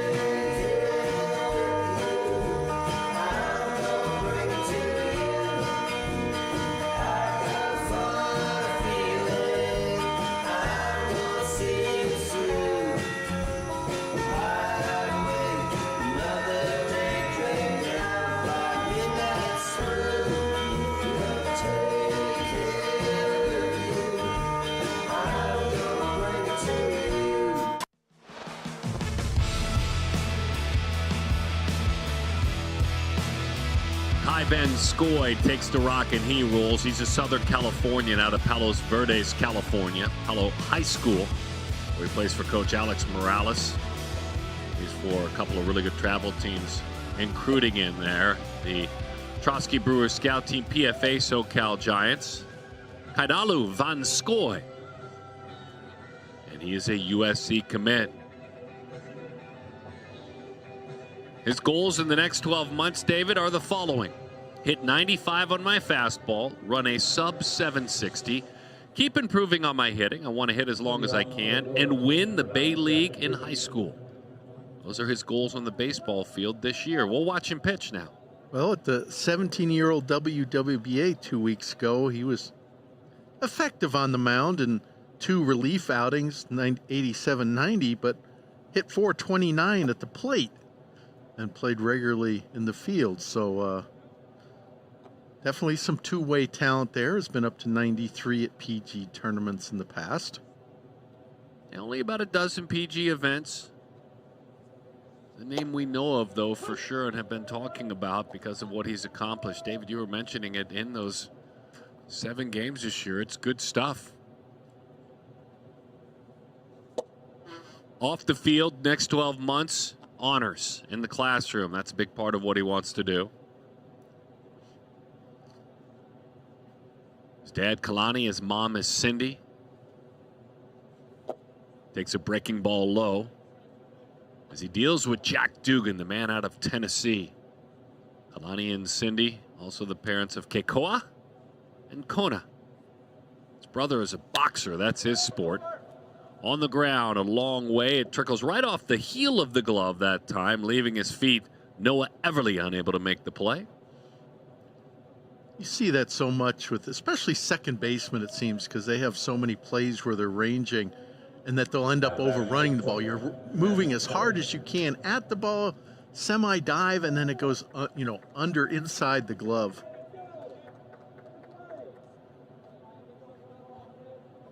Matthew Kelly, Nevada man. There's a breaking ball for strike 1. Duke's out there at first, a Tennessee commit. Amari and Mike, his parents. Older brother is Will. As Kelly sees the count drop to 0-2. Yeah, Kelly had himself a workout to remember. 6'6", so above average in the 60, but 100-mile-an-hour arm from the outfield and 98 from the infield. And an 0-2 fastball poured in right down the middle, and Kelly goes down on strikes that time. Yeah, the arm strength didn't help the bat on that trip to the plate.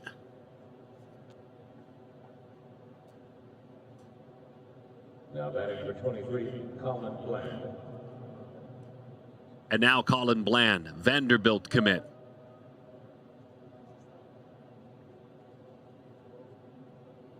Son of Chauncey and Courtney. Takes a breaking ball in on the move and a stolen base. Jack Dugan swipes it. Bland from Memphis. Houston High School. Plays for Exposure. 17U national team. Coach Brandon Turner.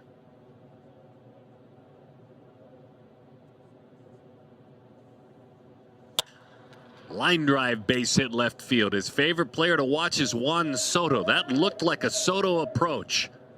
Hurries on around, touches second, chugging on in toward third. The relay toward third with the slide. That was executed beautifully by the white team. So, for Bland, David, can't approach it any better. And for the white team working together, probably for the first time, they put this together nicely. Yeah, Bland, that does not surprise me. Bland has been tearing it up all summer. I don't know how much we've been able to talk about him in games. He's hitting 500 with 8 homers and 34 RBIs in WWBA PG play this summer, and just continues to swing the hot bat. But like you said, a good fundamental play by the center fielder, accurate throw to the cutoff man, accurate throw to the third baseman. That's the only way you're going to get an out there. Chopper rolled.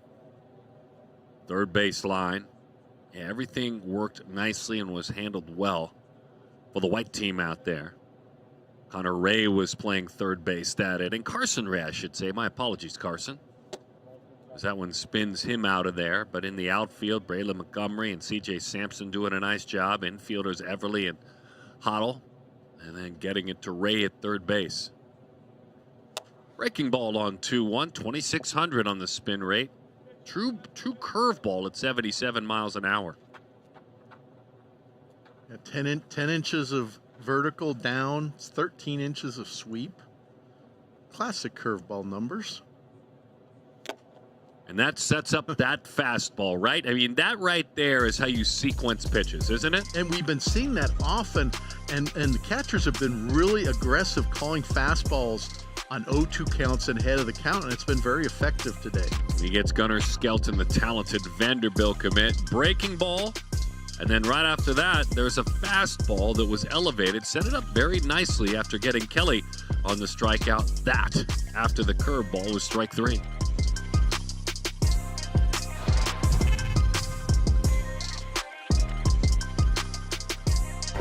Wow, oh, it feels brand new. That's crazy. I feel no pain, nothing. That's like crazy. Zero pain, zero. That's crazy, dude. Like, I can't feel my traps anymore because they've been going and they're super loose now. But my legs, it almost feels like somebody's just like pump, pump, pump. It feels like you're getting a massage, free massage. Shoot my pros, no matter where you go. The weather is warm and it's the perfect time of year to cook outside. Loco Smart Temp griddles provide precise and controllable griddle surface temperatures ranging from 250 degrees all the way up to a sear setting. The cooking temperature always stays exactly where you set it, so your meal always comes out just right.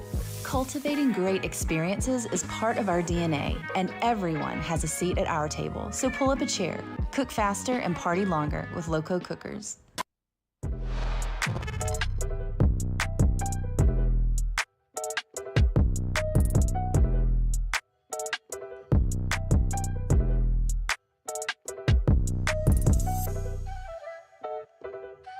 David and Darren on the final day of Perfect Games National Showcase. Trust you've enjoyed some good baseball this week. It's been here, previewing college baseball over the next couple of years with these rising seniors. And then, of course, let's not kid ourselves, previewing the draft as well. So Michael Ramsey, who is a guy who is talented enough to play on both sides of the baseball and play quite well.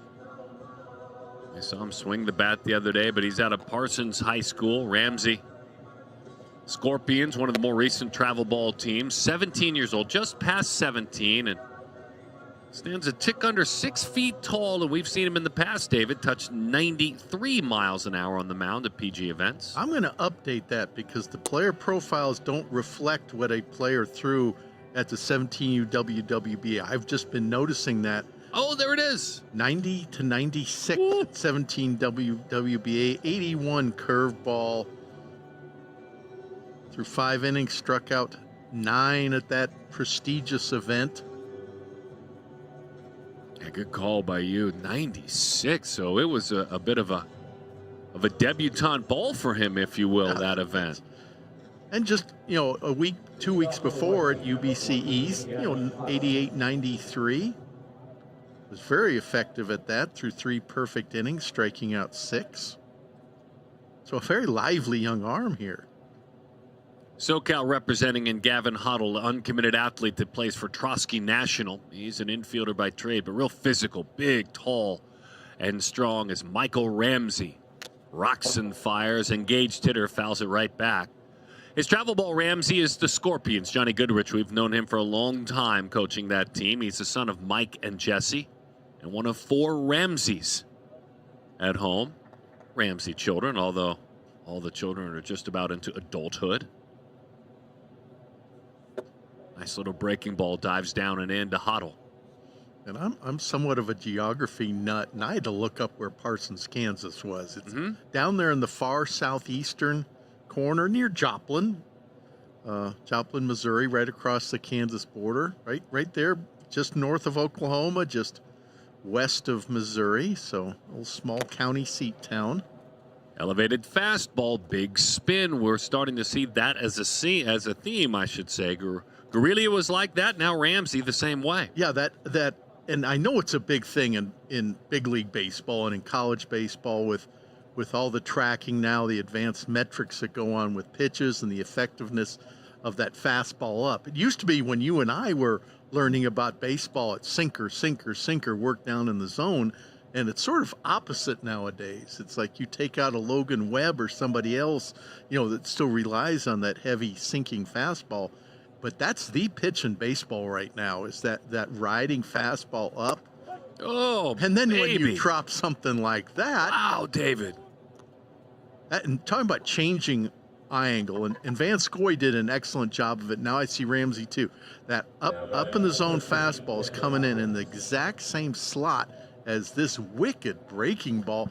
Hitters don't have any defense for that. They call it tunneling. Those kids out there that know a thing or two about baseball comes out, as David said, of that same plane. Here's catcher Hopkins, a catcher by name and a catcher by trade, who's a Texas A&M commit, USA Prime National Detroit Tigers scout team. Catcher Hopkins. He's at Tomball, Texas, and Tomball High School. A little bit older for this class, well past 18 years old. Switch hitting catcher, too.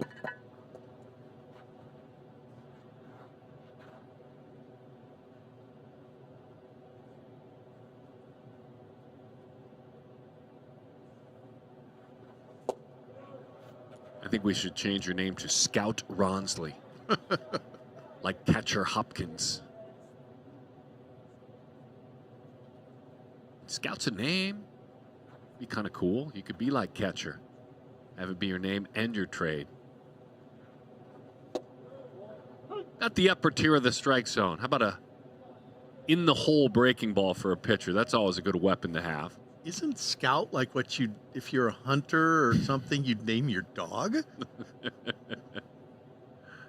I don't know about that, Darren. That one sinks low. We'll put a runner out there. I mean, I don't know. I mean, that's a good name for a pup.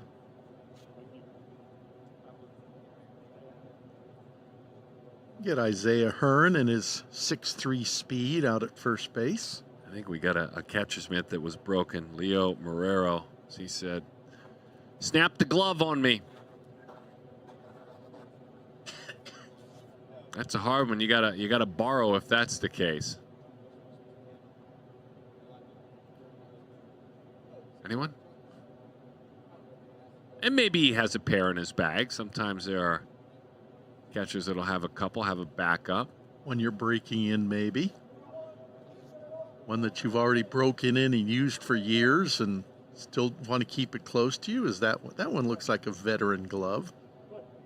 Catcher ran a 6.660 through 98 from the outfield. Had a 1.84 pop time in drills and threw 94 on the infield as he flips that one foul up into the seats. And don't you know, the man named Catcher had empathy for the catcher, because Catcher, as a catcher, has had to take care of his catcher's mitt. Like David Scout has had to take care of his stopwatch, because that one's fouled back.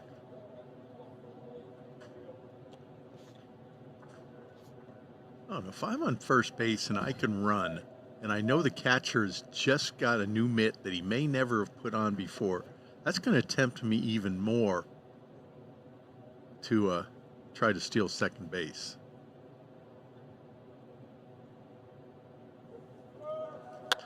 Little roller. Runner was on the move, turned into an out by the second baseman. Takes a couple of steps over to make the play. Jet Berry, the second baseman, turns it into an out. 2 outs in the inning. Now batting number 20, Carson Sheffer.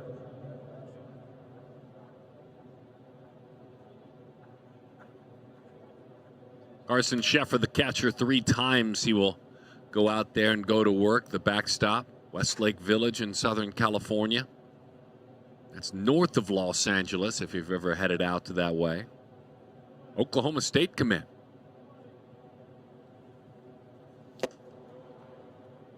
Oh, and 1 the count. Takes a hack at that.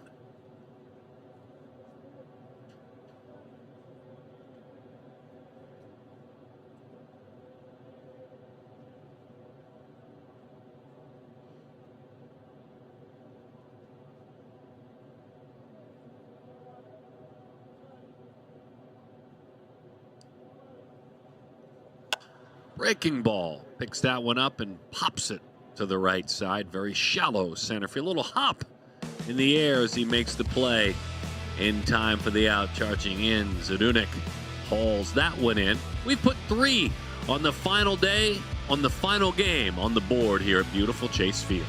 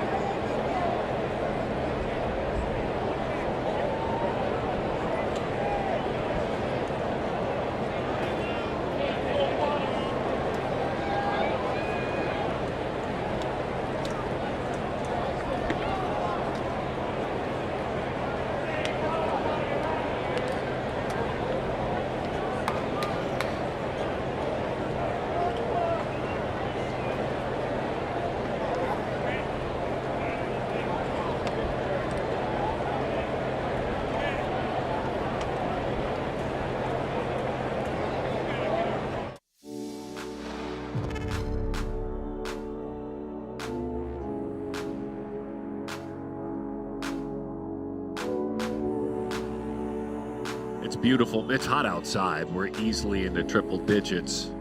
And that kind of shocking weather has got to be pretty intense for Ryland Nicolai, the man who will lead this inning off against Mr. Van Scoy high on the mound. Nicolai, interesting story. He pitched yesterday, pitched well last night. He's kind of an emerging pitcher. That's the newest part of what number 12 in Royal Blue does. Otherwise, by trade, he's a shortstop. Otherwise, by trade, he is the number 1 player in the state of Alaska. And the only player, David, from Alaska at this event. We got a chance to meet him yesterday. Really good family. Brother is transferring from Oregon to ASU as a college player. And so an interesting story. It's different challenges geographically, but we'll get to see him hit. I'm looking forward to it very much, see him hit, because, you know, you mentioned his brother had gone to Oregon. I remember seeing him play. Simply for no other reason, it's so rare to see a player at this level from Alaska, and for very obvious reasons. I'm not even sure how many high school baseball teams they have in Alaska. Goes right to work, didn't wait around, tries to shoot the hole. Nice play in the hole, but hustling up the line. He was tied up in on the hands, but a hit is a hit, and Ryland has one. So he pitched well, got a bunch of strikeouts last night, and the number 1 player in the state of Alaska has kind of a handed with right in by the knuckles single. He didn't want to wait around. He didn't want to get a look at things. Well, here's Caden Powell. This little changeup is flipped back to the screen. Changeup, maybe a two-seamer. 16 inches plus of running life. He could be right at 88. The Kentucky commit, the Tennessee native, big Caden Powell.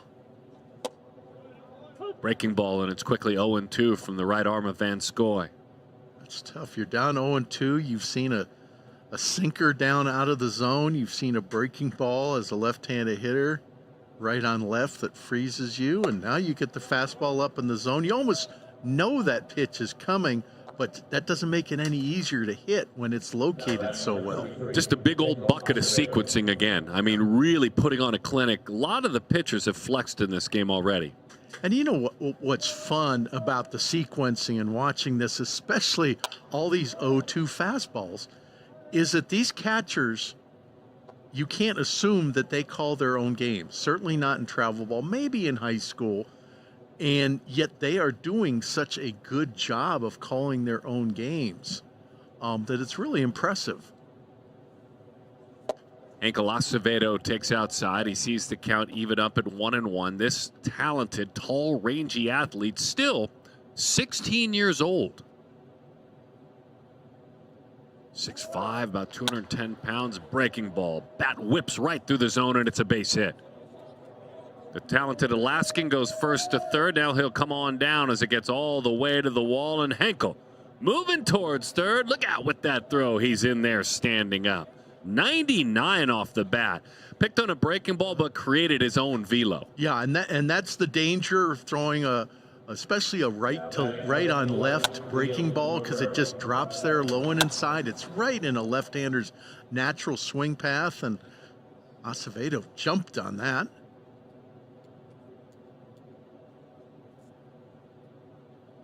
Also fun combo there. You get to see Henkel race around the bases, get to see the talented Alaskan get his legs going as well.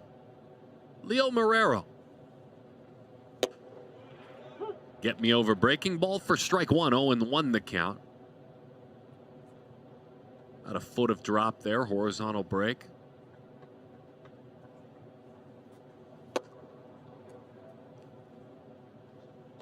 One ball, one strike the count.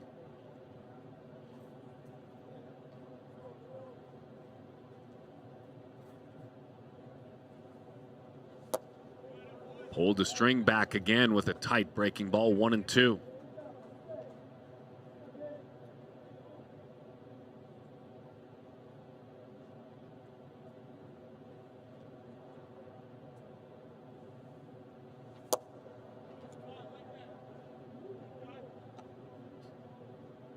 And Scoy, a gifted shortstop as well. Real whippy as an athlete.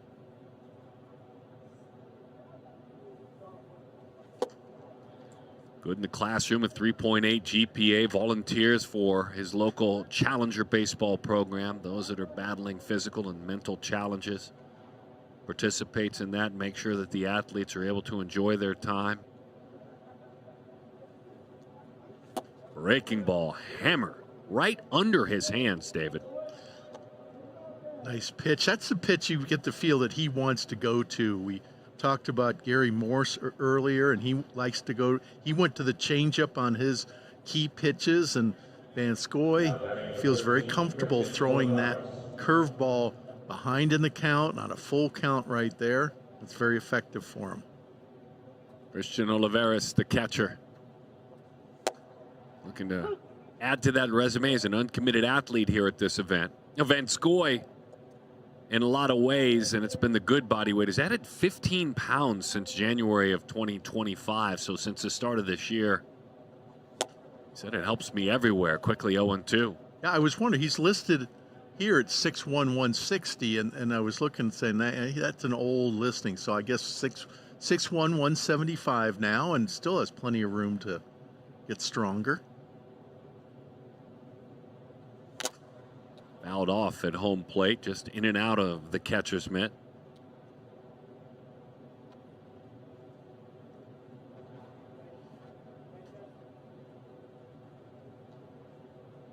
And Skoy earned the respect and the offer from USA after pitching at the PG World Series last year in the heat here in Arizona. That's when that offer came from USC. Got the inside corner. Good run on that fastball. Almost 2,500 and 91 miles an hour. What do you think of Kai? I like it. He still has so much development time. He has 3 or 4 pitches that he can get outs with right now, and he's just going to keep getting better as he gets stronger.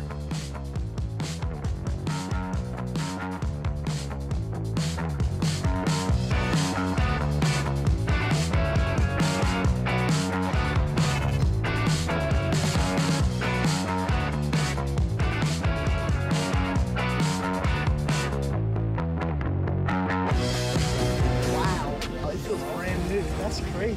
I feel no pain, nothing. That's like crazy. Zero pain, zero.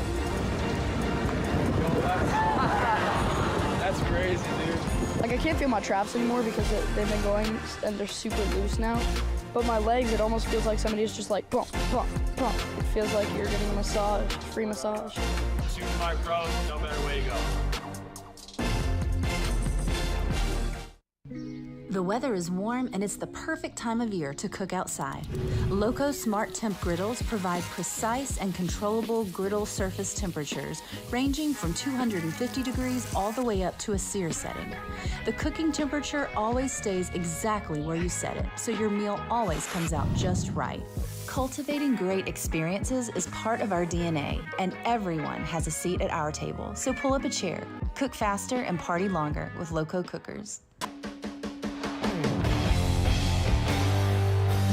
The mound finishing his warm-up tosses. Mike and Jesse, his parents, Katie, Atticus, Isabella, his siblings. I want to tell you about their family traditions. First of all, D, there's Fire Palooza.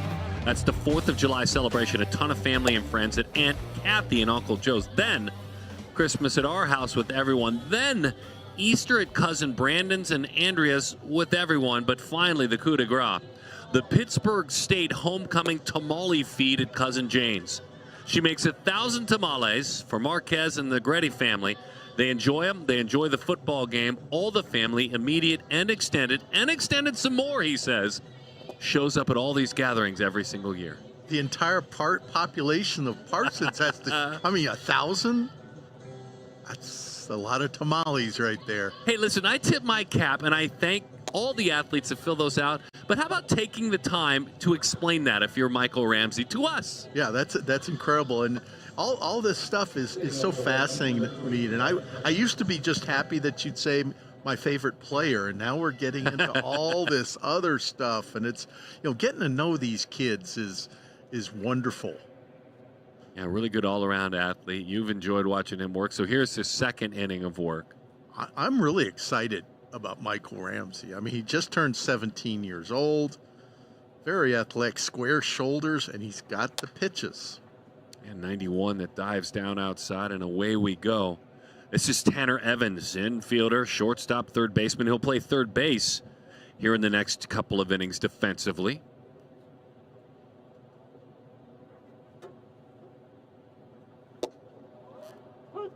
That one dots over the outside corner. It's just so rare to see a uniform like that. I'm still getting used to that for Tanner, and my hat's off to him for taking a different path. As that one is high.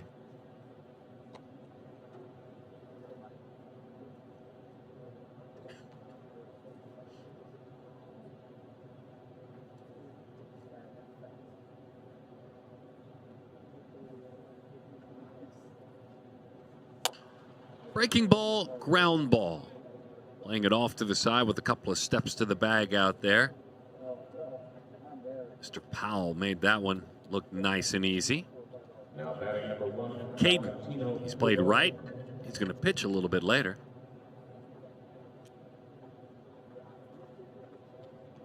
Valentino Pupo.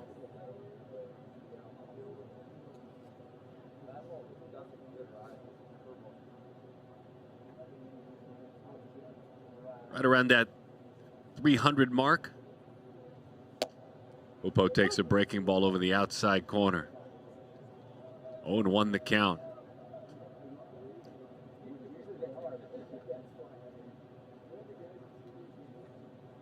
Loads up his back leg as he buckles that back leg and the front as well. Strike 2.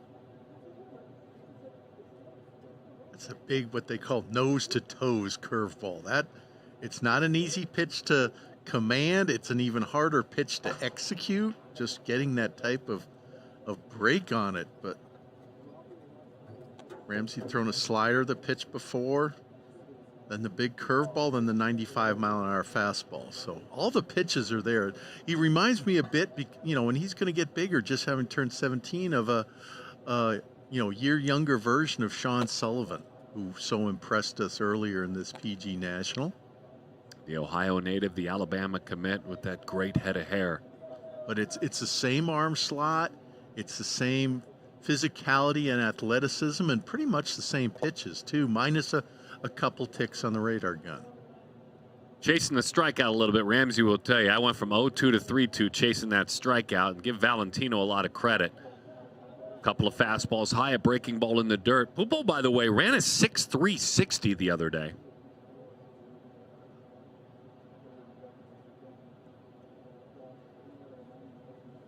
Uncommitted athlete awaits.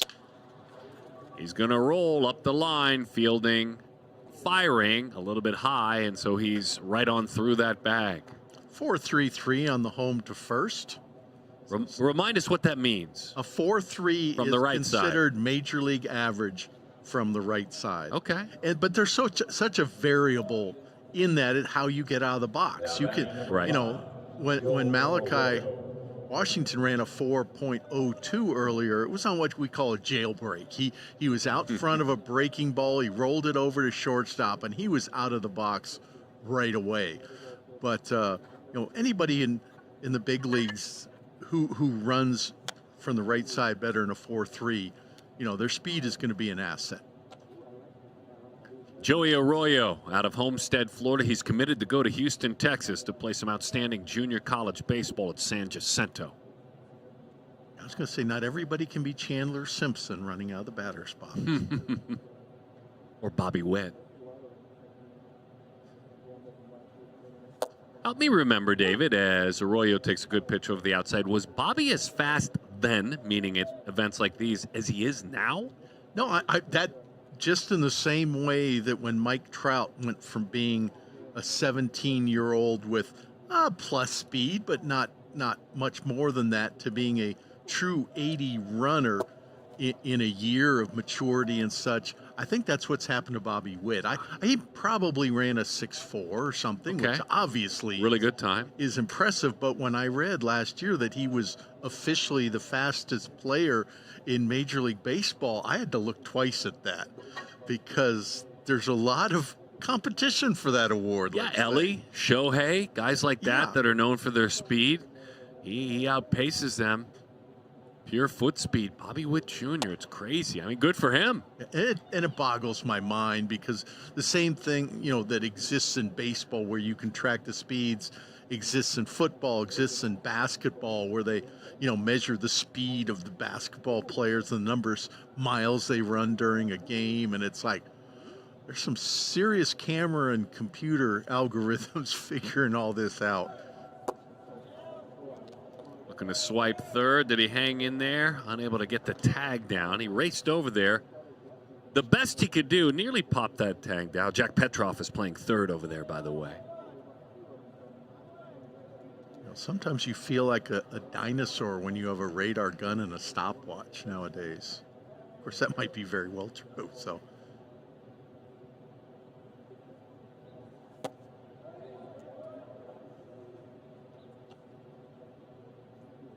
Arroyo, Joel is his dad. Yesenia is his mom, older brother Javier. Feels like he's grown mentally the most in this calendar year. Breaking ball, ground ball, out toward third. Setting his feet and shooting it on across the diamond. Big Jack Petrov turns that one into an out, and a run scores. 2 outs. Now batting number 19, Carson Ray.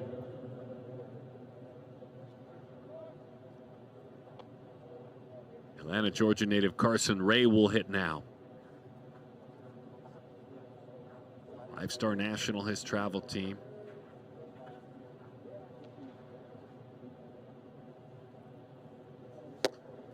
And he loved the looks of that fastball, 94, but he comes up empty. Took the big cut. First pitch fastball, was probably looking for exactly that. And Ramsey's been very effective on earlier in his first outing. After issuing a walk, he had an all fastball count and got a quick out. And I would say at this event, Darren, that hitters, when they get to that fastball only count, are hitting over 500. I mean, that to this level of player, when you know a fastball is coming, that makes you so much a better hitter. So Ray lifts that one to the second baseman for the third out. But Ramsey's fastball plays in the zone so well with the life, with some deception on it. Nice outing for the young man. I'm buying some Michael Ramsey futures.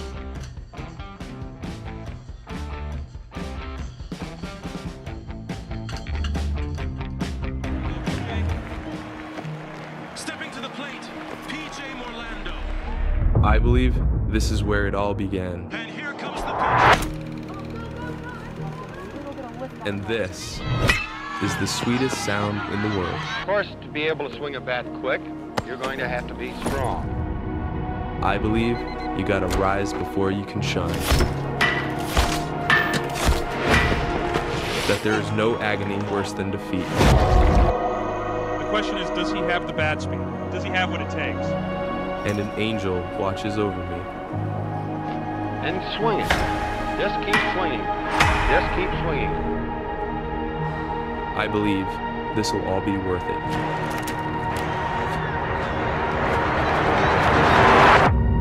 And the next pick in the 2024 draft is...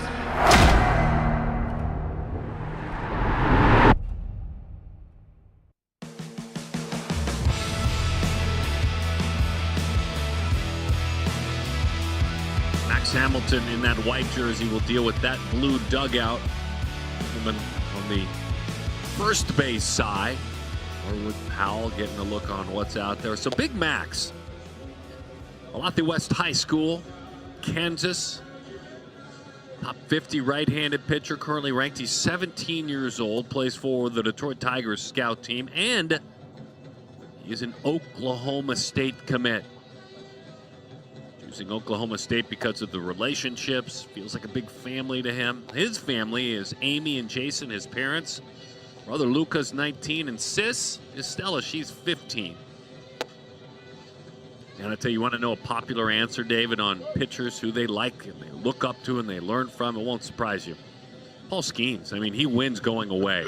He wins going. He's pretty much 5 minutes older than a lot of these guys, and so a lot of them will mention Skeens, how he carries himself. So here we go, the right-hander. Yeah, and one thing you're going to see from Hamilton, I'm sure of it, is strikes. This young man fills up the strike zone. His last 17 innings, the last 2 years on the mound, has thrown 67% strikes and walked 3 hitters in 17 innings. Fastball up to 93 a few weeks ago in Atlanta at the 17U WWBA, also a mid-70s breaking ball and an upper 70s changeup. He zips a fastball just a little bit low to Nicholas Reardon. He says, I'm 90 to 93, big life up in the zone, easy, loose, big fastball traits as the count is evened up at 1-1, another fastball. He said, I also have a slider and a changeup that goes along with it. Yeah, and that lively fastball and that last one, usually pitches up in the zone don't run nearly as much as pitches down that they call, sinkers are at the bottom of the zone. He threw a pitch at the top of the zone there that had 14 inches of running life. A lot of movement. You can see it, and it's pretty easy too. I think he just threw strike 3. Let's see if he can throw it again. Yep, that time a changeup. It floated in like a knuckleball, David. I don't think he's going to be throwing anything even remotely straight. Max. Now batting number 14, Jack Petrov. So that circle change grip with the fingers on it. Yeah, it's low effort. He has that little lower slot there. You can call it mid 3/4. I think now they might even call that low 3/4. Ah, there's his first breaking ball. Little sweeper there.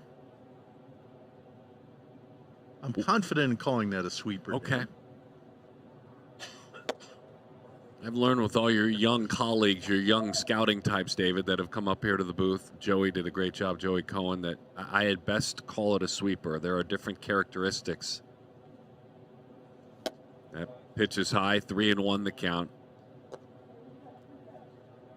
I generally, gradually, lend myself to new terms and new ideas. It's not a immediate thing. There's some cynicism there that comes with the age bracket. I love how you tiptoed into that sentence. I'm out. I'll just go with it. Petrov takes a breaking ball. It's outside, but it doesn't mean it's wrong. It's a good description of a pitch. Yeah. But I feel like I win. A slider, a curveball, a sweeper, they're all breaking balls. That's a win for me. Yeah, that's why I often on air just call it a breaking ball. But there's been a pitch that had that shape since Cy Young and Walter Johnson were throwing. Understood. And just think of what Walter Johnson's arm slot was. He probably threw sweepers all the time. I don't know whether many people think about Walter Johnson's arm slot, but I do. I understand. You scouted him. Let's not go too far on this. Pretty fastball over the outside corner. That's what happens, David, with that kind of movement. You give up on it, right? He's thinking outside, then a little run. Yeah, and when you can backdoor, this is the most unusual and difficult pitch to throw in baseball, in my opinion, is the glove side running fastball where you can bring it back into the plate, because that's exactly what happens. Hitters give up on it. And Greg Maddux, that was his best pitch. You could talk about changeups and this, but Greg Maddux owned that outside corner. He owned the umpires. Javier Lopez owned both of them, and he could dot that outside corner with about 6 inches of 6 to 10 inches of tail onto it. Usually we call it arm side run, because when you're throwing arm side, it's going to go, down into a right-handed hitter. Well, that's going away and then coming back. Hamilton saying his changeup has really improved in the year 2025. He showed us one earlier. He's facing Arizonan Jet Berry right now. He's his career leader in strikeouts for his high school. No one's ever struck out more that attended his high school. He had a 16 strikeout game his junior year as well. Number 1 right-handed pitcher in Kansas. 91. 92 for rounding up with life. I wonder if he could throw a ball straight if he tried. I don't think so. I think he wants to throw that changeup, and I'm kind of excited about it. Yep. There it is. Hey, by the way, that's a nice job by Barry spoiling that pitch. Yes.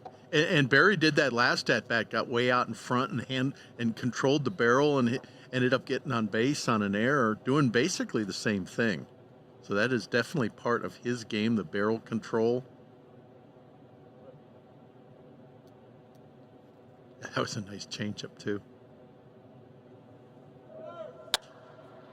Changeup followed by a fastball, hugging the left field line and a step into foul territory. And that was that fastball and to a left-handed hitter, it can be equally effective. Set it up with the changeup, then come right in on the fist at 92 miles an hour. That's just pitching. Mr. Hamilton wants to be in the room where it happens when it's all said and done, and it is really good stuff. Oklahoma State getting a good one. Mad Max.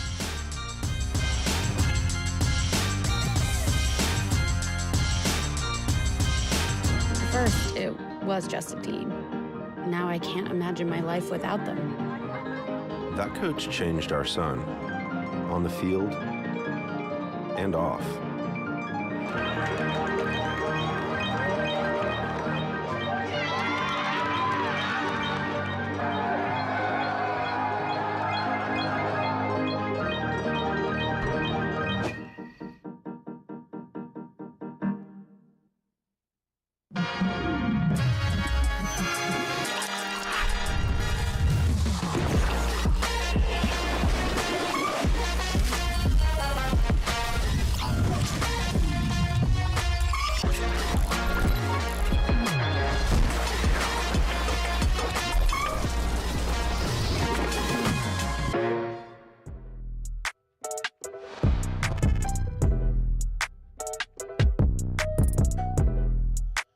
Beautiful Chase, David, and Darren. Our leader is Steve Banta. Glad to have you back with us. We couldn't do it without Stevie B next door building out that truck and captaining the ship. Let's get to know a talented right-hander. He's a Maryland man. He's from the John Carroll School. I love his coach. Known him for a long time. His coach is Darren Seiler. Coach Seiler, if you're watching out there, hello from all of us with Perfect Game. USA Prime National, his travel team. And he is a Virginia commit. This is a lot of presence here on the mound, David. Yeah, and it's not overwhelming stuff. It's 88-92, both a slider and a curveball. No big physical frame, 6'2", 210. And you got a good guess if he's headed to Virginia. He's probably very accomplished in the classroom as well.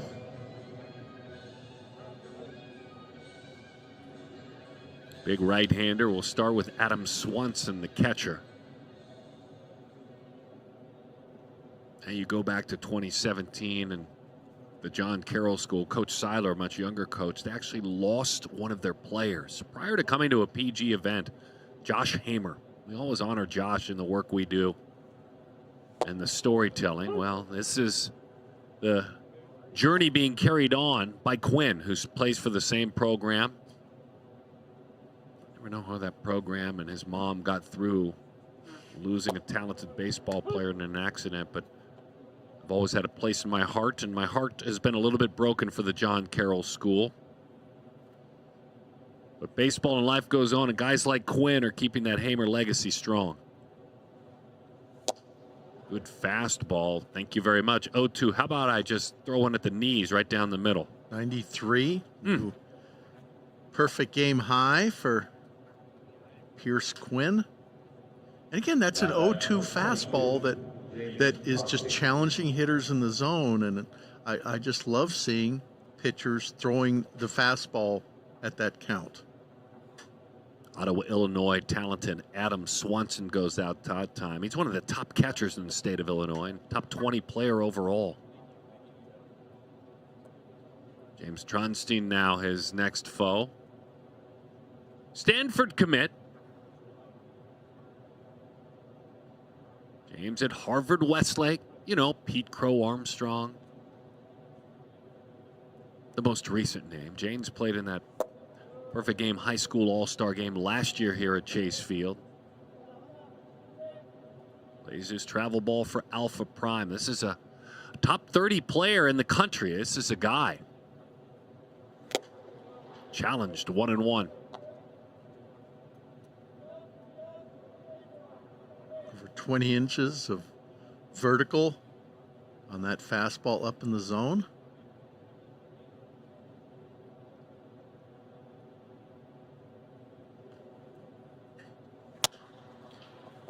Rounded out toward third.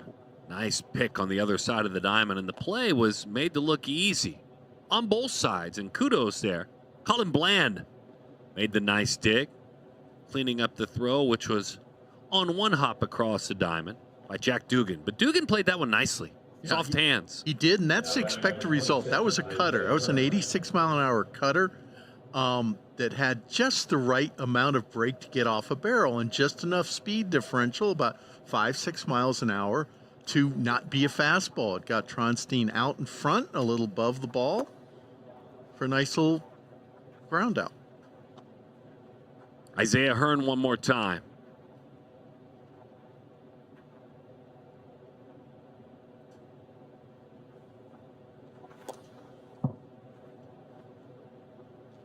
That was a fastball that he just got on the side on, had the same sort of action as the cutter, but was 92. So there's definitely ability to make the ball move. Fouls that one off.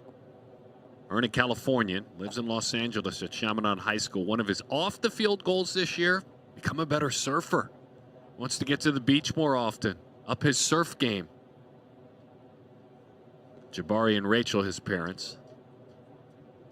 Younger brother is Quincy. Good breaking ball right up under the hands.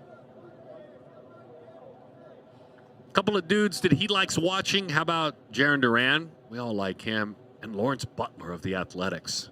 There's an up-and-comer right there, Lawrence Butler. Darren, you grew up in Southern California. I've never heard you mention your surfing background. Well, there really isn't one. I love the beach. You're looking at this athlete. I mean, I'm listening to our good friend and content creator, Hunter Pence, get into the second phase of his life and take on surfing. That is so Hunter. It is Hunter Pence, isn't it? I'll back off the screen. Surfing and pickleball. Hunter's going to go through about 5 of those transitions, I think, in the next 40 years.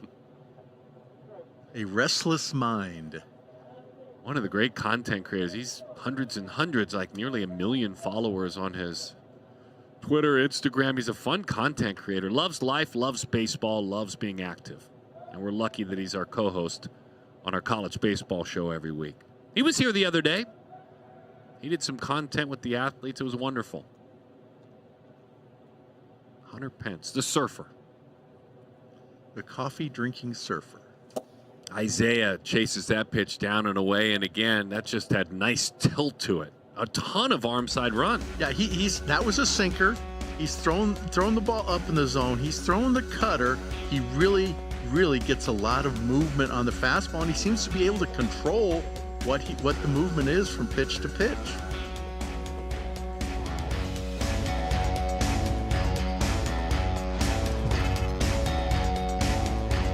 First, it was just a team. Now I can't imagine my life without them.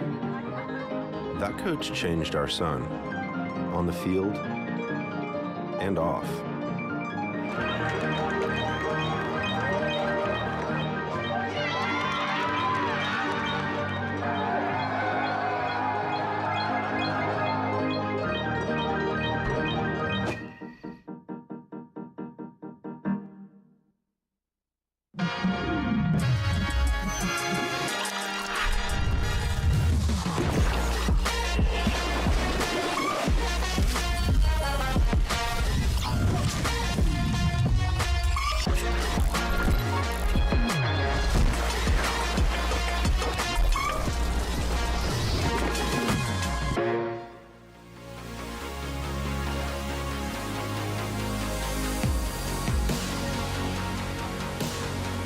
Come on, Card. Production team has been amazing. I mean, it's only 17-hour days every day. Not that much. What are we talking about here? We're very fortunate. So many based here in the great state of Arizona who still hang with us. Thanks, everyone. Troy South the scene to lead it off. 0-1 the count to Troy. Nevada man, CBA National. They seem to keep winning every event. John Pano's on a heater. They just keep winning. Win Jupiter, win 17. If you go back-to-back Jupiter, then 17 UWWBA, you've done something. A lot of people will tell you that winning 17 UWWBA is more difficult than Jupiter. That makes sense. There's more teams. You've got to play 10 or 11 games in a week. You're moving around fields around the Atlanta area. You've probably been there before. Some of your players are staying afterwards. I mean, families spend 2-3 weeks in Atlanta at a time. What I wish I'd done last inning and then continue through this inning on Max Hamilton is see how many times he gets swings out of the zone, whether it be on a slider like that, whether it's on that very lively fastball, on the changeup. But I bet you half the strikes he's thrown are swings on pitches out of the zone.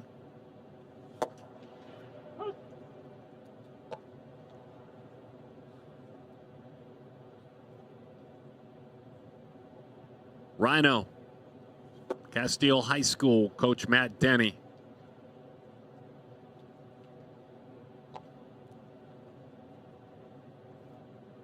And an incredible trip to Texas A&M. The moment he stepped on campus, he knew it was the place for him, a special place, College Station. It's a good take on a running fastball. The son of Brandon and Chantel. Says Caden is already off to college. He's 19 and goes to Montana. Younger brother is Maverick. He's 11. 3-2.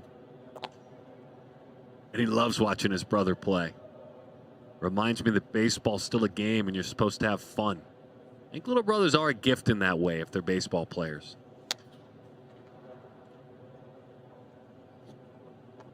Ryan said he plays, talking about Maverick, with energy, excitement, gives me perspective when things get too stressful or serious. He smiles. He's about the snacks. That's why I started playing in the first place. The fun. But Mav will tell you, he doesn't have to deal with changeups like that. Yikes. Disappeared. Nothing like throwing a 3-2 changeup. And again, got the hitter to swing at a pitch out of the zone. That's four of the strikes he's gotten this inning are on pitches out of the zone. What do we have? We have 4 strikeouts? I think that's what I have. Good fastball. And then that changeup sets up just, starting a fastball middle that runs away to get swing and a miss from Zadunik. Follows it up with a changeup that dives low. I hope, and I hope Max Hamilton's parents or coaches are listening here. Don't try to make him throw harder. He's not the kind of kid who you want to say, I want to be touching 95 next year, because that's not who he's about. Greg Maddux threw 95 in high school, from what I am told. He may have never touched 95 as a professional because he learned that movement, something that Max Hamilton seems to innately know. But there's always that risk if you're trying to hunt more velocity that you lose that movement. And that movement, that command, the multiple pitches is going to be Max Hamilton's ticket. Because that's just a really unique ability to make the ball move. And he's getting 15 to 20 inches of horizontal on basically every pitch and locating it. Never back down, never learn to take his time. Let me make one quick statement here. The scoreboard had that at 91, not 96, so we're not going to give him that 96, but still a perfect pitch for the count and the location. What's your name? It's Max Hamilton.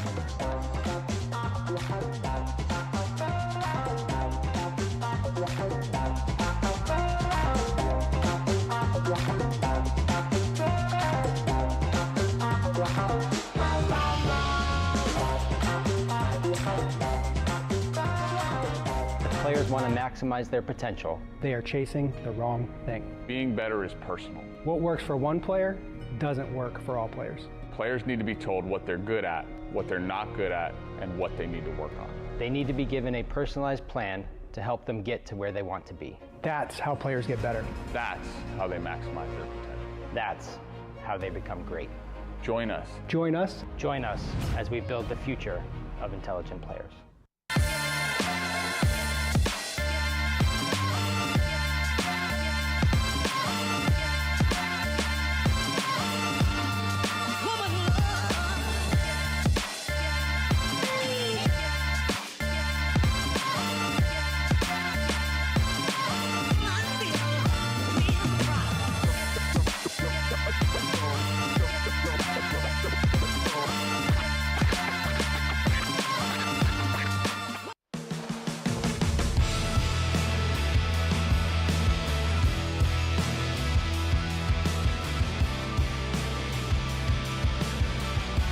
Max Hardcastle makes the rock. He hopes to drive it if he's given the opportunity. His foe, Pierce Quinn, ready to go on the mound. Dax from Stockton, California, St. Mary's High School, Mississippi State commit. Ready to go. On the move, nice play. Stepping away, Bland gloves that one into foul territory. Nice first step. Oh, that's got to feel so bad as a hitter, spanning the zone, first pitch, and just hoping, he was hoping the whole time that Bland wasn't going to get to that ball, but he did. Braylon Montgomery takes a breaking ball down and away.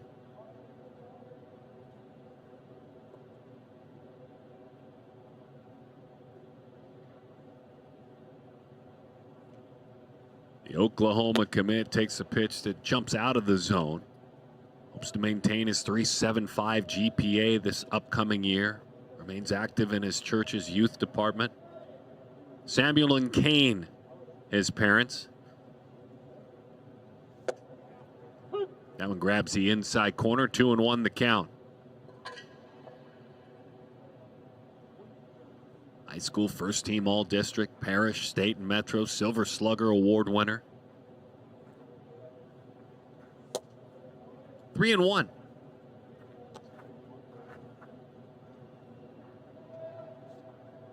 A blend of size, speed, and strength at 6'4". You were talking about that earlier. He'll hit all fastballs now as we'll have a runner come on out for him.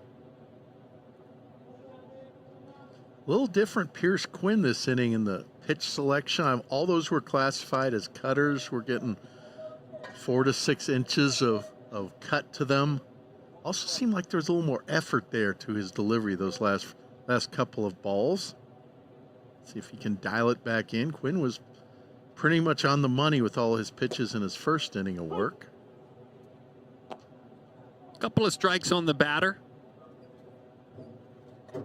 Jazz Chisholm, Ronald Acuna Jr., two of Braylon's favorites to watch. The energy. That's what draws him to watching them play.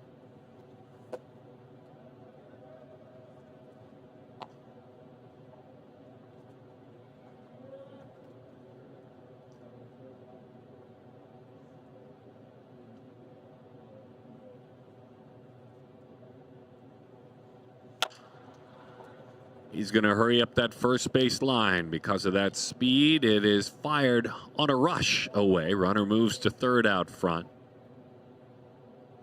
That's where we get that jailbreak when you're have 2 strikes, you're out ahead, you're protecting a little bit, and you roll it over, because that was 4.07 on that big young man home to first from the right side.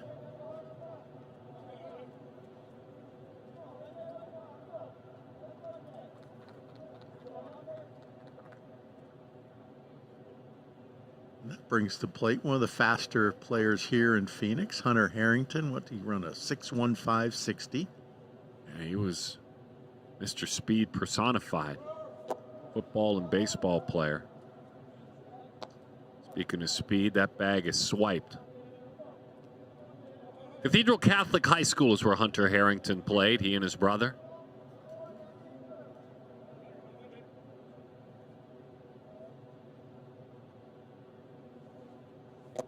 That one bounds down and away.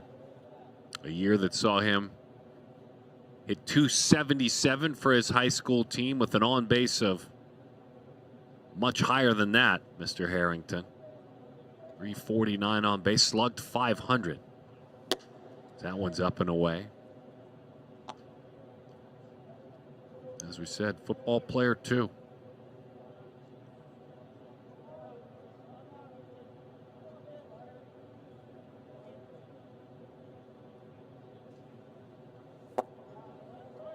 Wide receiver on the football team. That's what I was guessing. I haven't read about Hunter's football exploits, but he has to be a wide receiver with that speed and that build almost. The team that went 9-3. 75 receiving yards per game for this man, as that one sails high. 7 touchdowns when he was playing for Cathedral Catholic overall.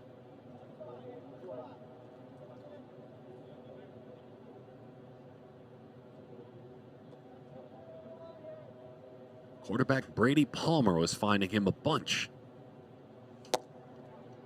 0-2. Bases are loaded here with 1 out. White team officially down 4-1, although that could change here in the next few seconds. Down off the end of the bat, fly to right field.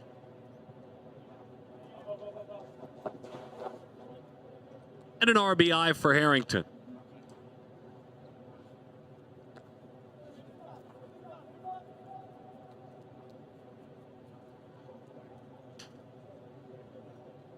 Now batting number 28, C.J. Sampson.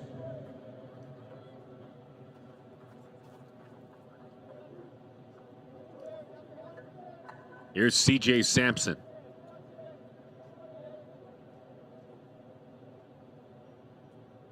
Playing first, playing left, playing third in this game. A couple of times pitcher of the year, perfect game, different age groups, select festival athlete multiple times.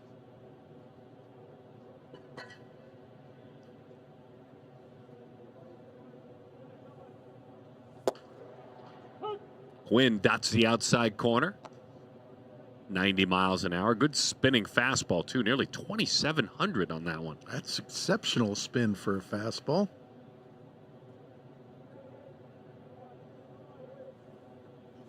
Breaking ball. Charging, fielding, firing, and a fine play as that one is turned into an out. Gunnar Skelton made it look easy. Pierce Quinn with an effective 2 innings of work. Fan left him a bit there, but very lively fastball. Solid all-around talent on the mound.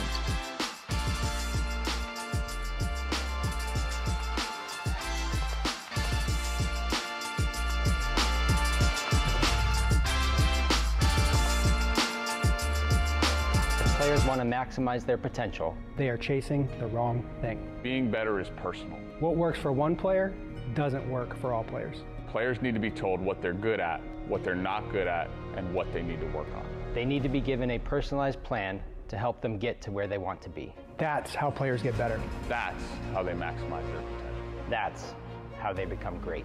Join us. Join us. Join us as we build the future of intelligent players.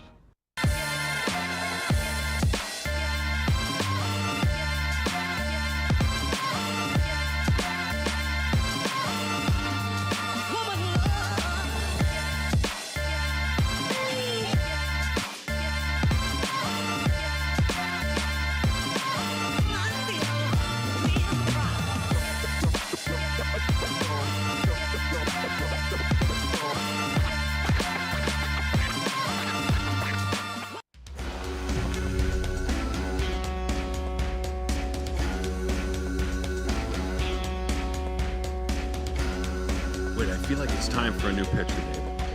I think you're right, Darren. And who is he? Mr. Nienaber? Is that correct? Am I saying his name correctly? I was hoping you'd give it a shot. Well, hold on now. I did. Hold on. We've got the pronunciation guide, hopefully. Daniel is his name. It's from Glen Allen, Virginia, Glen Allen High School. I'm hoping to have that answer for you here momentarily. 6'4", Mississippi State commit.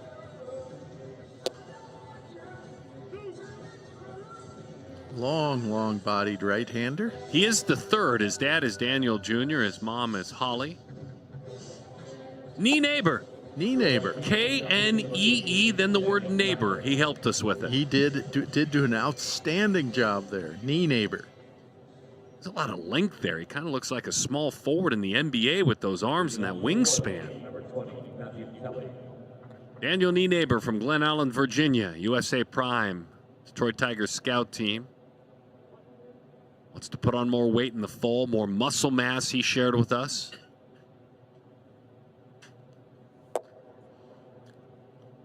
He was named the All-Tournament team at the 17U WWBA 2 weeks ago. Up to 91 on the fastball, mid-70s breaking ball, upper 70s changeup.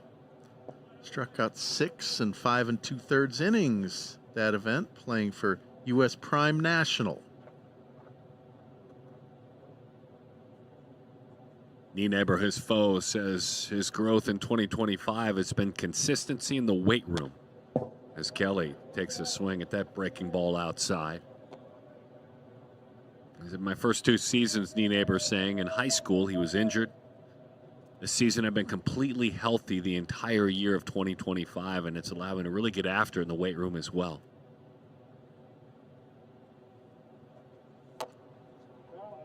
Didn't mean to, but he fouls it off at home plate. Nienaber, by the way, all A's with the occasional B in the classroom. 4 times he's taken an AP class already.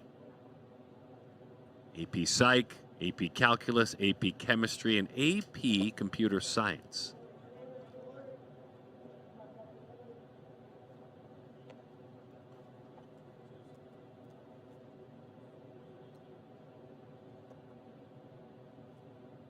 Big, tall, lanky right-hander. Let's see. They want to waste a fastball up. Let's see if they'll get a commitment. He hit a spot, didn't he? Did a very good job at 93. Not only up, but inside. Not much of a chance you can really square up that pitch. Catcher Hopkins, his mate, calling for that pitch up in the zone. 3-pitch mix for Nienaber. Fastball, curveball, changeup. There's the curveball. That's strike 3. Perfect spot for that pitch. Yeah, that's where you want to put it. Get the hitter to expand the zone. Almost 0% chance of getting a barrel on that. And Kelly goes down on strikes. Batting number 23, Colin Bland.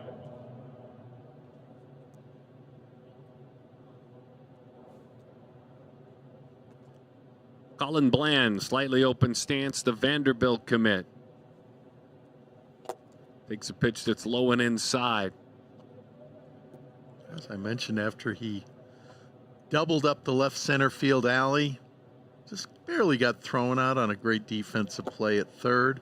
Bland has been, when we put up the all summer teams at the end of the summer season, I think he may have locked up a spot on it. I haven't seen anybody with close to 8 home runs. Maybe Sullivan Reed from Mississippi may have more, but 500, 8 home runs, you know, playing at major events, 17U and UBC and stuff. This young man's been really, really swinging the bat well. That's a pretty take, speaking of his power, and you can see the presence, 6'3", 240 in the box, but that breaking ball just off the plate that he took has put himself in a 3-1 count, and on 3-1 gets a pitcher's pitch. Fastball into it. Nothing you do with that. Nothing at all. He's pretty geared up for, I've noticed he hasn't shied away from those inside pitches at all. There's no fear there. There's a lot of armor. And Niebauer just went after him on the inside half right there, and very effective. Glove side to a left-handed hitter, if you're a righty, it's not always easy to do. No, that's, you know, a right-hander going into a right-hander. Yeah, that's something your pitches almost naturally go in there, but right on left, living on that inside corner, that's something we saw Max Hamilton do effectively, and now we see it of Daniel Niebauer. Breaking ball is outside. Gunnar Skelton out of Tennessee, another Vanderbilt commit as we see them back-to-back here in the lineup. Nienaber dots the outside corner with that one. Yeah. Same to the second base side where it's gobbled up out there and turned into an out. Nice little heads-up play. He's all right. He said it got me in the spikes just a little bit. Breaking ball, fastball. Inner half frozen.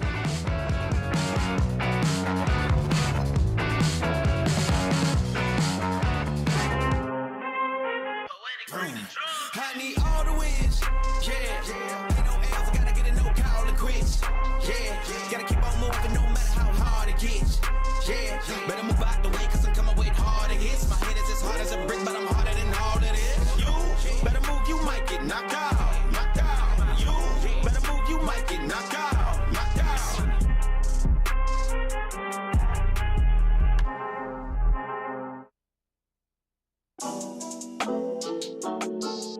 I'm in the big leagues, told her don't miss me. Ballin' like Houston, ayy, feeling like Whitney. I gotta go, dog. I'm riding a road, y'all. I think that I'm back in my bag now. So I need that go, y'all. Got hits when they throwin' the fastball. Too much that I've been through, so I put it all in that rear view. Clean money in a black whip. Got old problems with the friends new.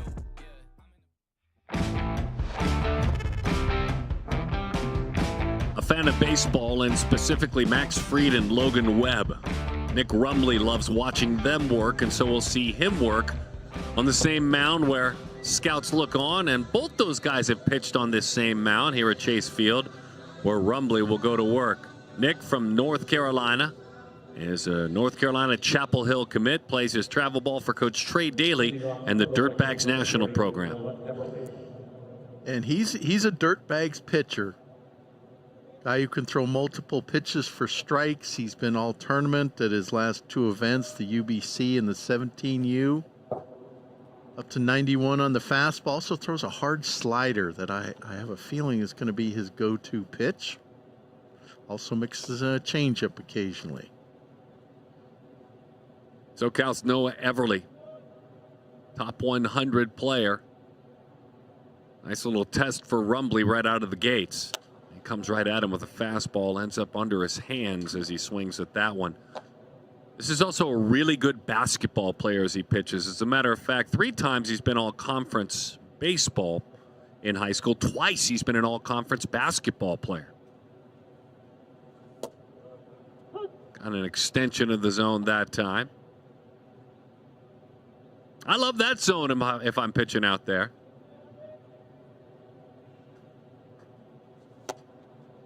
Went back out there again. Just kind of a hovercraft slider, but it worked. Yeah, that was effectively a changeup, is I think, what ended up happening, and it was an effective one. It was up in the zone, and we see over and over that you can live up in the zone and still get outs.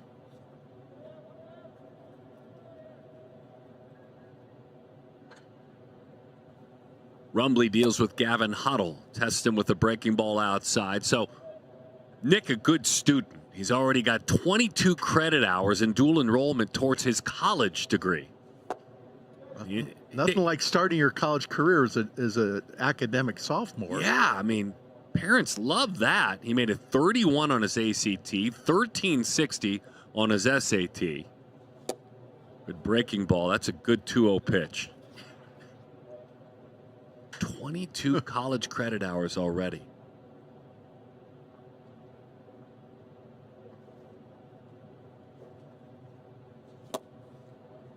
Couple of breaking balls, 2-0, then 2-1. That slider is, as I thought I'd see, is definitely his go-to pitch, the one he's most comfortable throwing for strikes. And of course, this just sets up the fastball up in the zone here.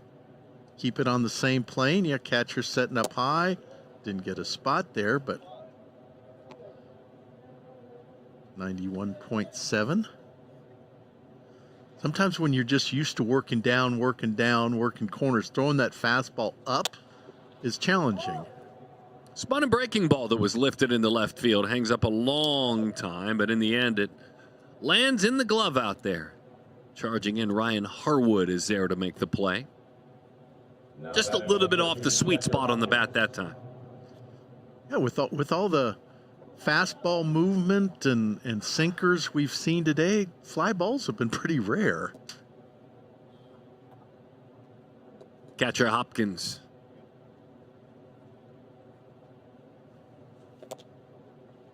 Want to know the count on catcher. It's funny how you can learn your body. You know, these seniors, rising seniors, talk about how they've improved mentally so often.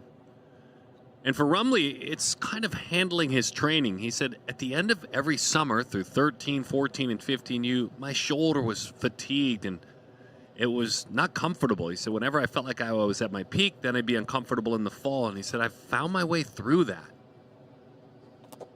Now,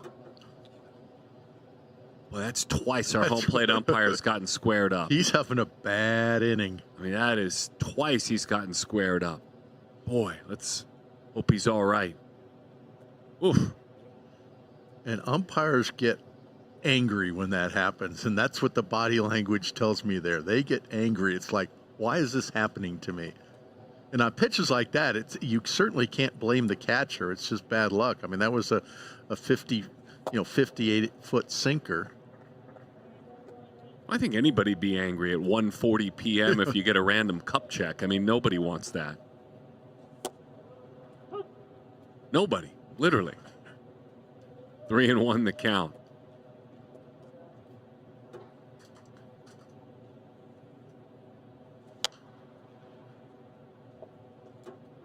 Funny, he was 2-0. Last batter went breaking ball, breaking ball. Here he was 3-0, goes fastball, fastball. See if he tries to backdoor breaking ball here, or if he just goes back to the fastball. Big Nick Rumbley. I think we're going to see the backdoor slider. He shook him all the way around. Looked like back to the fastball. Yeah, he shook him all the way around. I don't know if he was indecisive. Sometimes pitchers will do that just to have the hitter think. Yes. Sometimes a pitcher's indecisive.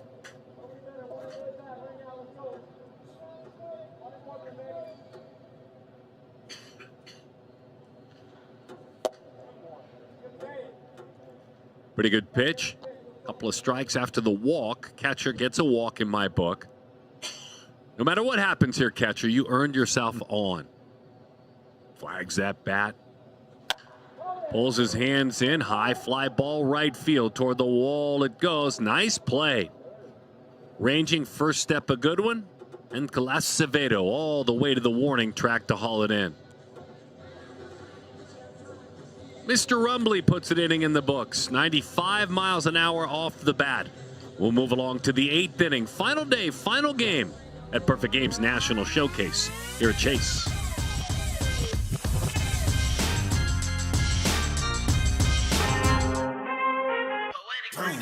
I need all the wins, yeah. Ain't no else, I gotta get a no call to quits, yeah. Gotta keep on moving no matter how hard it gets, yeah. Better move out the way, cause I'm coming with hard hits. My head is as hard as a brick, but I'm harder than all that is. You better move, you might get knocked out, knocked out. You better move, you might get knocked out, knocked out.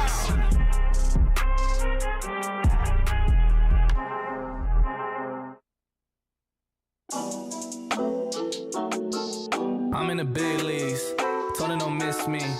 Ballin' like Houston, ayy, feeling like Whitney. I gotta go, dog. I'm riding on road, y'all. I think that I'm back in my bag now.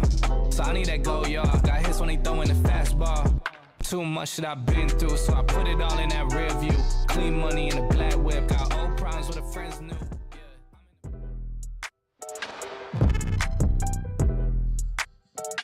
White still doesn't have a hit.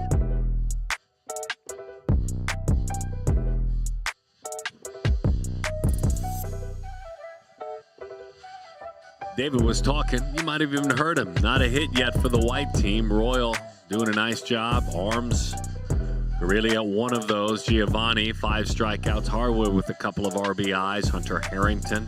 Then Morris, Van Scoy, and Hamilton. A bunch of strikeouts, like a bunch. That's 15 between the 3. Strikeouts have been the order of the day. We're watched Rumbley. Nienaber goes back to work. Daniel Nienaber for the white team. A couple of more innings of baseball, and this event, this historic event, which started back in 2001, will be in the history books one more time. And the leaders of Perfect Game, especially the lead scouts, will begin feverishly putting together their notes to start building the Perfect Game All-American Classic East and West rosters, David. Actually, yeah, definitely the East and West rosters for the All-American Classic are a priority, but I was talking to Vinny Servino earlier, and he was shaking his head like, we should never have a national showcase at the same time. We have a 400-team tournament in Atlanta and a 14-team 13U national showcase in Florida. There's just too much going on this time of year. Look at Perfect Game growing. Just growing and a growing and a growing. All different age groups, different levels of competition. You're talking about the elite, but there's all different levels, which is wonderful, growing the game of baseball. All the way up to Alaska, where Rylan Nikolai hails from. Pitched well last night, picked up a hit in his first at bat as he wags that bat. So he was talking about the weather as that one's high and inside. David, I'm guessing in your travels you've been to Alaska? It's one of the 2 states I haven't. Okay. Haven't been to Hawaii, haven't been to Alaska. 49 and 50, miss you. It's on my bucket list. It's very high on my bucket list. But I want to drive from Seattle to Anchorage. I don't want to do this fly in for a few days, fly out. I want to drive through British Columbia up to Alaska. 1-1 the count. He was talking about what we've all heard about, the wintertime. He said, when I go into school, once I settle into my class, maybe 9 o'clock, 9:30, the sun's just coming up. And when we get out, 2:30, 3 o'clock, the sun's going down. And that's the day. Ouch. E-Neighbor runs up and in. He said then, in the summertime, which we've all heard about, really feels like the sun never sets. He said one of my favorite things to do if I can't sleep or if I'm thinking about baseball, life, the challenges that are upcoming. He said about 1:30, 2 o'clock in the morning, I'll go shoot hoops in the sun outside. Just a different life up there. Maybe we'll look forward to a perfect game showcase in Alaska. I'd love that. We had a great one in Hawaii this year. Somehow I wasn't asked to go to that one, which would have been knocked Hawaii off my state list. But hey, you never know, as you said, with the way they're growing. Hey, speaking of showcases and locations, have you heard anything about whether Chase Field will be hosting the 2026 National Showcase? I haven't. You're the one who has the knowledge of those kind of things. No, my friend. I do not know. Okay, I hope it is. I mean, this is certainly a outstanding venue. We could ask our friends with the Diamondbacks and certainly our leaders with Perfect Game. We'll see. It's kind of a best in class for this kind of event. It really is. Such a gorgeous ballpark. They've got a lot of improvements over the years planned at Chase Field. Stolen base, maybe another bag hustling on. He's out there running. That's Troy Southesine doing the pinch running thing out there. And they're going to spend hundreds of millions continuing to update and upgrade this ballpark over the next couple of years. What sort of things need upgrade? Is this talking about, the suites and the locker rooms and those things that you don't see? Because what you see sitting here, looking out on the field, looking out into, the scoreboard, everything like that looks state of the art. I agree. From what I understand, I don't know deeply. I know the roof's going to be upgraded. Pretty approach. Caden Powell with a base hit. A la Rod Carew slapping that one the other way. That was fun. Love. He's a big physical presence. Guess what? That's a base hit. And he got a changeup on the outside half. We've seen a number of hitters either swing through that pitch, certainly not square it up, but that's a great sign from a 6'4", 250-pound slugger. Acevedo swings through that one. The other thing, I know they're going to upgrade the cooler, if you will, the giant cooler that's out by the parking lot. In other words, the air conditioner. So that's going to be upgraded. Well, that makes sense. I mean, not that it's uncomfortable in here at all. Stolen base by the big fella. But that's got to be the hardest working air conditioner in the city of Phoenix, which puts you in an elite list, I'm sure. Oh, boy. Well, after catcher Hopkins lined out to deep right field in the inning, that was 95 off the bat. It got us thinking about, the hardest hit in the game, and that was Acevedo. Earlier in the game, had a ball 99. It got up the right center field gap. Acevedo ended up at third base. Just spoiled that changeup, had it down off the end of the bat. And one of the next big events for Perfect Game is coming up at the Sapporo Dome in Japan. 2025 15U Pacific Baseball Championship, that championship game here in the United States. You can watch that on the 11th of August. That one's flipped up into the seats. Yeah, it's just fascinating to me that we are going to be affiliated with an event in Japan. It's amazing, isn't it? In a Japanese major league ballpark.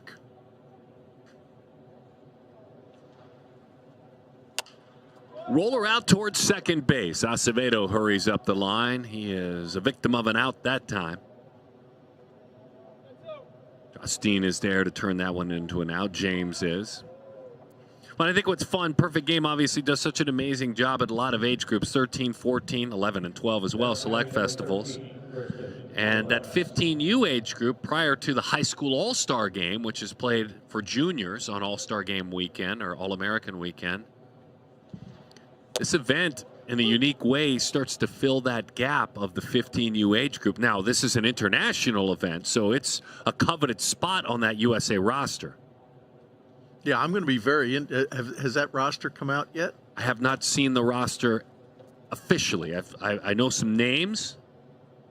Young Mr. Vargas from out in San Diego, California was the first official name to the roster.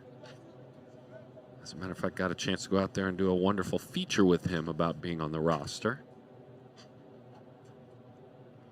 Yeah, it's always fascinating to look at the rosters of national teams, whether it be the collegiate national team, the 18 and under, the 16 and under. I know for years I was, always at that 18 and under event and trials as Daniel Niebauer ends his outing, a very effective one. Shows some nice change-ups that last inning.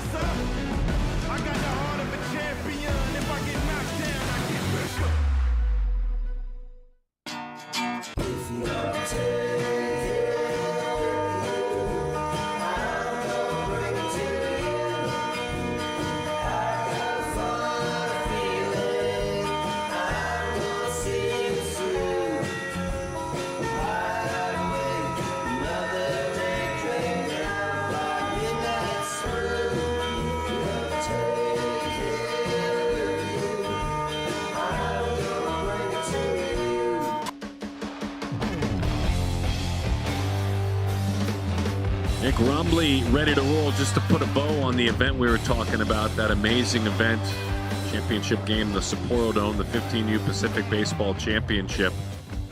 USA, Japan, South Korea, Taiwan, China, the Philippines, Australia, and Indonesia, the countries represented. Watch that championship game August 11th. Perfect Game TV, and the semifinals as well. Big Nick goes back to work. David Ronsley, Darren Sutton, Annie Wexelman, Mike Farron, Vinny Servino, Joey Cohen. Who else sat in your chair, David? I believe Tyler Henniger did once. Excellent. Tyler Cotilla. Excellent. Those have been your voices. This has been a lot of fun. It's nice getting some of the young scouts involved, and they were a little trepidatious, shall we say, because not a lot of announcing experience with the whole group, but I got a lot of positive feedback, both from you and Danny and Mike and from the young scouts themselves, because it's something I think gives you a different perspective on the game. It's valuable experience, and they all found out that it was a lot of fun, too. It is fun. It's one of the few marketable skills I have talking about this sport. Being the MC of a baseball game is a treat. Little overthrow there with a couple of strikes. 2-2 the count on Carson Sheffer out of Westlake Village, California. If you'd like to try your hand at scouting report writing, I know you can write. You be my guest, because I'll probably be writing about 1,000 reports in the next month, so including all of these reports from National. You've seen these players too, just as much as I have. I'm gonna give you some players to just experiment with. Sounds terrible. Just terrible. I have no interest. I appreciate you caring for me so much. And you know what? All those young scouts, They love doing their social media stuff, clipping together videos, posting them all over. They hate writing scouting reports. And it's sort of like built-in job security for me. Because first of all, I couldn't cut up a video to save my life. South of Scene nearly got a dig in what would have been an amazing play. Great effort there. That would have been our defensive play of the game, no doubt. And Bland's over there with a smile and probably I'm sorry, dude. Should have come up with that one. Get a replay on that. Slap the ball up the middle. Absolutely textbook. Perfect fielding, jumping, throwing, just a little low on the throw. So Carson Sheffer out of SoCal.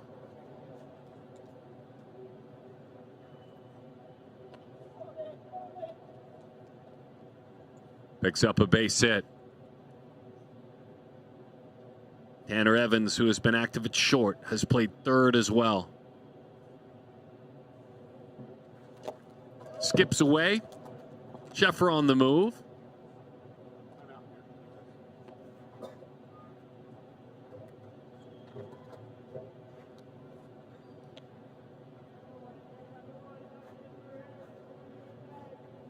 Tanner, the number 2 overall middle infielder in the state of Nebraska.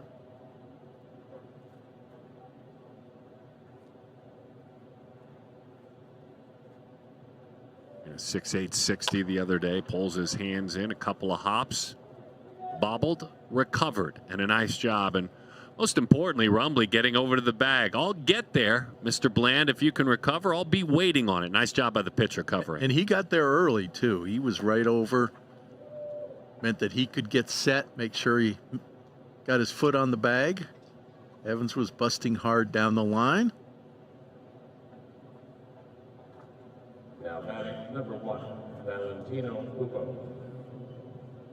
Valentino Pupo. 56 perfect game events, so he has worked hard to put his name out there. Down off the end of the bat, into left field. That's a base hit, so Valentino with a single and an RBI. After seven innings of no-hit baseball, white teams picked up 2 and another run this 8th inning.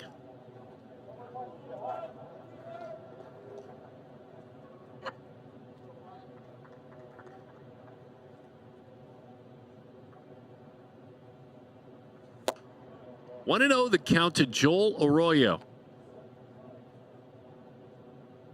Number 16 overall ranked outfielder in the state of Florida from Piper High School. Nice job sticking that one behind the plate, framing it up. I love that he's going to San Jacinto Community College. I've always been a huge junior college advocate, and with the changing nature of college baseball, every time college baseball undergoes some sort of metamorphosis, you wonder, is this going to push more players to junior colleges and stuff? And who knows, with the emphasis now on NIL with older players, fewer high school players entering in college baseball, the transfers, whether it might open up an opportunity not only for the junior colleges but the mid-majors to get some of these high marquee freshmen coming into their programs. I think part of it too, David, and you touched on it, is roster limits. That 39 roster limit where you can't carry any more, and that wasn't the case forever and ever. That's going to really open up, I think, JUCOs and mid-majors more so, to your point. And isn't it 34? I overheard I believe 34, yes. Yeah, 34 on December 1st. I was off 5. You're exactly right. Yeah, it's on, and I was told on December 1st, they've got to turn in a 34-man roster, and that is going to be the roster, not by the last day of spring practice before you go to your first game. It's got to be done in December, which will open up a whole, group of players who were competing for a spot, didn't get it, and now are left with the option of going to a junior college or another school during the spring semester. 2-2 the count.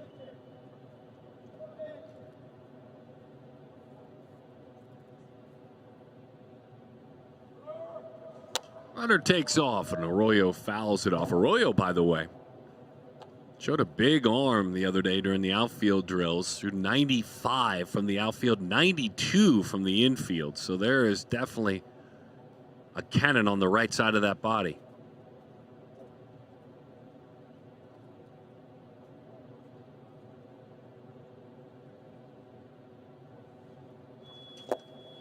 Swings over the top of a changeup. Almost went to home plate like a split-fingered fastball. Gets a swing and a miss. Strike three.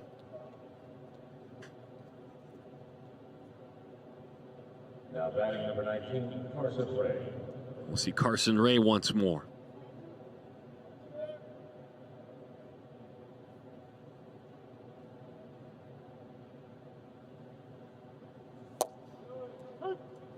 Change up, strike one.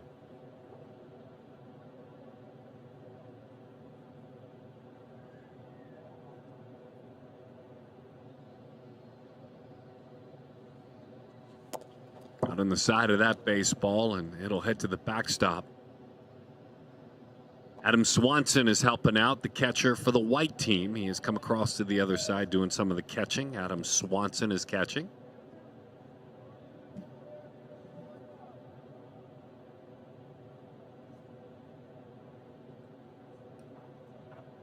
Swanson sold him on 4 different pitches. This is what he picked. Picked a changeup. 2-1 the count.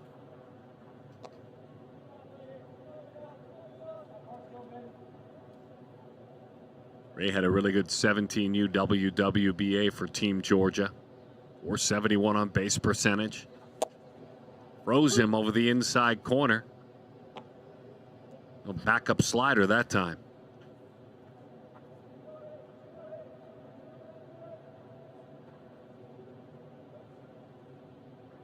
Carson Ray with the 2-2. We'll do it one more time, Carson will. A better slider there. That phrase backup slider has always confused me. Why is that? Because a cynic might always say a hanging slider, because that's effectively what it is. Yes. Swings over the top of that one. A two-seam fastball with teeth. Disappearing right in under his hands. That was a pretty last pitch to end with. Very pretty for Nick Rumbley, the outstanding pitcher, but the outstanding young man and student as well. Changeup was effective. Slider got some outs for him as well. There's a big changeup and heavy sinking fastball too. Wow. Oh, it feels brand new. That's crazy. I feel no pain, nothing. That's like crazy. Zero pain, zero. That's crazy, dude. Like, I can't feel my traps anymore because they've been going and they're super loose now. But my legs, it almost feels like somebody's just like, pump, pump, pump. It feels like you're getting a massage, free massage. Super Mike Pro, no matter where you go. The weather is warm and it's the perfect time of year to cook outside. Loco Smart Temp griddles provide precise and controllable griddle surface temperatures ranging from 250 degrees all the way up to a sear setting. The cooking temperature always stays exactly where you set it, so your meal always comes out just right. Cultivating great experiences is part of our DNA, and everyone has a seat at our table, so pull up a chair. Cook faster and party longer with Loco cookers.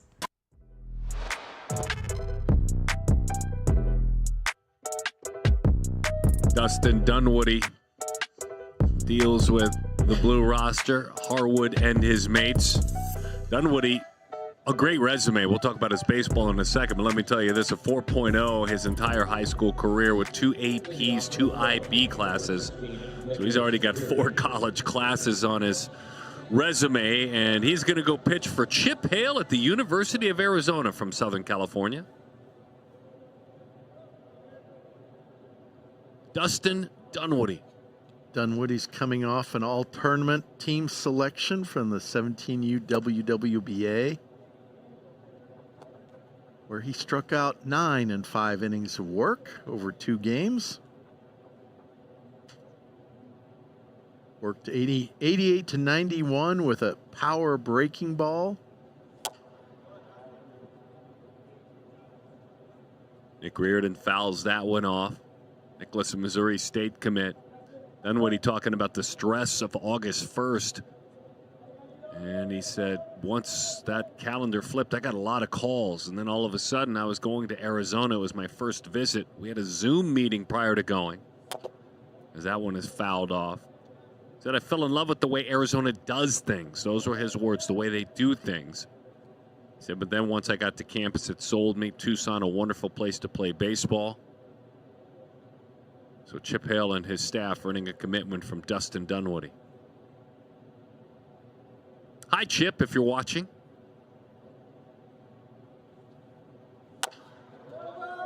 Ground ball on a breaking ball. 1 out in the inning.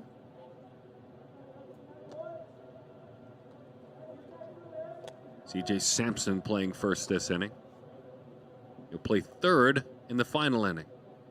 Now batting number 14, Jack Petroff. Jack Petroff now.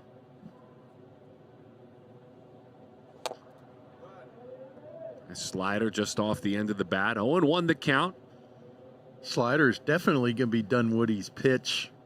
He throws it very hard for this level, 83, 85, so it's only like a -6 or 7 from his fastball, but it's a true slider. It's not a cutter. It's got plenty of depth to it. And he's just lived in the strike zone. When you throw a slider and then you can dot a 92 fastball right in that outside corner. Let's see if he's able to throw a slider that starts in the same place, tunnel it, which has been our word of the day, I think. Our verb of the day, tunnel the slider with where he just threw that fastball. Oh, tried to go with another fastball, missed away. Kind of got on the side of that one, almost threw its sidearm.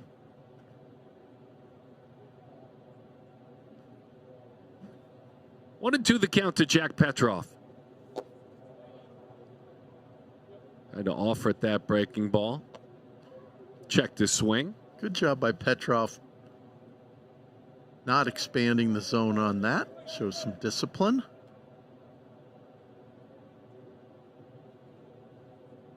Two. Breaking ball outside corner. That's strike 3. That was a tough pitch right there. Pretty much perfectly located and executed by Dunwoody. Now batting number 6, Jet Berry. Back to the top of the order, and Jet Berry. At Dunwoody says this has been the year of secondary growth. His secondary pitches. He said, look, my slider's always been good as well as my changeup, but then I learned how to lend them for strikes and commend them. As Berry puts that one on the ground, and that was an unscathed inning for the right-hander. Dunwoody, the Arizona commit, visits Arizona, albeit in Phoenix, and looks pretty good.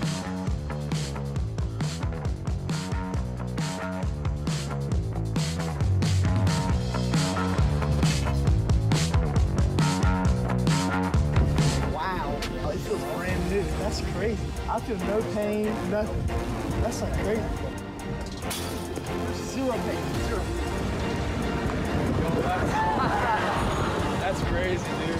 Like, I can't feel my traps anymore because they've been going and they're super loose now. But my legs, it almost feels like somebody's just like, bump, bump, bump. It feels like you're getting a massage, free massage. Super Mike Pros, no matter where you go. The weather is warm and it's the perfect time of year to cook outside. Loco Smart Temp griddles provide precise and controllable griddle surface temperatures ranging from 250 degrees all the way up to a sear setting. The cooking temperature always stays exactly where you set it, so your meal always comes out just right. Cultivating great experiences is part of our DNA, and everyone has a seat at our table, so pull up a chair. Cook faster and party longer with Loco cookers.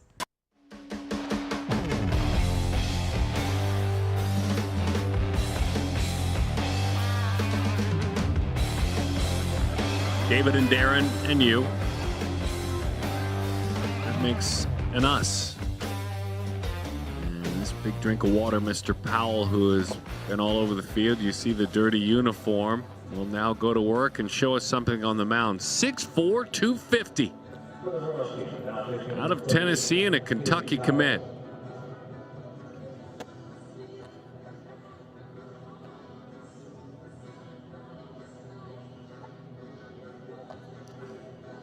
The tail of this tape says that Powell's been up to 90 before. Perfect game events. I thought he threw for a low slot from the outfield when he was out in the outfield earlier, and he's kind of moved up and down with his release point, just warming up here for the bottom of the 9th inning. Missouri State commit. Plays for the Toronto Mets. That's his travel team. Toronto native, York Mills Collegiate Institute. He said the staff at Missouri State, the recruiting process made it easy for my family and I, as he'll deal with catcher Adam Swanson.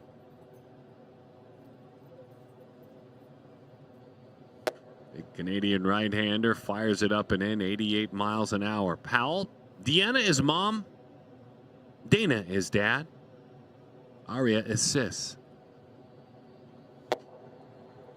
2-0 the count.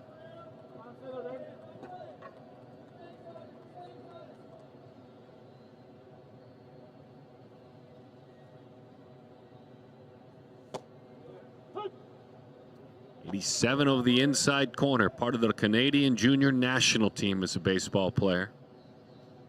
Al took part in junior national showcase last year. Swanson, fly ball center field. 96 off the bat, by the way. Well hit. I think that goes into second place on our hardest hit balls of the game list. Ryan Harwood made the play in center field.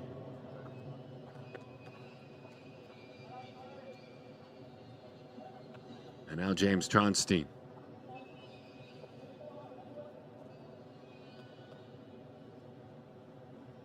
Mark and Natasha, his parents, and a breaking ball is there for strike one. Drops it in nicely. First pitch curveball.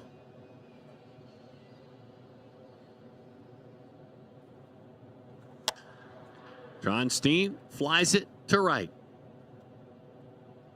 And just like that, a couple of quick outs in this inning.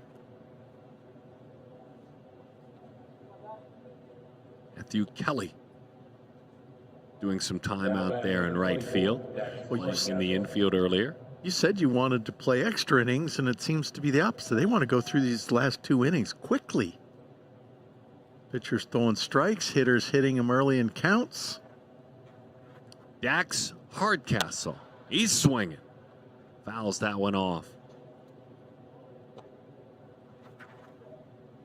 Dave, they're swinging like they're double parked. Last day of spring training field in this one. Swinging again, didn't want to in the end, but 0-2 the count on Dax Hardcastle. Stockton, California. Maybe it's that 4 o'clock flight of the nearby Phoenix airport they're thinking about. Oh, I'd have been long gone for a 4 o'clock flight. But players don't do that. They want to stay there as late as possible. Hey, I got another at bat. I can't leave yet, Dad.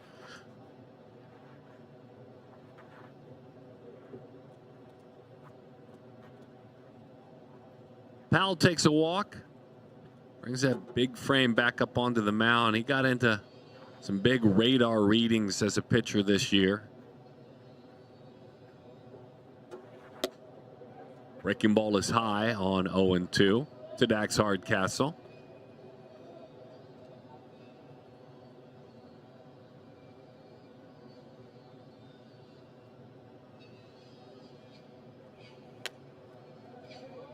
.90 miles an hour that time.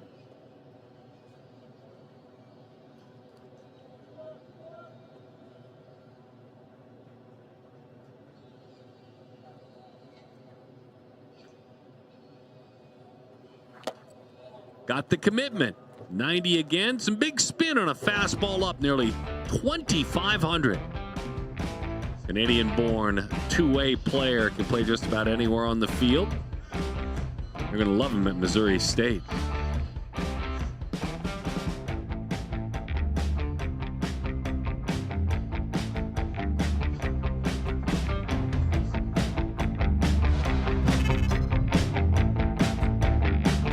Wow. Oh, it feels brand new. That's crazy. I feel no pain, nothing. That's like crazy. Zero pain, zero. That's crazy, dude. Like, I can't feel my traps anymore because they've been going and they're super loose now. But my legs, it almost feels like somebody's just like, bump, bump, bump. It feels like you're getting a massage, free massage. Shoot my pros, no matter where you go. The weather is warm and it's the perfect time of year to cook outside. Loco Smart Temp griddles provide precise and controllable griddle surface temperatures ranging from 250 degrees all the way up to a sear setting. The cooking temperature always stays exactly where you set it, so your meal always comes out just right. Cultivating great experiences is part of our DNA, and everyone has a seat at our table, so pull up a chair. Cook faster and party longer with Loco cookers.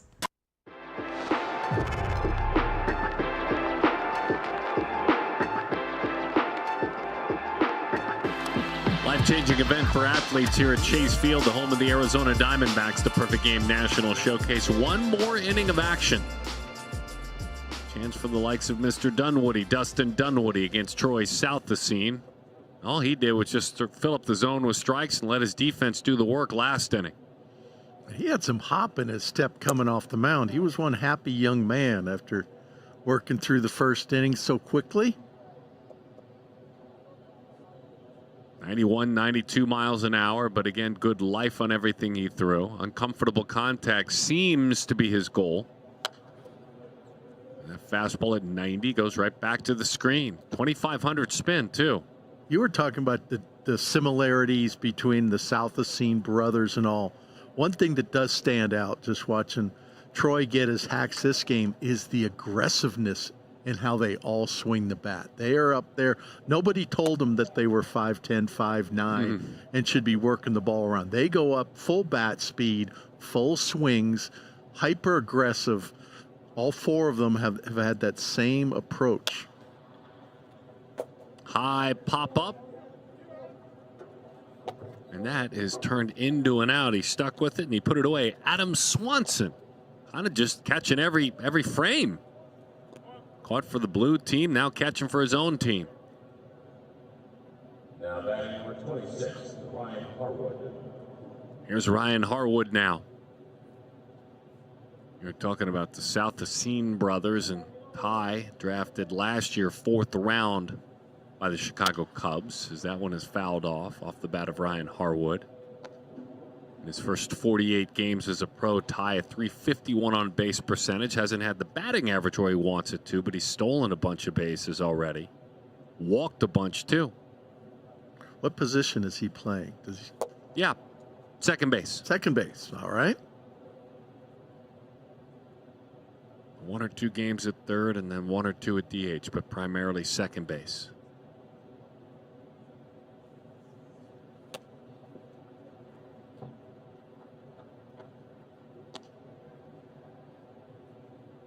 Grinding away at Myrtle Beach in the Cubs organization. That would be a fun place to play your minor league ball. About 2.5 hours north of where I live and just south of Charleston. Ouch. Wait, you guys have a minor league team in Charleston, right? Yes. Nice. Charleston River Dogs, Class A affiliate of the Tampa Bay Rays, and we all know Tampa Bay and their reputation for player development, the quality of their minor leaguers, and the fans in Charleston very happy that they have, I think they're working on their 3rd or 4th league championship in a row. Some quality players go through there. Aaron pickoff throw from Dunwoody. You might want to do yourself a favor. You see very little baseball. Get out and go to one of those games. You know, and it shocked me. My wife actually said, you know, we really should go to some of those games. And I'm like, Really? The only time I've been in the Joe, as they call the stadium, which is literally a block from where my wife teaches, down by the Citadel on the Stono River, is the only time I've ever been to a game there is to see the U.S. national team play. Okay. So, but no, it's the busman's holiday sort of thing where it's like, no, when I'm home, I don't want to go to a ballpark. Beautiful pitch. That fastball had all kinds of run on it in life. No, I think Coach Hale at Arizona is going to really enjoy having Dunwoody there with his ability to throw strikes, with his lively fastball, that power slider, which is a college-ready pitch.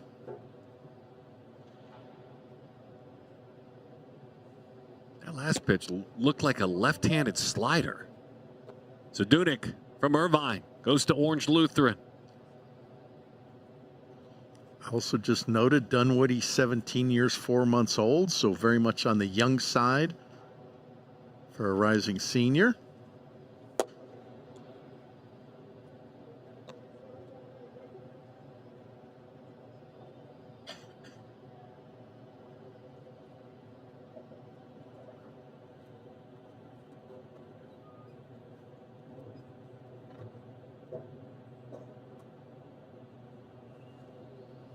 That one is high and inside. Jack Dugan.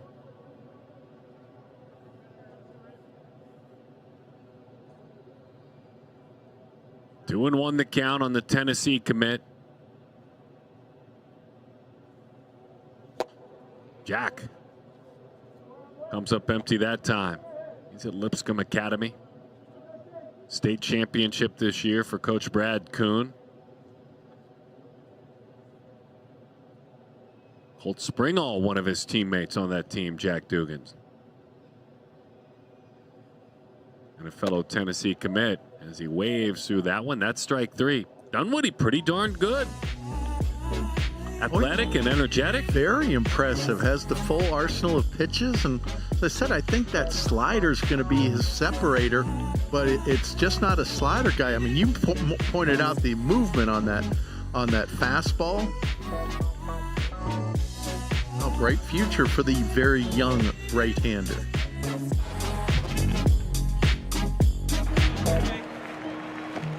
Stepping to the plate, PJ Morlando. I believe this is where it all began. And here comes the pitch. And this is the sweetest sound in the world. Of course, to be able to swing a bat quick, you're going to have to be strong. I believe you gotta rise before you can shine. That there is no agony worse than defeat. The question is, does he have the bat speed? Does he have what it takes? And an angel watches over me. And swing it. Just keep swinging. Just keep swinging. I believe this will all be worth it.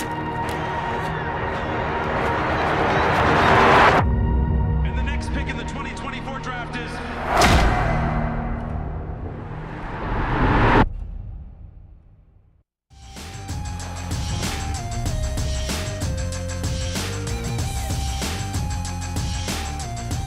They tell us Chase Field will be bidding you adieu very soon. Maybe one more half inning or so. The final inning of the final game on the final day of Perfect Games National Showcase. And a chance to watch Dax Hardcastle pitch. Stockton, California, St. Mary's, Mississippi State commit. First baseman by trade. Can play on the corners if you need him. JD and Danielle, his parents. And he said, I love Shohei. I watch him do both. I try to be a two-way as long as I can. Well, I wrote last year when I wrote a little blurb when Dax was 16 that, big right-handed bat speed, future might be on the mound, was 90-92 with power breaking ball and lots of strikes, excelled at 16U UBC West. And we haven't seen him pitch this year, but I'd certainly recognize that two-way talent before. And He went out in drills and threw 91 or 95 from first base, just missing the all-time perfect game first base velocity record. So arm strength is definitely there, and I'm not really sure what we're going to see now. Leading off, number 26, Isaiah Hearn. I know we get to see Isaiah hit once more, the Oregon commit, and that's exciting.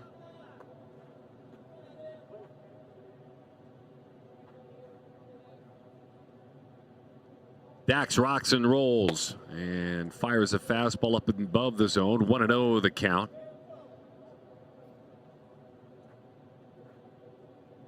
'13 and 14U National Showcases. The next big showcase is coming up for Perfect Game. As a matter of fact, we're opening up right now as we speak the 13U National Showcase. Jeremy Brown and his scouting team. 14U here in a couple of weeks.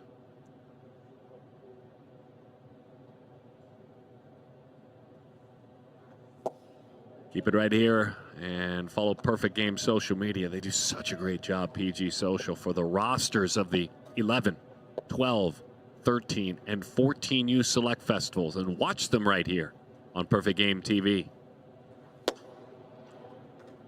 3-1. You going to do the 14 with me again? I am hoping to do that very much. I'm not sure whether I'm going to make it down for the 14U National, the 25th through the 27th in West Palm, but it is certainly a priority of mine to get to Fort Myers because that's such a great event. And as we've documented, so many of those players end up, at this level. 32 of the potential 39 participants in the 2022 it was 14U Festival were here in Phoenix this week at the PG National. That's 3 years after they were 14 years old, selected for that honor with the Select Festival. They're still playing at that level. They still rank that highly amongst their peers in the class. Now batting number 17. Love that. So check those games out. It's Labor Day weekend, the 14U. All-American Classic will be played in San Diego on the third Sunday of August. We'll have that one here on Perfect Game TV. We're in the heart of our live sports display. We're so proud of what we do in the summertime as Braylon Montgomery fights that one off. Had a robust high school season this year in Las Vegas and in Southern California, in Miami and Virginia on Perfect Game TV. And then, of course, all the great PG events live throughout the summer. Now batting number 11, Hunter Harrington. May be putting you on the spot, but what are the plans for Jupiter this year? You're not putting me on the spot. We haven't figured it all out yet. We've done last couple of years has been a lot of live, which is a lot of fun to do live games from, the back of that great spring training complex.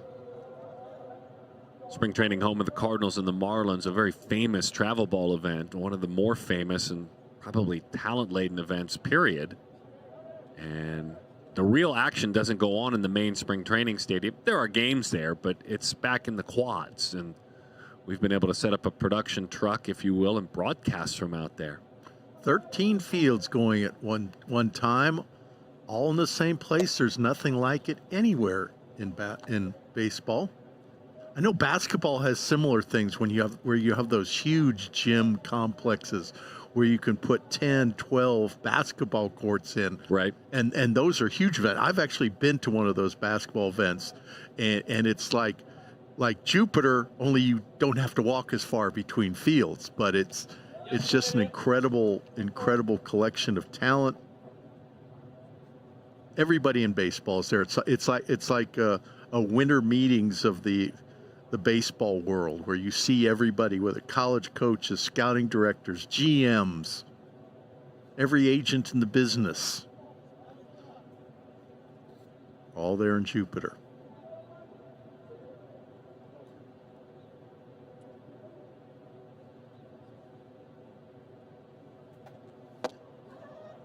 It's funny, Perfect Game since 1995. Kind of, I think you'd say is the founder, the true founder of the great travel baseball event, period. And many have been copied.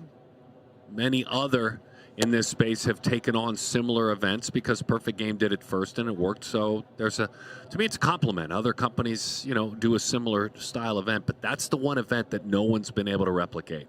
And I remember back when I joined Perfect Game, was that 23 years ago, it was still a showcase company. I mean, showcases were the priority. Yeah, we had some tournaments going on. Jupiter had already started up and was our big tournament, the WWBAs in the summer. But I remember being in the meeting where the decision was made to emphasize and grow the tournament side of things as much as a feeder to the showcases as anything.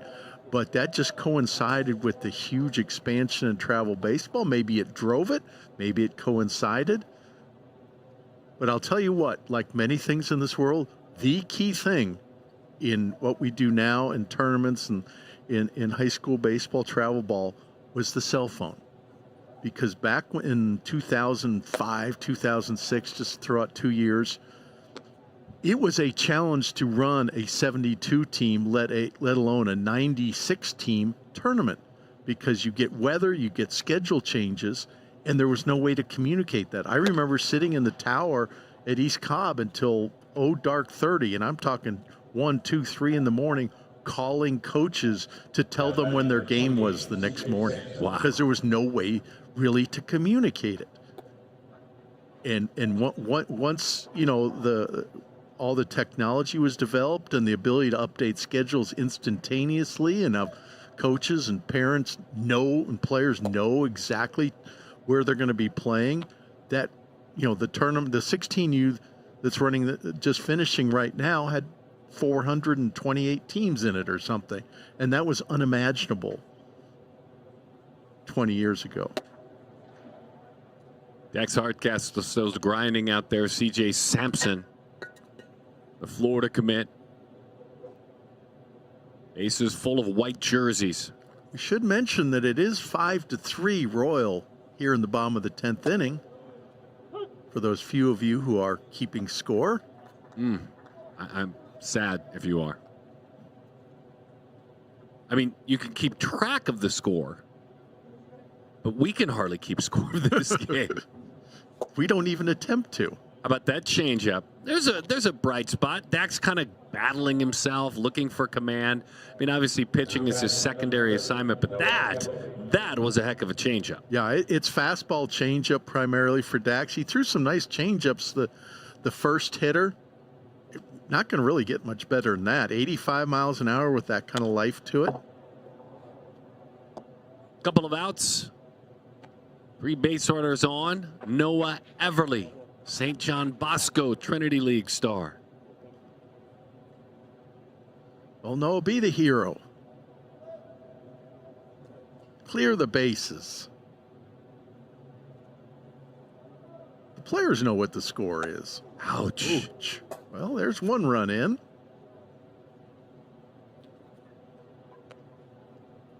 They must know each other, Hardcastle and Everly. It certainly wouldn't be a surprise to California residents.